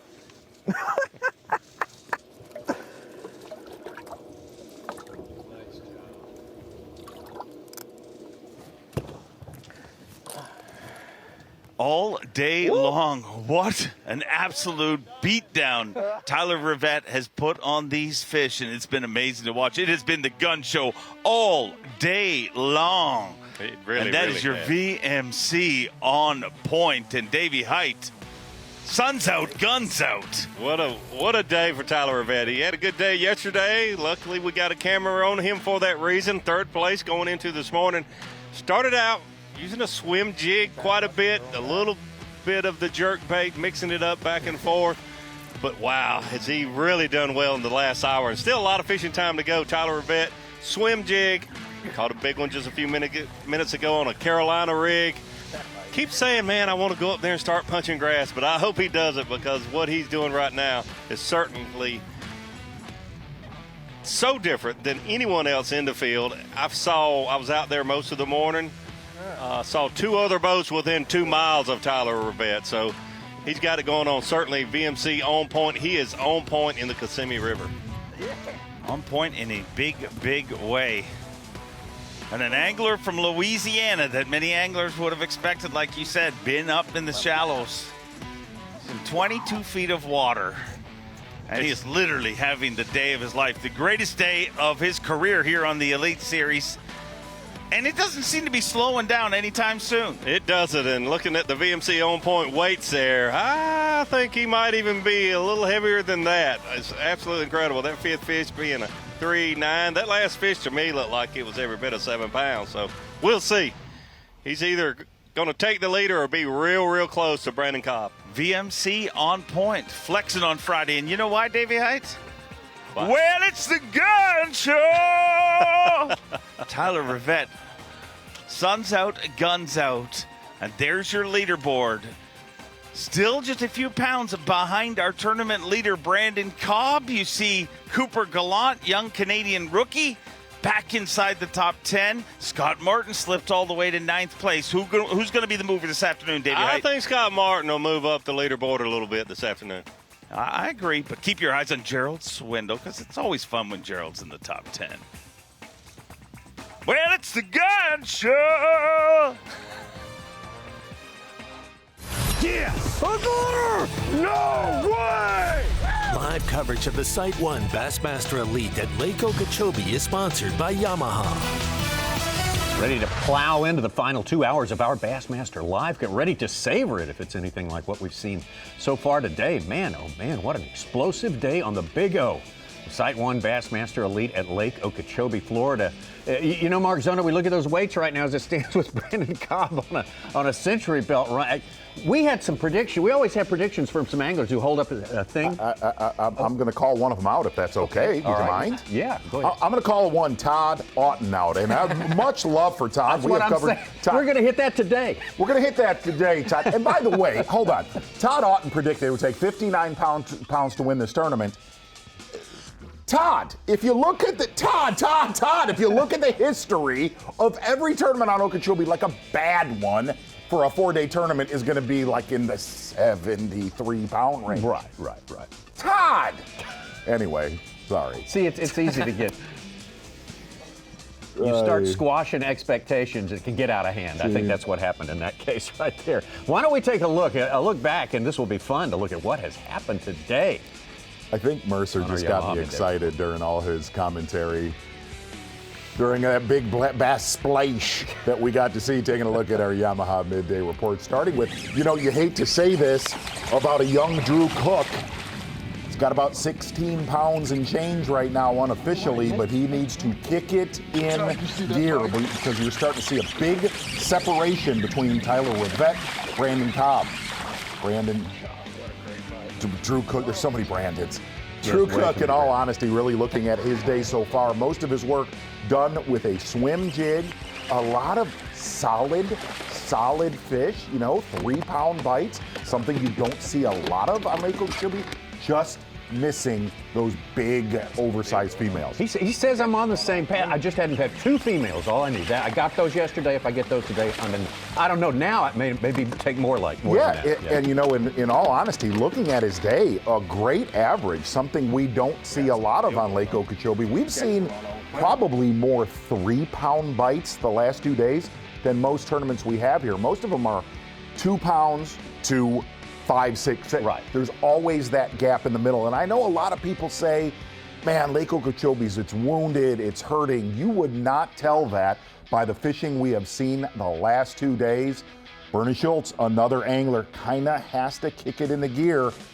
Did all of his work yesterday with a Senko, really kind of just wanted to catch 1 or 2 big ones yesterday, ended up with 4. But the one thing you can definitely say is Bernie Schultz got to see some daggum biggins caught outside of his boat today. For better or for worse. The worst thing for Bernie Schultz and Steve Kennedy is having Jake Whitaker catch a big bag, and they are sitting 3, 4, and 5 right now, and that's going to be hard to hold up for 3 top 10 guys within casting distance of each other. Bernie knew it would be hard to duplicate yesterday's 28 pounds plus, knocking on 29 pounds. Steve Kennedy also in that area, and man, he got to see a lot, but he was busy catching fish most of the time. Something very interesting really with Steve Kennedy and watching Brandon Cobb earlier today. That was one of Steve's bigger fish for the first 3 hours. Most of them were pippity-pop, tip-toeing on his frog, and then as the sun got higher, some big explosions on his frog. But for the most part, there was 3 hours of painfully slow, lot of males, and then you saw those bigger females move into that exact area. We did not get to see many of those big ones with Steve Kennedy right there. But there's some in his library. Yeah, whether it's in the library somewhere and we're bound to find it. Tyler Rivette, maybe the story of the day, the first part of this day anyway. Yeah, boy, looking at Tyler Rivette, getting on something virtually nobody else in the field has found. At least they have not found it in that couple-mile stretch that Tyler Rivette is fishing. You look at a Louisiana fisherman, great at fishing shallow water, using his front-facing sonar, and it was weird, Tommy. Kind of like the first 2 hours, you're like, it was cool the first day, but it's not going to hold up. It has held up in a big way and got better as the day has gone along. One of the things that you see always in the shallow vegetation is bite windows. You've got to see the same thing in the Kissimmee River. Very small bite windows, but with big ones like, see?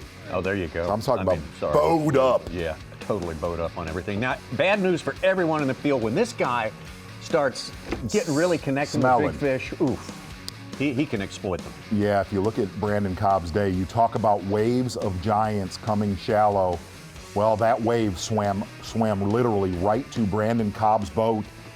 And there's other anglers in the area. You've got guys like Ed Lochran, the barrister that Mercer calls him. I think he's right over the background right there. You look at Micah Frazier, who's having a great day.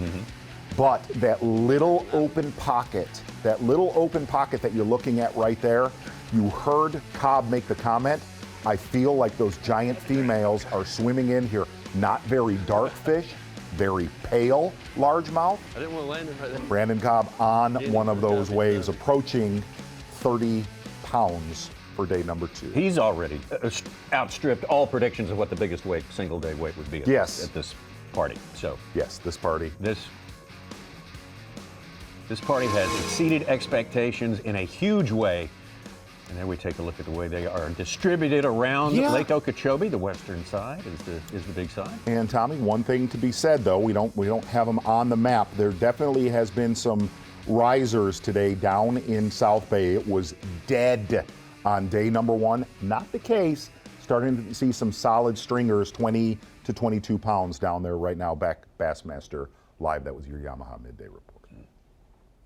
If you go like right to that gap, throw right, and then those little sticks over there. See those little sticks sticking out? No, like when you come through the gap, like in that corner, and then those little sticks. Like the little Kissimmee grass point right there. That's where I've caught all of them.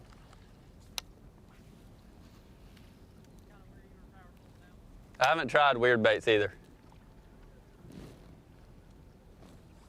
Yeah, just a little bit farther than power. I mean, I don't know if any's left, but they just kind of show up, you know?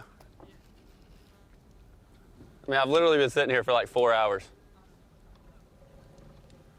To be perfectly honest, I'm tired of fishing there for a minute, but I know I want you to pull up there, not somebody else, you know?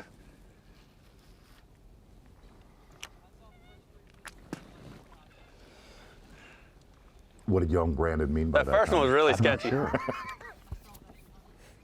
Yeah. I'm sure it was well-meaning. Huh? One did.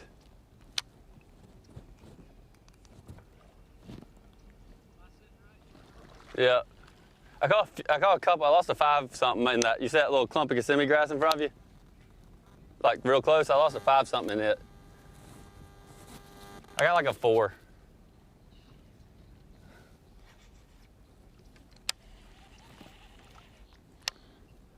I think I got like 3 for 21. Maybe. I don't know. Honestly.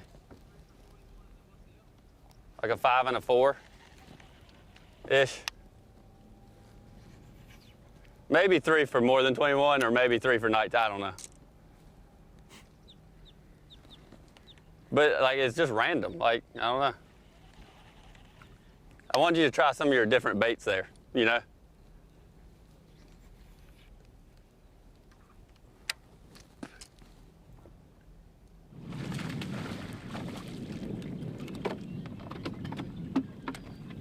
Short string me. Yeah, I really hope it's something bigger than that. That one will help.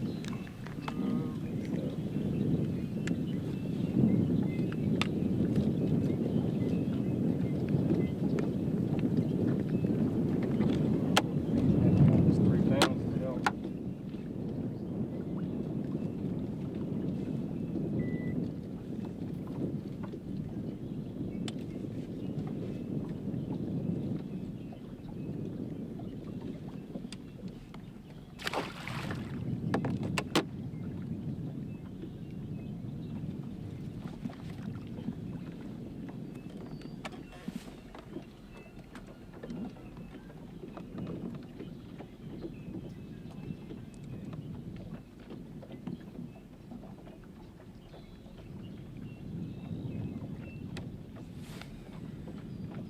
From like here to down there, I had most of my bites, and I don't think I caught but like what, 2 or 3 maybe?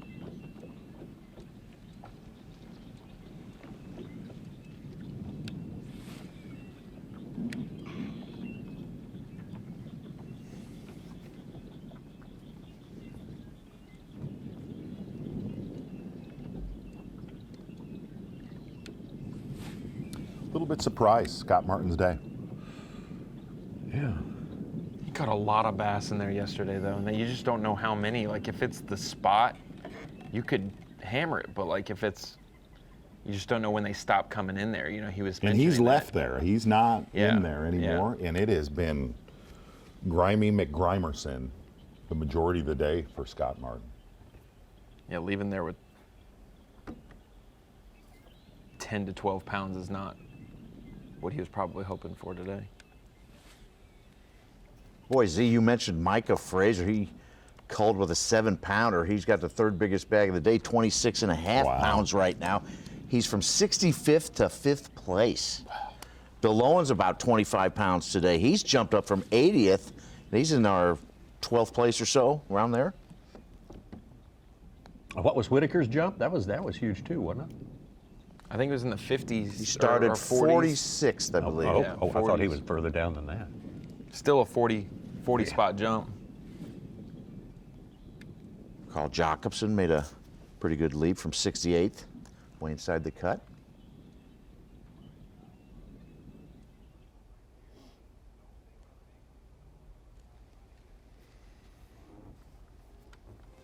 Don't think it. What? Don't think it. what? What That do you our mean? anglers are the only ones trying to catch fish. Huh? Don't you ever think that it absolutely is not. Is that a big No. Picostomus he's got? No, that's a velociraptor. Yeah, exactly. Red cockaded velociraptor. No, that's an eagle. Look at that. Oh, Eagle Good spray. boy. Osprey or eagle? There's the lizard. Good boy, kiss on the nose. What's it chewing on? Don't mess with him. That's right. Wow. Oh, yeah. Well, there's your leaderboard right now. Brandon Cobb on a Century Club trajectory as it stands right now. Sure, it's early, but we still got plenty more fishing today. Could and we? supposedly the last part of the day is the most productive. We'll see how that, I don't know how it could be any better than, say, 9 to 11 o'clock, but holy cow. Steve Kennedy hanging in there. Bernie Schultz, our lead to start today, still managing to stay in the top 4, but he's got to get a fire lit somehow. We're going to be back to relight it in just a minute. The SiteOne Bassmaster Elite at Lake Okeechobee is sponsored by Ranger Boats, Yamaha, Toyota, and by Dakota Lithium. Kicking the season off in style at America's Big Bass, original Big Bass destination. For over 100 years, the Big O, Lake Okeechobee, this giant natural lake in South Florida, has been kicking them out, and today it is kicking them out as well. They've been catching them steady, one after the other, all day long, and every time someone hooks up, you snap to attention because it could be a giant. We have seen many come across your screen today, our screen. Glad you're with us. Brandon Cobb on top, 52 pounds and 1 ounce with plenty of time left on day number 2. What kind of a pace are we on? Tyler Rivette, a fantastic day as well. Steve Kennedy, man, oh man, we have got, and some big movers as well. Yes, you are exactly right, and I appreciate you setting that volleyball, my friend. We're going to talk about the Mercury move of the day so far, and there's been a lot of moves on that leaderboard. We got to watch from boat to boat. Mercury move of the day. We're going to give it to young Jake Whitaker. Ah, yeah. Yep, Jake Whitaker kind of in the mix down there with Bernard Schultz, one Steve Kennedy. So we kind of look at the ones that, at least that we got to see so far. We have him unofficially right now with 23 pounds and 1 ounce. And yesterday, I think we had 11 bags over 20 pounds, and we thought that was phenomenal. We opened the show with, man, look at how many 20-pound stringers. I believe today is going to blow that number out of the water, especially the high end. Captain Obvious. Mercury move of the day right now. Yeah. Jake Whitaker making things happen. Great day. Mercury move of the day, Jake Whitaker. From there, we are going to get down. Go ahead, Ron. I was going to say, it could be even bigger. Look at it, all his fish, It could be. 5. We I don't mean, you know, know. it could be even bigger. Right. That's the one uncertainty, Z. Okay. Yeah, Let's get out to Drew Cook, why don't we? I like that idea. And on Bass Track, there are already 11 bags over 20 pounds. Phew. Drew Cook, as we mentioned, he said, you know, I'm not just, haven't got my 2 females that I got yesterday. I get those, I'm good to go. He knows he's already made the cut. But he wants more than that, we know that.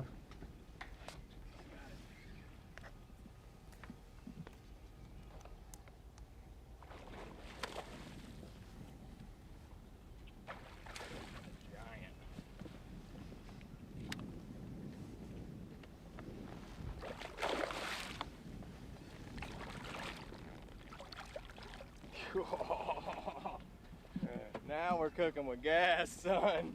Oh my God. Dude, did you see that thing come out from underneath there? Oh. Oh. God, I'm a bad man. Freaking chubbling. Oh. Yes. Give me some on that one. The one we were looking for. That will help the cause right there. Fixing to get rid of a 213. I'm gonna say a 6 something, maybe 7. Getting bigger.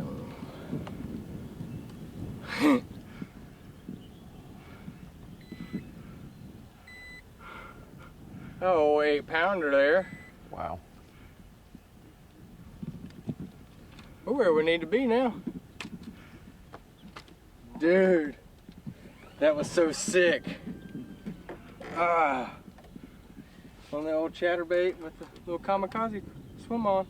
Dude, I told you this morning that chatterbait was gonna be the deal for. God, I hope. It's been a straight up. Dude, I was down. reeling it and like I could see her waking up behind it and like I couldn't stop reeling. I just tried to give her my rod. Wow. Which was And then it supposed to was be like somebody one of the cut my worst line. Okeechobee tournaments we've ever had. It's going to Bleak. turn out as of Bleak now. outlook. Phenomenal. Right. I did say 4.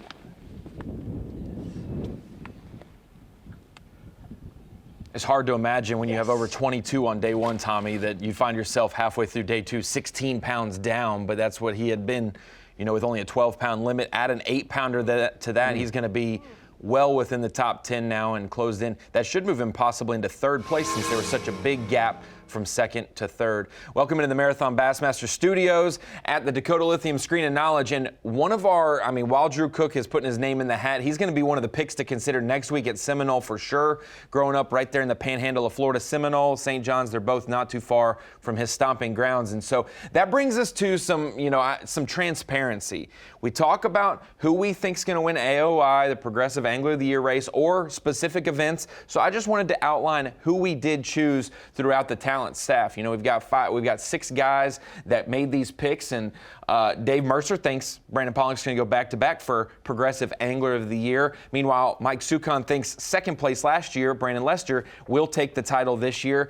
Mark Zona, your boy Corey Johnston, your pick, not the best day one, but it's early in the season. We've seen bad day ones, bad first events still result in Angler of the Year. Tommy, both of us agreed when we chose Patrick Walters. He's got 3 straight years being in the top 5 in Angler of the Year. Maybe this is the year he tames the northern swing and can win. And then I believe our guy Davey Height chose Chris Johnston to be Progressive Angler of the Year. So there's our picks. Only 2 people agreed. And so that's going to be fun to see those 5 guys and how they do this year. Meanwhile, for our talent picks, there's only 4 selections for Lake Okeechobee because 3 guys on our talent lineup picked the same angler, and that was Scott Martin.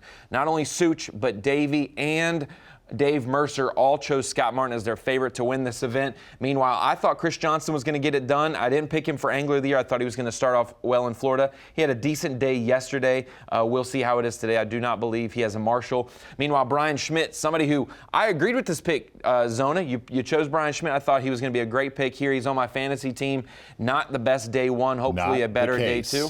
And then Greg Hackney, I believe that would be one Tommy Sanders chose, Greg Hackney for this. So a couple guys that are definitely in the top 20 or so, one that needs to pick it up. But there's our talent picks for not only Progressive Angler of the Year, but also for the SiteOne Bassmaster Elite at Lake Okeechobee. I still like Patrick Walters, like you and I, but he is going to have to conquer the northern swing because he doesn't have his annuity this year, which is the trip to Lake Fork. Yeah. He does have 2 in his home state. One where he went to college and one where he lives, so that helps. But he's gotten a little better up north, and that's what, it takes some time. Yeah. Brandon Cobb, still not the best up north, and that's one thing that probably holds him back a little bit. Back to Drew Cook. Drew Cook at times as well up north. See if he can figure that out as well. After 11.5 pounds yesterday, Bill Lowen is up to 6th place. Just caught a 6-pounder. He's got 28 pounds, 6 ounces on his bass track. Second biggest to Brandon Cobb's. And he is living in a region of the lake that did not play at all yesterday. Starting to see some bigger bags today on the south end of Lake Okeechobee.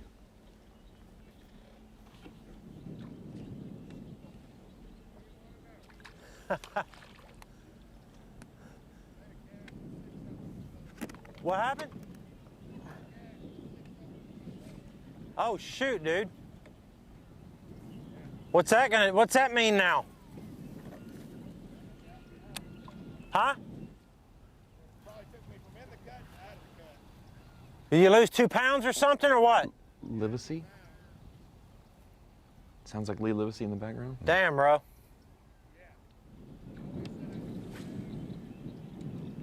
Oh my gosh.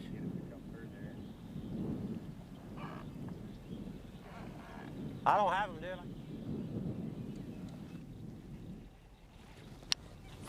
Sounded like Lee Livesey maybe had a 6th fish in the live well, self-reported infraction, which is a 2-pound penalty, and here 2 pounds can be 25 spots around that cut line. Yeah.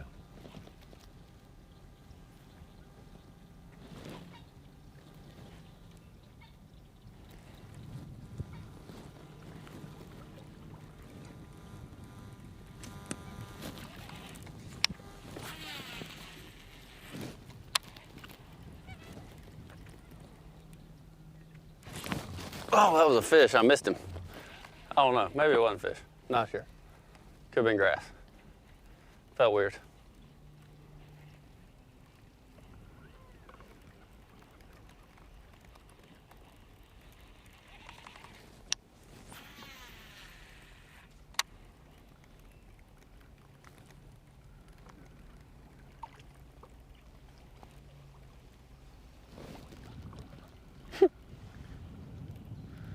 Is that tilapia? Oh, no.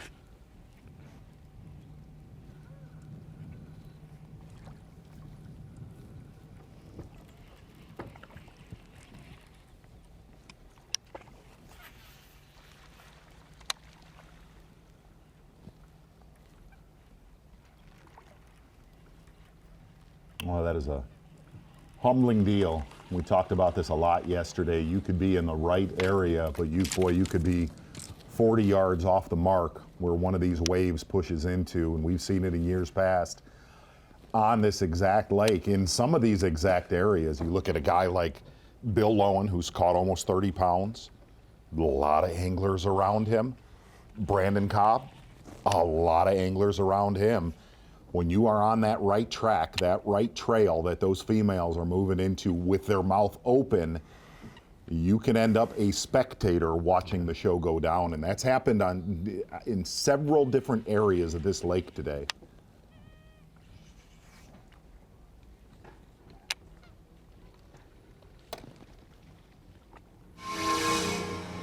You mentioned a spectacular day so far by Bill Lowen. Man, oh man, wow. that is super impressive, Bill. Kind of give us a snapshot of what's been going on out there. Well, I'm in the same area that I was in yesterday when I busted me 11 pounds. And I was just fortunate enough that fish I had yesterday moved on me, and I couldn't find them yesterday. And I was fortunate enough to find them today. It looks to me they've moved about 1,000 yards from where they were in practice. And it's been, up to this point, it's been pretty phenomenal. I mean, I got this little cluster right here. It's about I'm going to say it's about a 2-acre circle. I can just keep doing laps in it and keep catching a big one. I'm going to try to catch one more big one. I'm going to leave at 2 o'clock. I'm on the other side of the lake, and it's blowing pretty hard. So I'm just going to get myself back across the lake. That way I don't take any chances. Like I said, it's been a great day so far. If I catch one more big one here, even before 2 o'clock, I'm going to get the heck out of here and get back across the lake. So, like I said, up to this point, it's been awesome. Like I said, same area I was at yesterday. I've just moved about 1,000 yards from where I was. And, yeah, the rest is history. Bill, if you can, you talk about all these big ones being in a 2-acre area. What is different about that 2-acre stretch compared to the miles surrounding it that might actually look the same? So here's what's going on right here. There's a lot of dead, dying stuff in the lake right now with the water levels being as high as they are. And I wish we were by one. But if you can imagine, basically I'm calling it a stump field because it's old, dead, decaying reed heads that have actually flipped upside down. And they're looks like a stump. And anytime I can run my bait along one of those, I'm just going to call them stumps because they're actually just dead reed heads. That's where all them big bites have come from. Like I said, there's about a 2-acre spot right here that I don't know if he pans out there and you can see all these. They look like stumps sticking up out of the water. And that's what all them big ones have been around. The beautiful part about it is I don't have anybody around me. I mean, everybody's out in the middle of the lake out there. I'm pretty much all by myself in here, so it's worked out so far. Bill, what will the change in the wind due to this area, in your opinion, switching north-northeast? How will that affect this area? I don't think it's going to bother it right here, not initially right out of the gate in the morning. Maybe toward the end of the day it may. But I'm all in, man. I have nothing else, you know. I don't care if it blows 50 mile an hour tomorrow. I got to come. So hopefully I can get over here in the morning and catch some before the wind actually has an opportunity to trash it all out. But you know what? I mean, I could zero tomorrow and not even care, because after catching 11 pounds yesterday, I mean, to catch 20 is not an easy thing to do. And that's what I needed to do to make the cut for tomorrow. We well exceeded that. So regardless if I can catch one tomorrow or not, it'll be just fine. Awesome. Bill Lowe, great way to get the season kicked off. Congratulations to you. Good luck on repeating that again tomorrow. We'll be watching, and we may be in the boat with you. Yeah. Bill Lowen bumping up on 30 pounds today. That is awesome, especially after a rough start.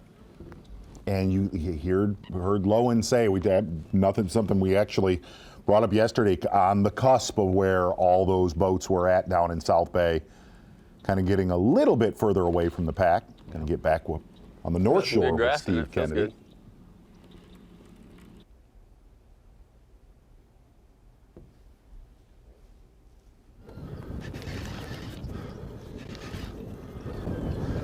This is where I messed up yesterday. Yeah, keep doing it. Keep dead shaking it.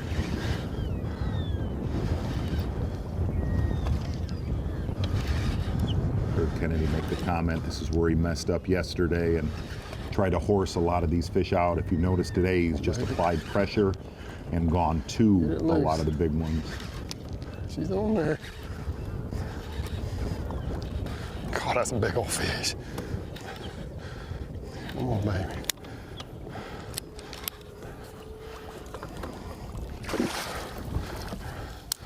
That's a big old fish. Come on, baby. Come on. Come on. I know you're there. I know you're there. I got you. God. Toad.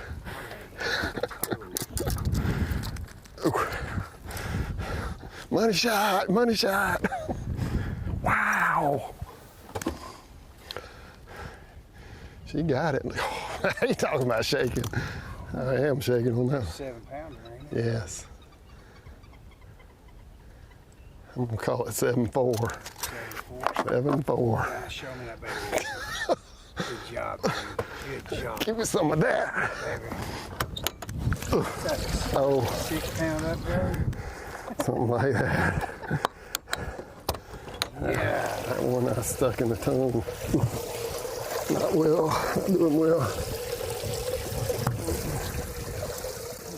Now we get rid of the 112, right? Boy, there's going to be some anglers come to the weigh-in that decided not to go to some of these popular areas and granted, Tyler Rivette's off doing his own gig, and that's awesome. Yeah. But there's some anglers that purposely ignored a lot of these spots, these areas throughout practice, and they are going to be shell-shocked at this weigh-in today. I totally understand that, but there's a reason they're popular areas too. How about this for an update?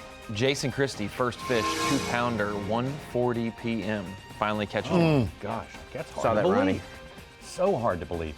TH Marine Weather Watch today, well, just perfect, just beautiful, about the right amount of wind and everything, and boy, the fish catching has reflected good conditions. Tomorrow, the high of 74, 10 degrees, well, yeah, more than 10 degrees.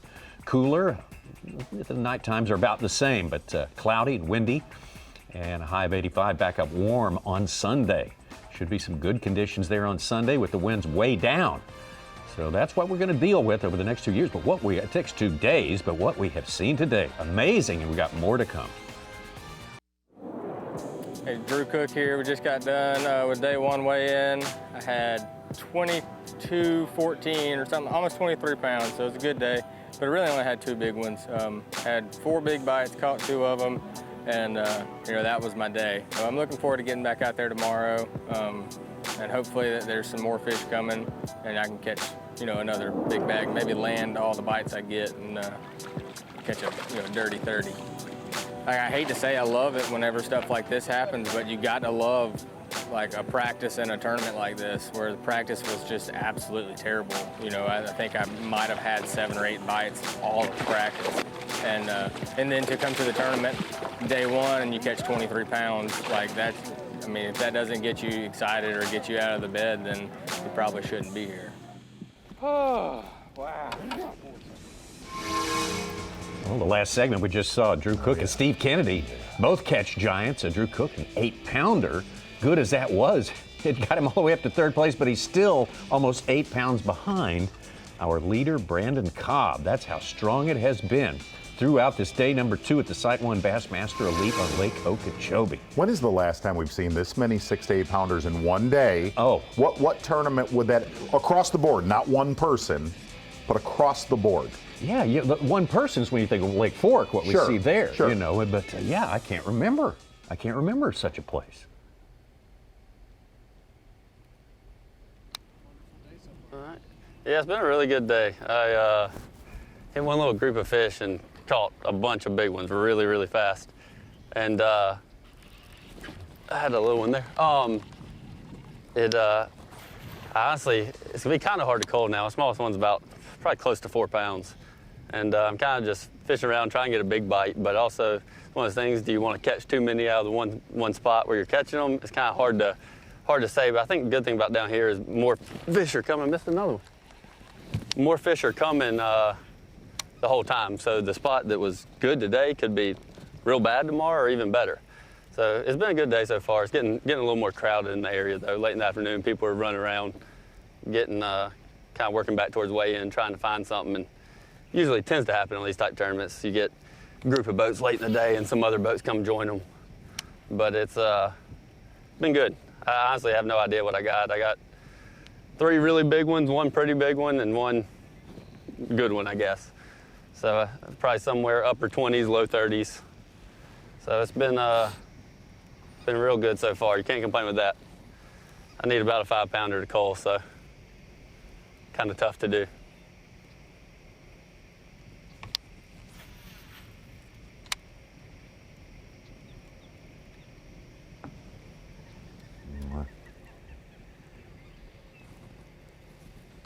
Been a great day all around for Brandon Cobb, one of the anglers we got to spend a little time with in the offseason. He made the comment, do not put me on your fantasy team.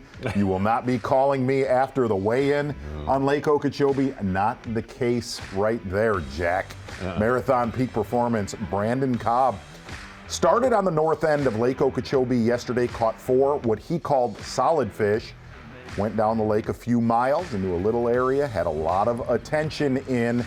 Brandon Cobb made some big calls yesterday. Well, he decided to start there today. And really, if you watch what he did, most of his damage yesterday with a Zoom fluke stick, flipped it all day long on a 3/8 ounce sinker, really put his poles down as shallow water anchors today and started fishing a lot of moving baits, and that is when the weights went up for him. And again, if you've never been to Lake Okeechobee, the one thing that you always hear, waves of giant females moving in, and a collision went down with Brandon Cobb and one of those waves. You heard him say he thinks he's in the low 30s, and it got better and better, and finally he just made the comment, I didn't want to fish there anymore. I didn't want to burn another bass. Unbelievable performance, your marathon peak performance, looking at his day. So, and I'm going to tell you, I looked at what he called fish number 2, 3 pounds and 8 ounces. It doesn't weigh that. We have him at 29.8, and as Such said, gotta have 30. Gotta have 30. Oh, exactly right. Marathon peak performance, I'm sure somewhere in his mind, I think Brandon Cobb is also a little bit surprised at what he has done so far in this tournament. A tournament that really, if you listen to pre-tournament reports with all of the bad weather, the way tournaments have been here the last couple weeks, man, it has absolutely showed out. Marathon peak performance, Brandon Cobb. And you can see why when you see those one-day tournaments or the 2-day tournaments that takes 52 pounds or Ricky lives under there. 31-pound limit. You can see how it happens at Okeechobee in a day. Like they just roll into a bay, roll into an area. I do think tomorrow is going to be the X factor in this tournament with you're going to have to see some guys adjust in your top 10 because that northeast wind clouds, a lot of cloud cover tomorrow. I think it'll get back to being stable. It might take an hour or two on Championship Sunday. You're going to have to see some adjustments. And I heard Dave and Davey talk about this. I really think what Tyler Rivette's doing, no pressure, no competitors in his area, and how he's catching them, that to me is bulletproof tomorrow. As for Brandon Cobb, his statement was, it could get really good tomorrow, or I could do zero. Yeah, So right. That's reality. You know, Brandon Cobb's problem, Kennedy for the most part, is how much of a beating can these areas sustain? I mean, they have been throttled. I caught that other good one. Like, he's sitting pretty. You know, and at the same time, you don't blame them for leaning on them when they get the chance absolutely, because they could man. be 12 pounds tomorrow, and you might as well catch upper 20s if you can. I do think I'm gonna. Cook is in good shape. I don't have my live well plugs, so my live. I don't. Yeah.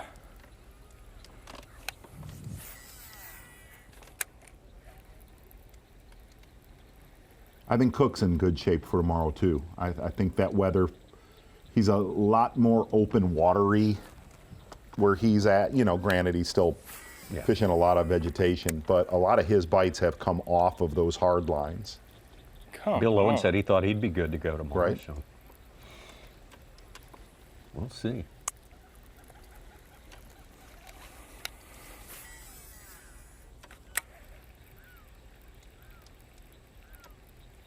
I mean, Tyler Rivette should be the least affected, right?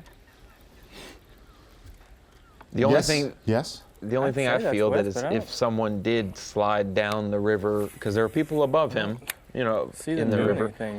If people slid down, or if other people came around, seine them whenever we leave. it's kind of a couple cast deal on. You know, it could be more affected than these bays, you know, necessarily, which are used to getting pressure.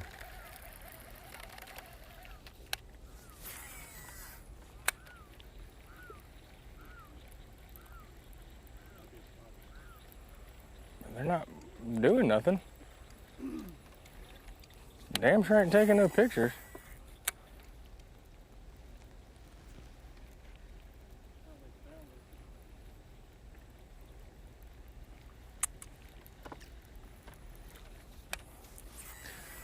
Sitting at an hour and a half before first fish probably getting weighed in, and 10th place is at 38 and change. I mean, is it going to take 60 to make the top 10? You know, like, or is it going to be 55? Yeah. You know, like, it's almost 40 right now. And with the people who are not on Bass Track with no marshals today, how many it could be 40, right now? you know?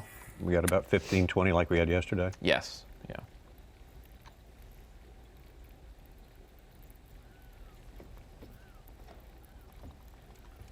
A couple guys who had 20 pounds yesterday don't have marshals today. About a dozen guys from 14 to 18, you know, so.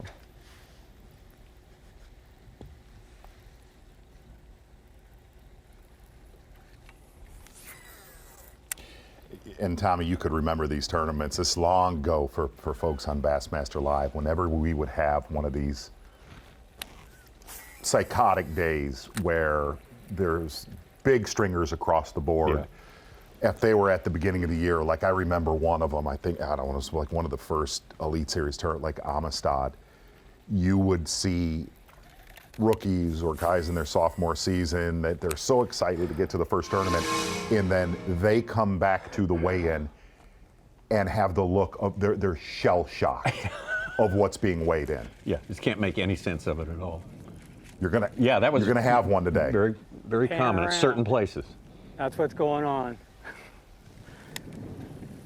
Freaking zoo here. There's people here that weren't here yesterday, and people that were here are back. There's just a lot of people in one spot. Pretty frustrating. My backup area didn't pay off at all. I couldn't get any bites there. So, hoping there's a late bite.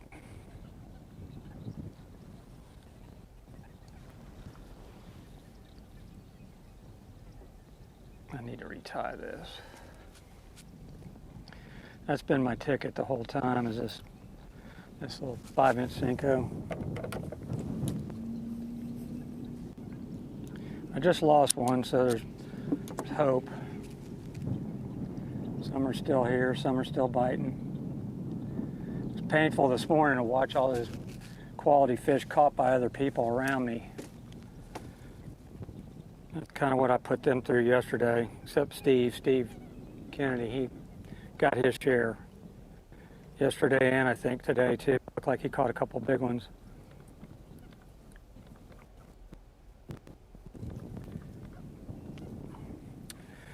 But we got a couple hours. I'm just gonna bear down, see what I can make happen. Only need a couple of the right bites in this lake, and this lake has them, has a lot of them.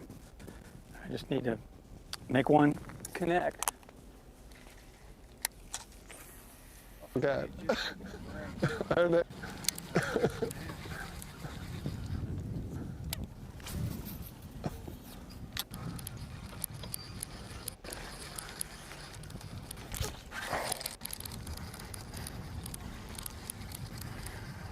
A little one, but he got it. Stuck the hook point back into the frog. That's why you bend those things out. I think they're getting more aggressive. Yeah. I mean, that fish skied on it.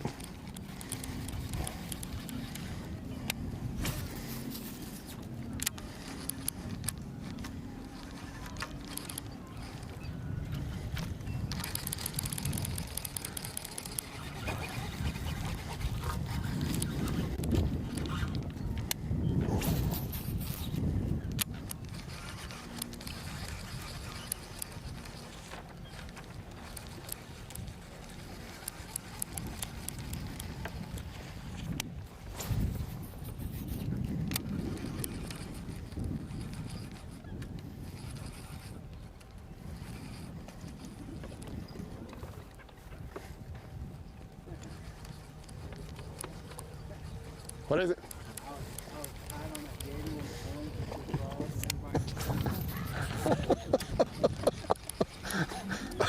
That's funny.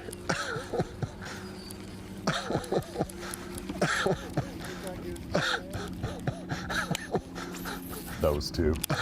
I'll tell you. Oh, they are. It is what you called it. Tag you're it. No stats. You know, gator bass.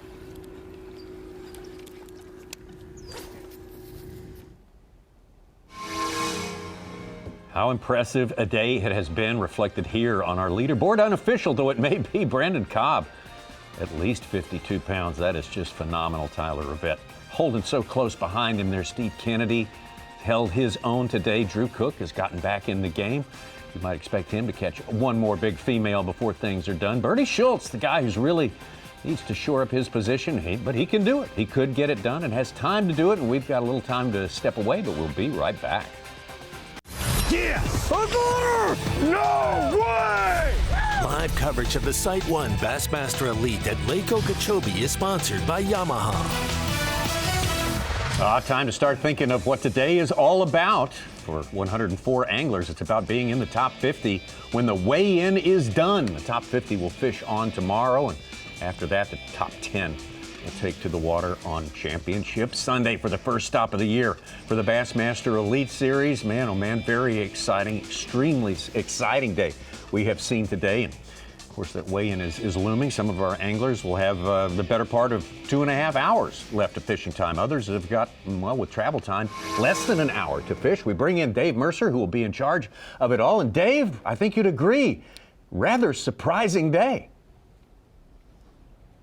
Just when you thought the anglers would kind of tell the truth and Lake Okeechobee was going to be super, super tough, we learned yet again not only the elite anglers, They're very good at lying because it's incredible what's going on here. You know, that I can't keep saying it, but that Cobb fish catch, I think Evie's his camera person. That's one of the best Bassmaster fish catches ever, to shoot right down that fish as it comes up beside the boat. Incredible stuff, but it's what you want to see here. And I kind of think, you know, the anglers are always lying, but it's not all lying. It's things have been trending in the right direction. You know, warming, sun, and things going in the right direction in the great state of Florida. When that happens, they like to eat, and they are doing that today. And I'm outright giddy for today's weigh-in, to be totally honest. Dave, I actually was talking to Tommy about, we were bringing up all the big ones that have been caught today. Obviously, yesterday was fantastic. Today has blown that away. And I think the tournament that you can relate to was the St. John's 2 tournaments ago, I think it was. Yeah, the one that Clun won, where every single minute we would go to somebody on live. It was a 6 to 8 pounder. But I want you to talk about the dynamic. Tommy and I do not come to events anymore.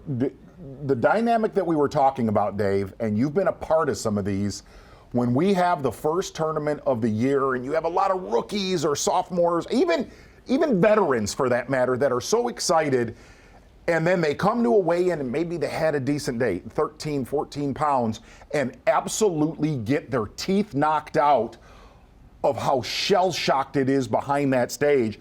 Talk about that dynamic, because you have seen it countless times on this Bassmaster Elite Series. And it happens so quick. Like, it's such a tiny little window. You know, right behind me here is where they check in. Oh, I don't know, 300 yards from here is where they unload their fish. It's all going to be feeling good right till this point. Till you get to this point, you're like, you know, I got 15 pounds. I'm an Elite Series Pro. Life is good. But somewhere in between this point and this point, when you hear 18s and 19s and 20s and maybe 30s, your soul gets stole a little bit, and then you end up, you know, like the loneliest kid in the park standing at that trough, and you have to hear, you know, they stand there side by side. Think about how evil this sport is. They stand side by side back there and just trash talk each other, and then we bring them up on the stage and glorify those that caught the 5 biggest, and sometimes demean those that didn't. But it's a fun sport. Well, Dave, should we totally discount everything we've heard about tomorrow being the toughest day also? Should we just throw that out with everything else we've had to throw out during the course of this first day and a half? I'd say so. So. I mean, let's think about what we're seeing. We're seeing Tyler Rivette, an angler from Louisiana, who just released a punching bait. You think, okay, he's going to be up shallow. He's catching him in 22 feet of water, and he's throwing out the gun show. I mean, this really feels like, and it's so cool because it seems like the more downgrading you get coming into Florida, like the more you hear from people saying, oh, you know, Okeechobee's great, but it's not what it used to be. Okeechobee's great, but it's getting a lot of pressure on it. It just had a tour level event.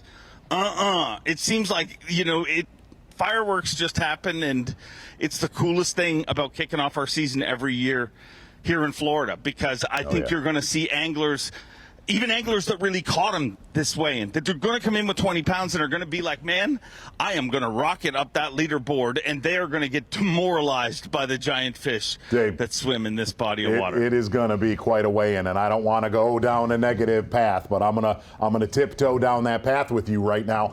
I was ecstatic for you being a huge Chiefs fan.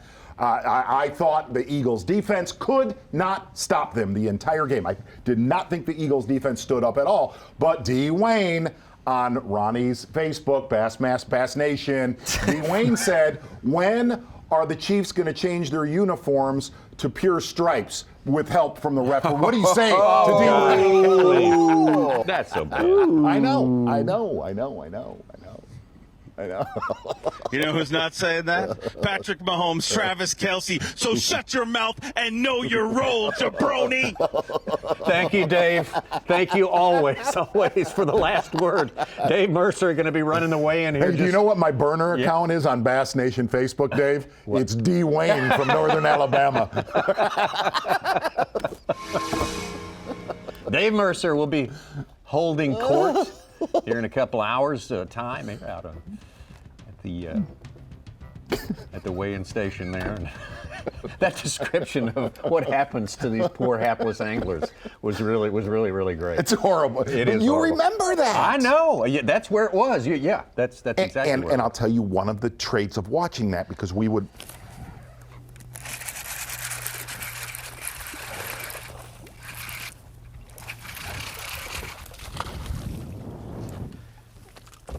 I don't know if he'll help or not. Probably not.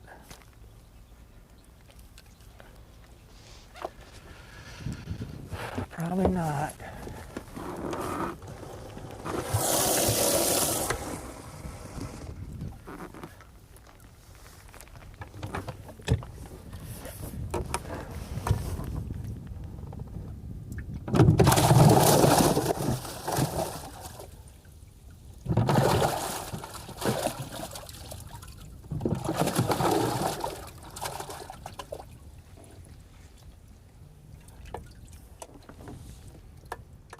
He's bigger than that one.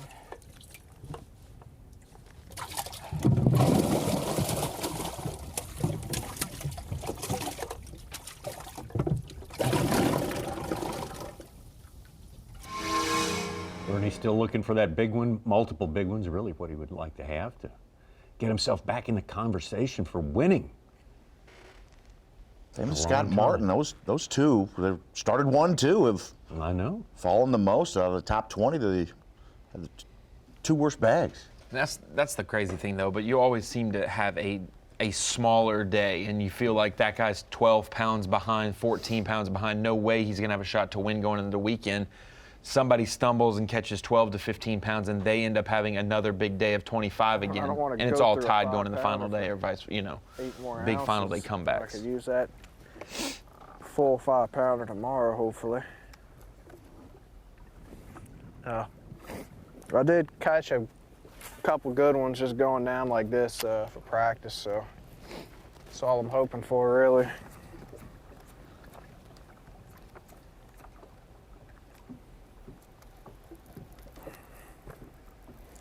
Ain't no way that's a bass.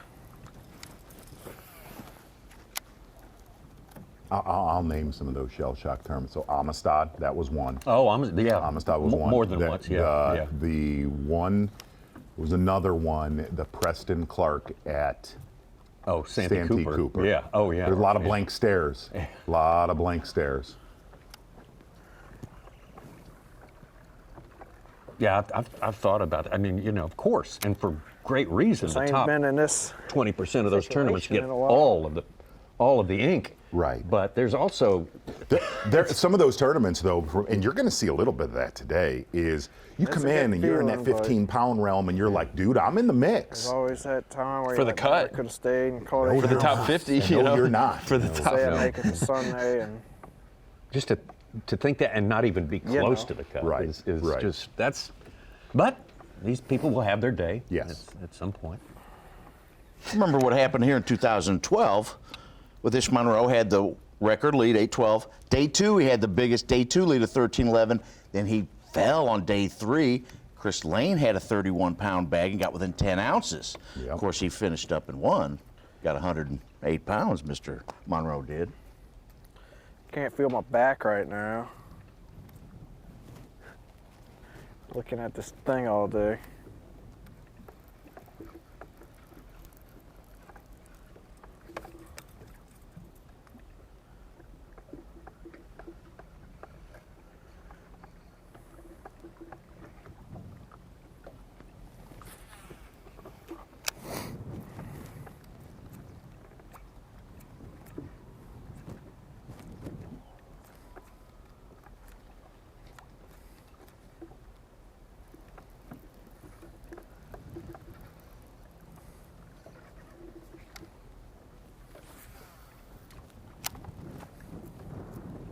Ray Hanselman, who tied for the Phoenix Boats Big Bass 8-pounder early this morning, just caught 2 fish. He's up to 24 pounds. He's 8th place. Flip. From 40th.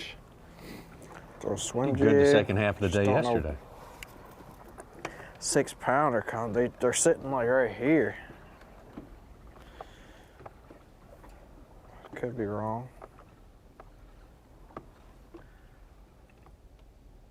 Did you track it, Such? Was the end of the day big bite a real thing yesterday, or was it not that much different from The anglers sounded like it was. Looking at it, I really can't go back and say, but there were some big fish caught in the afternoon, yes, but I thought there were some big fish caught early as well. I mean, I haven't done the numbers of 20 here and 30 there. I had 37 over 5 pounds for the whole day. Oh, okay. For over 45 today.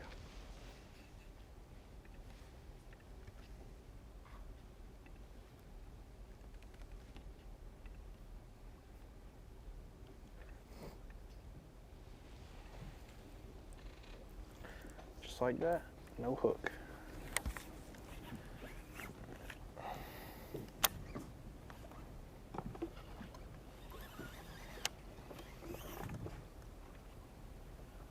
Z, something we discussed on the Bassmaster podcast, Kyle and I with a few guests, was would we break the century mark this year? We got a lot of great places.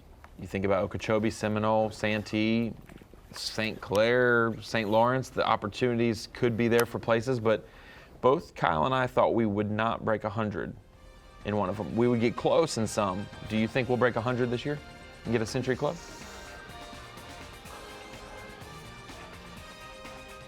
I'm going to go no.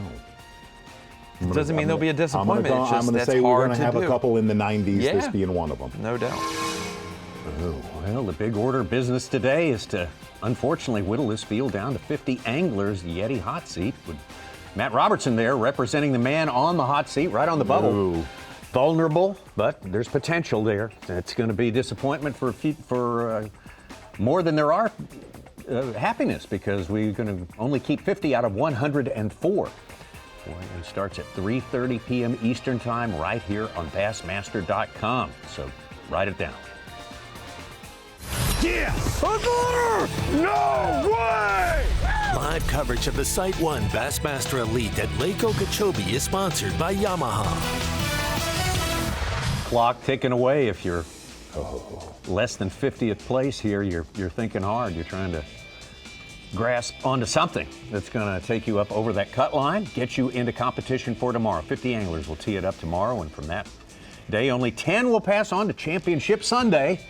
And then we'll have our first one in the books for 2023. SiteOne Bassmaster Elite at Lake Okeechobee has exceeded all expectations. That's to put it mildly. And that number from Brandon Cobb, 52 pounds and 1 ounce.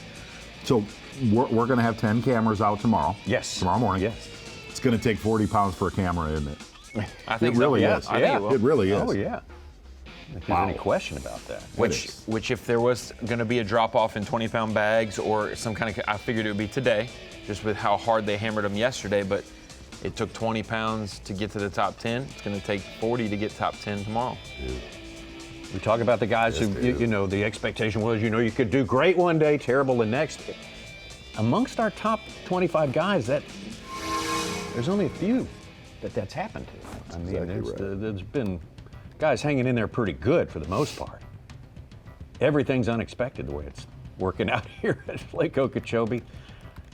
So we got to get back to Brandon Cobb.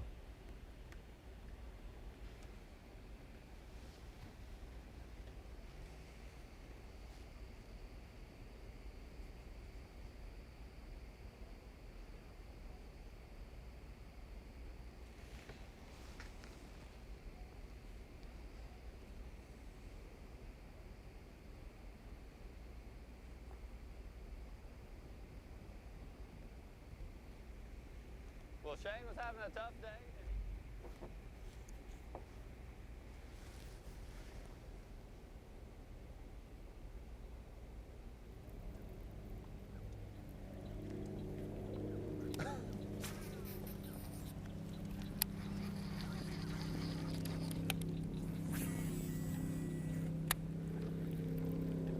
Ronnie, I look back at that thing about Brandon Cobb catching big fish, and I was a little harsh on him. St. John's, he caught the 913. Yep. That was his only fish on day one. Yeah.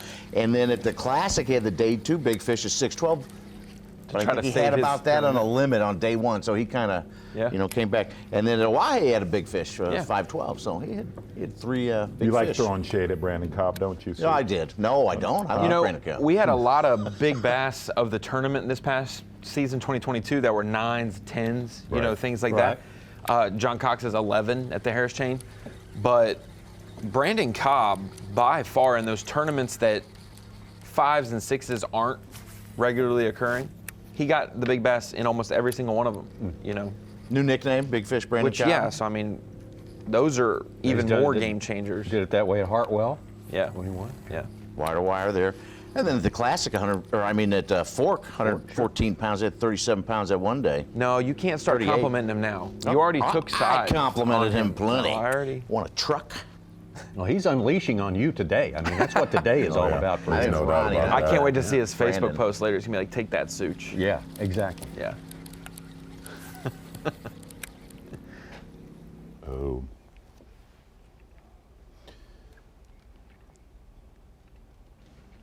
Well, earlier today for Brandon Cobb, like we said earlier, coming out of our midday break, it was just kind of snap, crackle, and popping. Well, it was. yes, I Just guess, a lot of males. Things Yeah. were not happening, and all of a sudden, I'm talking about bowed up, stood up. Brandon Cobb was in about a 40-minute span. That was just awesome. Bassmaster Live television. Went to a moving bait, a little bit of it kind of looked like a swim jig here, then it looked like a bladed jig there.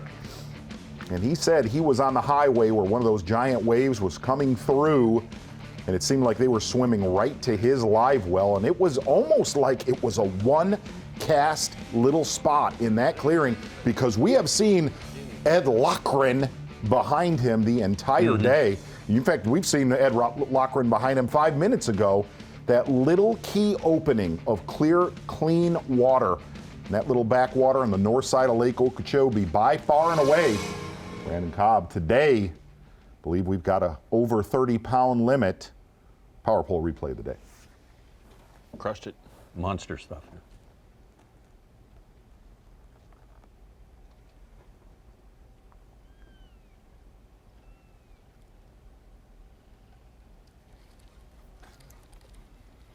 Something move. It's a bass. I'm going to need some help from some of the viewers that watch as much fishing television as all of us. When is the last time, looking at what Steve Kennedy has done, when is the last time a frog played in a top 5 or 10 on Lake Okeechobee? Yeah, that'd be a tough one right there. And they took the edge off up in here, didn't they? Notoriously is not a player here. Swim jigs, swim baits. Name one. I'm trying to get back upwind so I can go that way. I don't want to fish Can't. into the wind against through that thick stuff. I won't. Either can I. I won't. I don't know why that is, but you're right. Trying to fish, expand just a little bit. Name a frog being a player in any Florida tournament we've covered together, Tommy. Yeah, that's a good point. Would be none. Harris chain, no. Nope. Never. St. John's, nope. Right. Mr. Bernie's pulling out. I don't know where he's headed.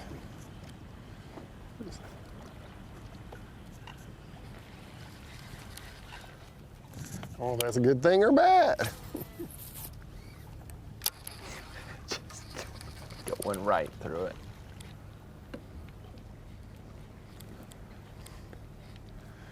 You just got him and heading in.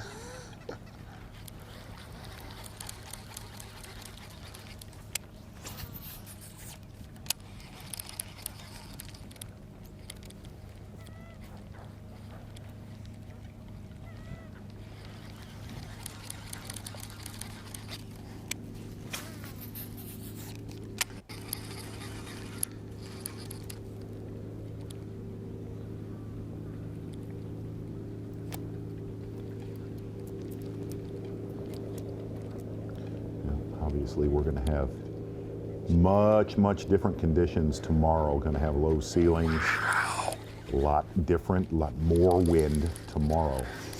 Interesting to see how he makes adjustments if they're not eating that frog tomorrow, because he basically has thrown that frog all day long. We saw a couple like that right there on little bladed jig bites here and there. But his damage was done all day long with that frog locked in his hand. Another big change tomorrow. Half as many Elite Series anglers out there. Half as many, but it's a February weekend on Lake Okeechobee, friendo. And every pro knows there's half as many anglers fishing, so maybe they can slide into some of those areas, and then there's still the same amount of themselves in a little, yeah. a little bit of glory.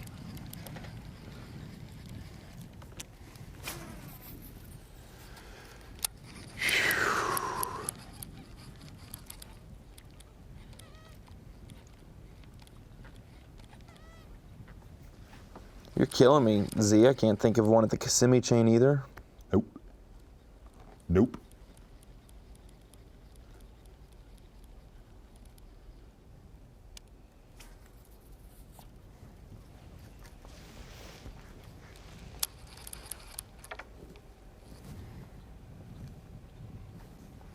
We also have came here February and March almost exclusively. Like to see what the opens in the fall do, or if there was a May or a April tournament in Florida, you know, like how some of the areas that may play, but how they fish them, different technique, you know. It's just one of those weird places that even though they're in that zone where they should eat a frog, historically, and you know that, we have had anglers for the past 20 years that will, if they could just get 3 bites a day on a frog, they'll lock it in their hand and do that. Right. It's just never notoriously ever been a player in any Florida event that we've covered. Yeah. That's odd.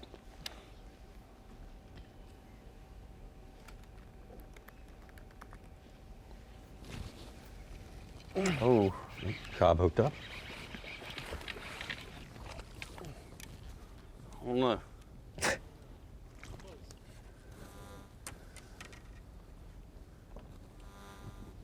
Such, here's your opportunity to see if he has 29 or if it's over 30 based on what his small one is that he compares to. Yeah, on Bass Track it says 3.5, 3 pounds 8 ounces.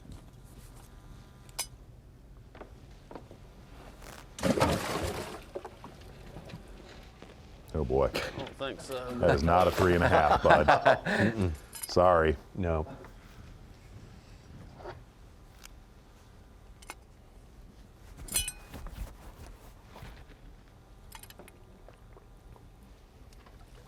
Let's just see how much the pendulum goes down in the other.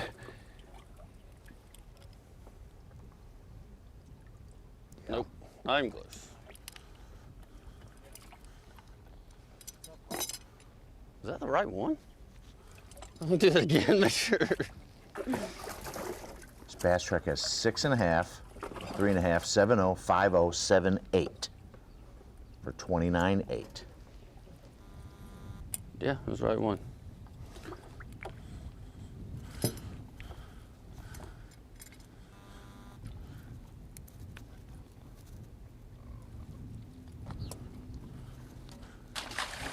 $31.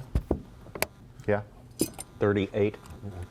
31 pounds 8 ounces, or 31. Yeah. I thought he potentially was going to help. Yeah.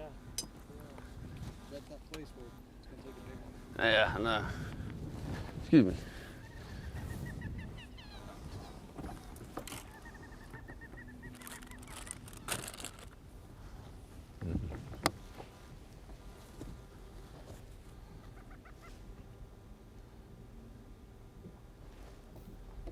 A little bit of Lester making a coal, it looks like, in the left box.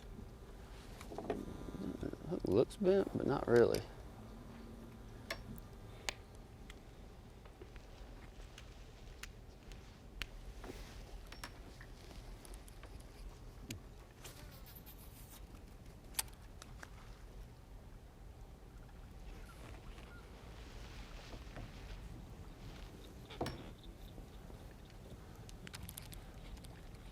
We were talking about AOI. Brandon Polnick got off to a great start yesterday in 13th place. Lester 43rd. They were number 1 and 2 last year.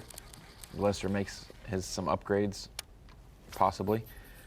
I'm trying to think. I don't think Brandon Polnick's ever made a top 10 in the state of Florida.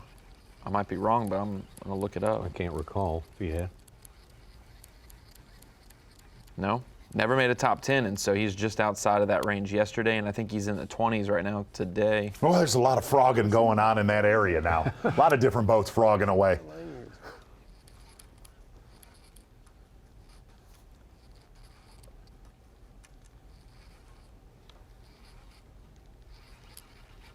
Well, there's probably been 30 anglers who've seen Steve Kennedy catch him on a frog all day. That was the exact point. Yeah. Not much to talk about. We got a new coach.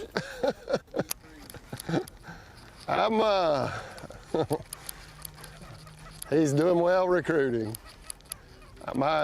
What's that? Yeah. My wife is not excited about him. He's got some issues if he messes up. Anyway, I was on the Cadillac train.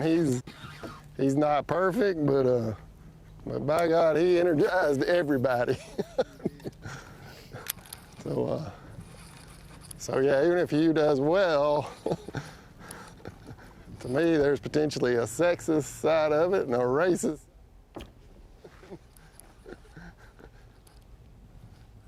I was under the impression they should have given. War Eagle, he's talking about. Yeah. Some football coaches. Nobody in our field.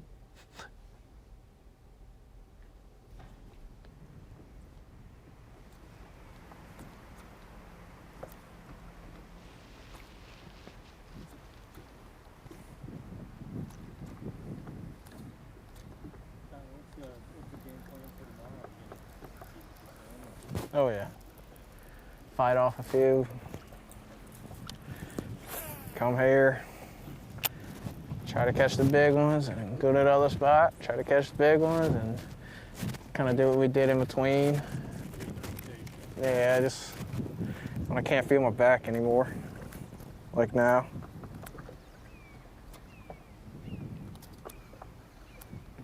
Uh-oh.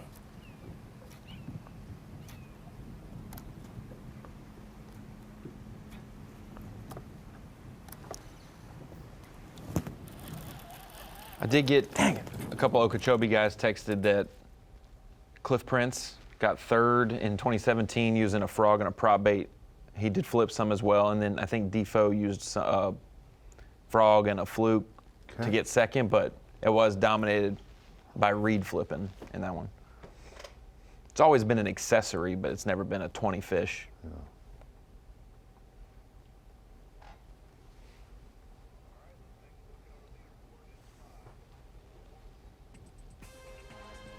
Relatively quiet the last few minutes, so no big changes on that leaderboard. Still pretty impressive to look at what Brandon Cobb has done today.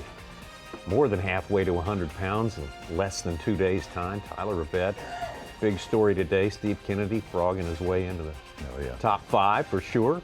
Probably will remain there till the end of the day.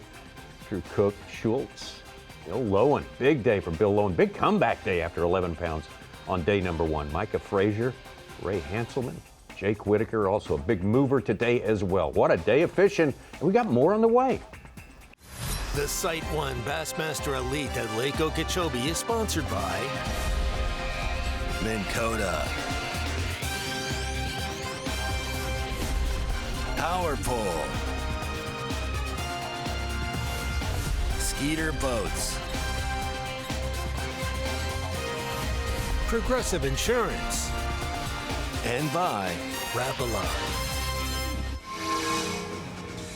Well, just a few minutes left in our Bassmaster Live broadcast today from the SiteOne Bassmaster Elite at Lake Okeechobee. Today, moving day. Looming large is the weigh-in. It is approaching, and for 50 anglers, it will be good news. They'll get to fish tomorrow, Saturday. Brandon Cobb, top of that leaderboard with an amazing, eye-popping performance today. Ditto for Tyler Rivette. Seen some great stuff all day long from this group of anglers here. And tomorrow, you can bet there's going to be lots of movement, both up and down at leaderboard. Now, in this year of 2023, Ronnie Moore comes equipped with a brand spanking new Dakota Lithium screen of knowledge, and I think he's used it well so far. What are you going to treat us to now? We're trying to keep it high-powered here. Welcome into the Bassmaster Studio, sponsored by Marathon at the Dakota Lithium Screen of Knowledge. And I don't want to be like Such in terms of ragging on people like Brandon Cobb and hear about it later on. But I will mention, when you do Mercury Drain the Lake, that's our second game mode when it comes to fantasy fishing. It's much different than Rapala. You have 8 men on your team. When you pick them once for an event, you can no longer pick them that season. So picking an angler on their high note, picking an angler when they do their best, that's so important when it comes to Mercury Drain Lake. You want to utilize the one shot you have to do it. And there are some high-named, high-profile folks who may have been chosen by a large percentage of people or by people who really expected them to do well. Guys that you know are going to do well other places that you cannot risk having a bad finish. And I called it the drain of points because a guy like John Cox, you expect him to do well in Florida. You know he's going to get a top 10 at some point in the season. You don't want to waste him on a 50th or worst place finish. He started the day in 25th, has dropped down to around 50th at that cut line. If he falls below it, that'll be a disappointment for him in the state of Florida, but also for teams that relied on a Floridian that's in his comfort zone. This should be a good finish for him. Kobe Krieger, same thing. Local here, lives here, in the 70s both days of competition so far, really at risk of missing the cut. Drew Benton does not have a Marshall today, but only had 10 pounds yesterday. He is another one that if you used him in the state of Florida, there's a couple possibilities where he could get top 10s this year. You do not want to see him miss the cut or finish in the 80s or 90s this week. And then these two guys, Brian Schmidt and Jacob Porosnik, I have them on my Rapala fantasy team. I did not use them this week, but if you did, you do not want to get trapped with a 70-something place finish or an 80th place finish.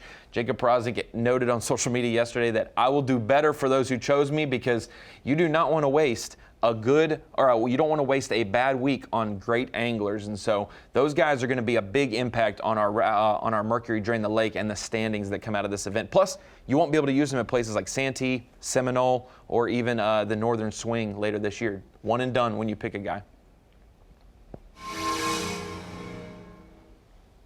I had one of those characters. You did? Who was that? Drew Benton. Oh, you used Drew this week. Okay. Yeah. Greg Hackney is 51st right. Hey, How I about used that? Kobe Krieger this week, so. Yeah. Well, you can't pick them all. Look out to Tyler Rivette, the pride of Nichols State University, Thibodaux, Louisiana. He is so just waiting for Sore weigh-in. mouths. Huh? Boat up. Small one. Hey,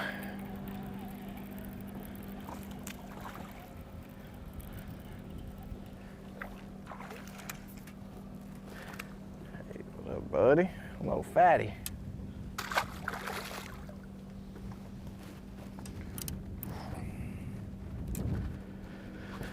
I hate catching these fish.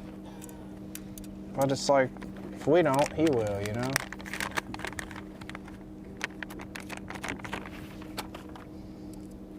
Man, what ain't gonna eat a shiner?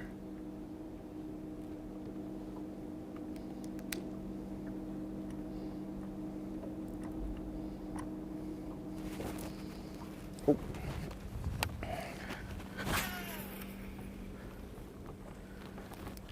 Rivette starting his 5th year on the Elites this year. So far, to his credit, he's gotten a 46th in AOI out of 75 anglers first year, a 61st out of 88 in year 2, 44th out of 100 in 2021, and then last year, 25th out of 94 anglers. So for the most part, at least hanging around mid-pack or a little bit better than mid-pack for the first couple years. One bad year. That's pretty good. Yeah. And He'll so, be fishing his second classic, right? Yep, this year. And he's already off to a good foot points-wise here for maybe trying to make his third.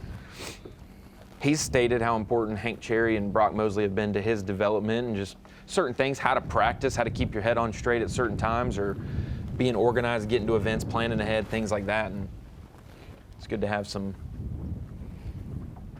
guys who've been around for a decade or more.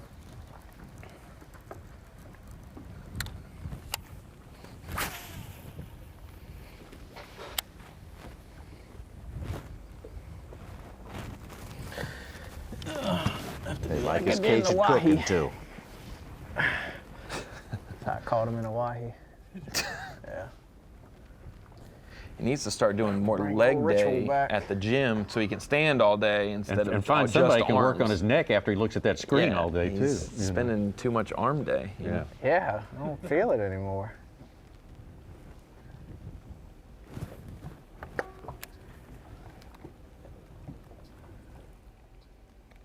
Kind of looks like cameraman Brian Eby grabbed some wood too right there. Well, boy, I think he might have. Everybody take a load off, grab some wood, boy. Let's not kill ourselves. Yeah. The heavy lifting's already Exactly. done.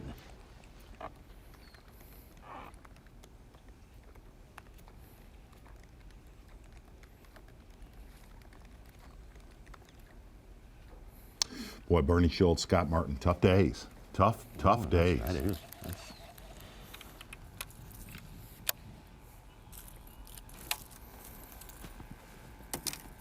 1 and 2 coming into today. Biggest fish for either of them is a 3-pounder.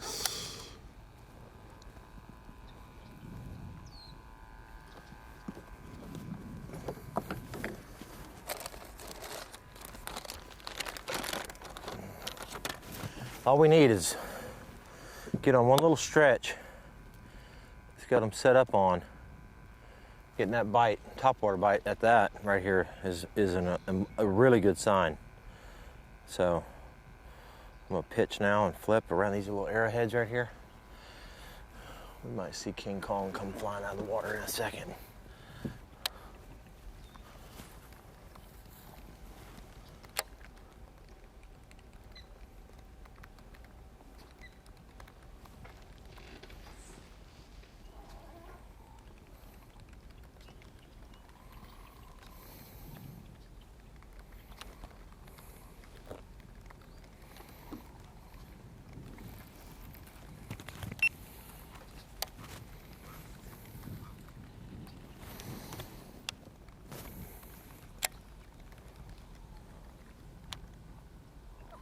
Six-pound bite for Scott Martin, put him back in 5th place.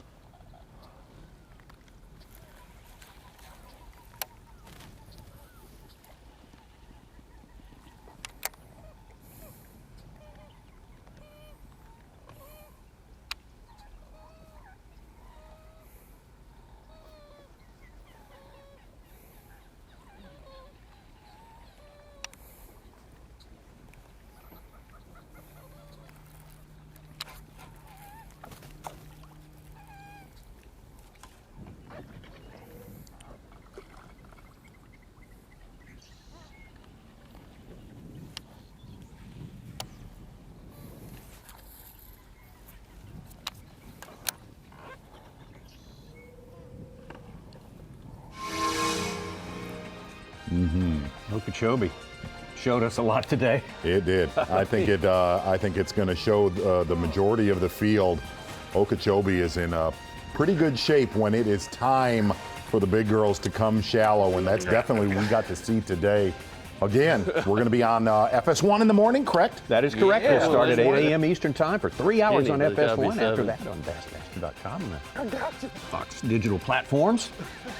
Boy, it was exhausting today. I mean, it was unbelievable fishing. It started out nonstop catching before the big one showed up, and then the big one showed up, and it was just jaw-dropping. Unbelievable. Tyler Rivette doing something completely different. Brandon Cobb getting in the groove and doing what he does best, and that's catch big ones. Tyler Rivette or Brandon Cobb tomorrow, which one do you feel will play? I'm thinking maybe Tyler Rivette just because of the uniqueness, maybe the bulletproof aspect of what he's Ronnie doing says here. Cobb. I'll go Cobb. Okay, there we go. All right. We got a horse race. That is for sure. We got 2 more days of fishing, but the weigh-in coming up at 3:30 right here on Bassmaster.com. See who makes the cut, and we will see you 8 o'clock Eastern time tomorrow, FS1.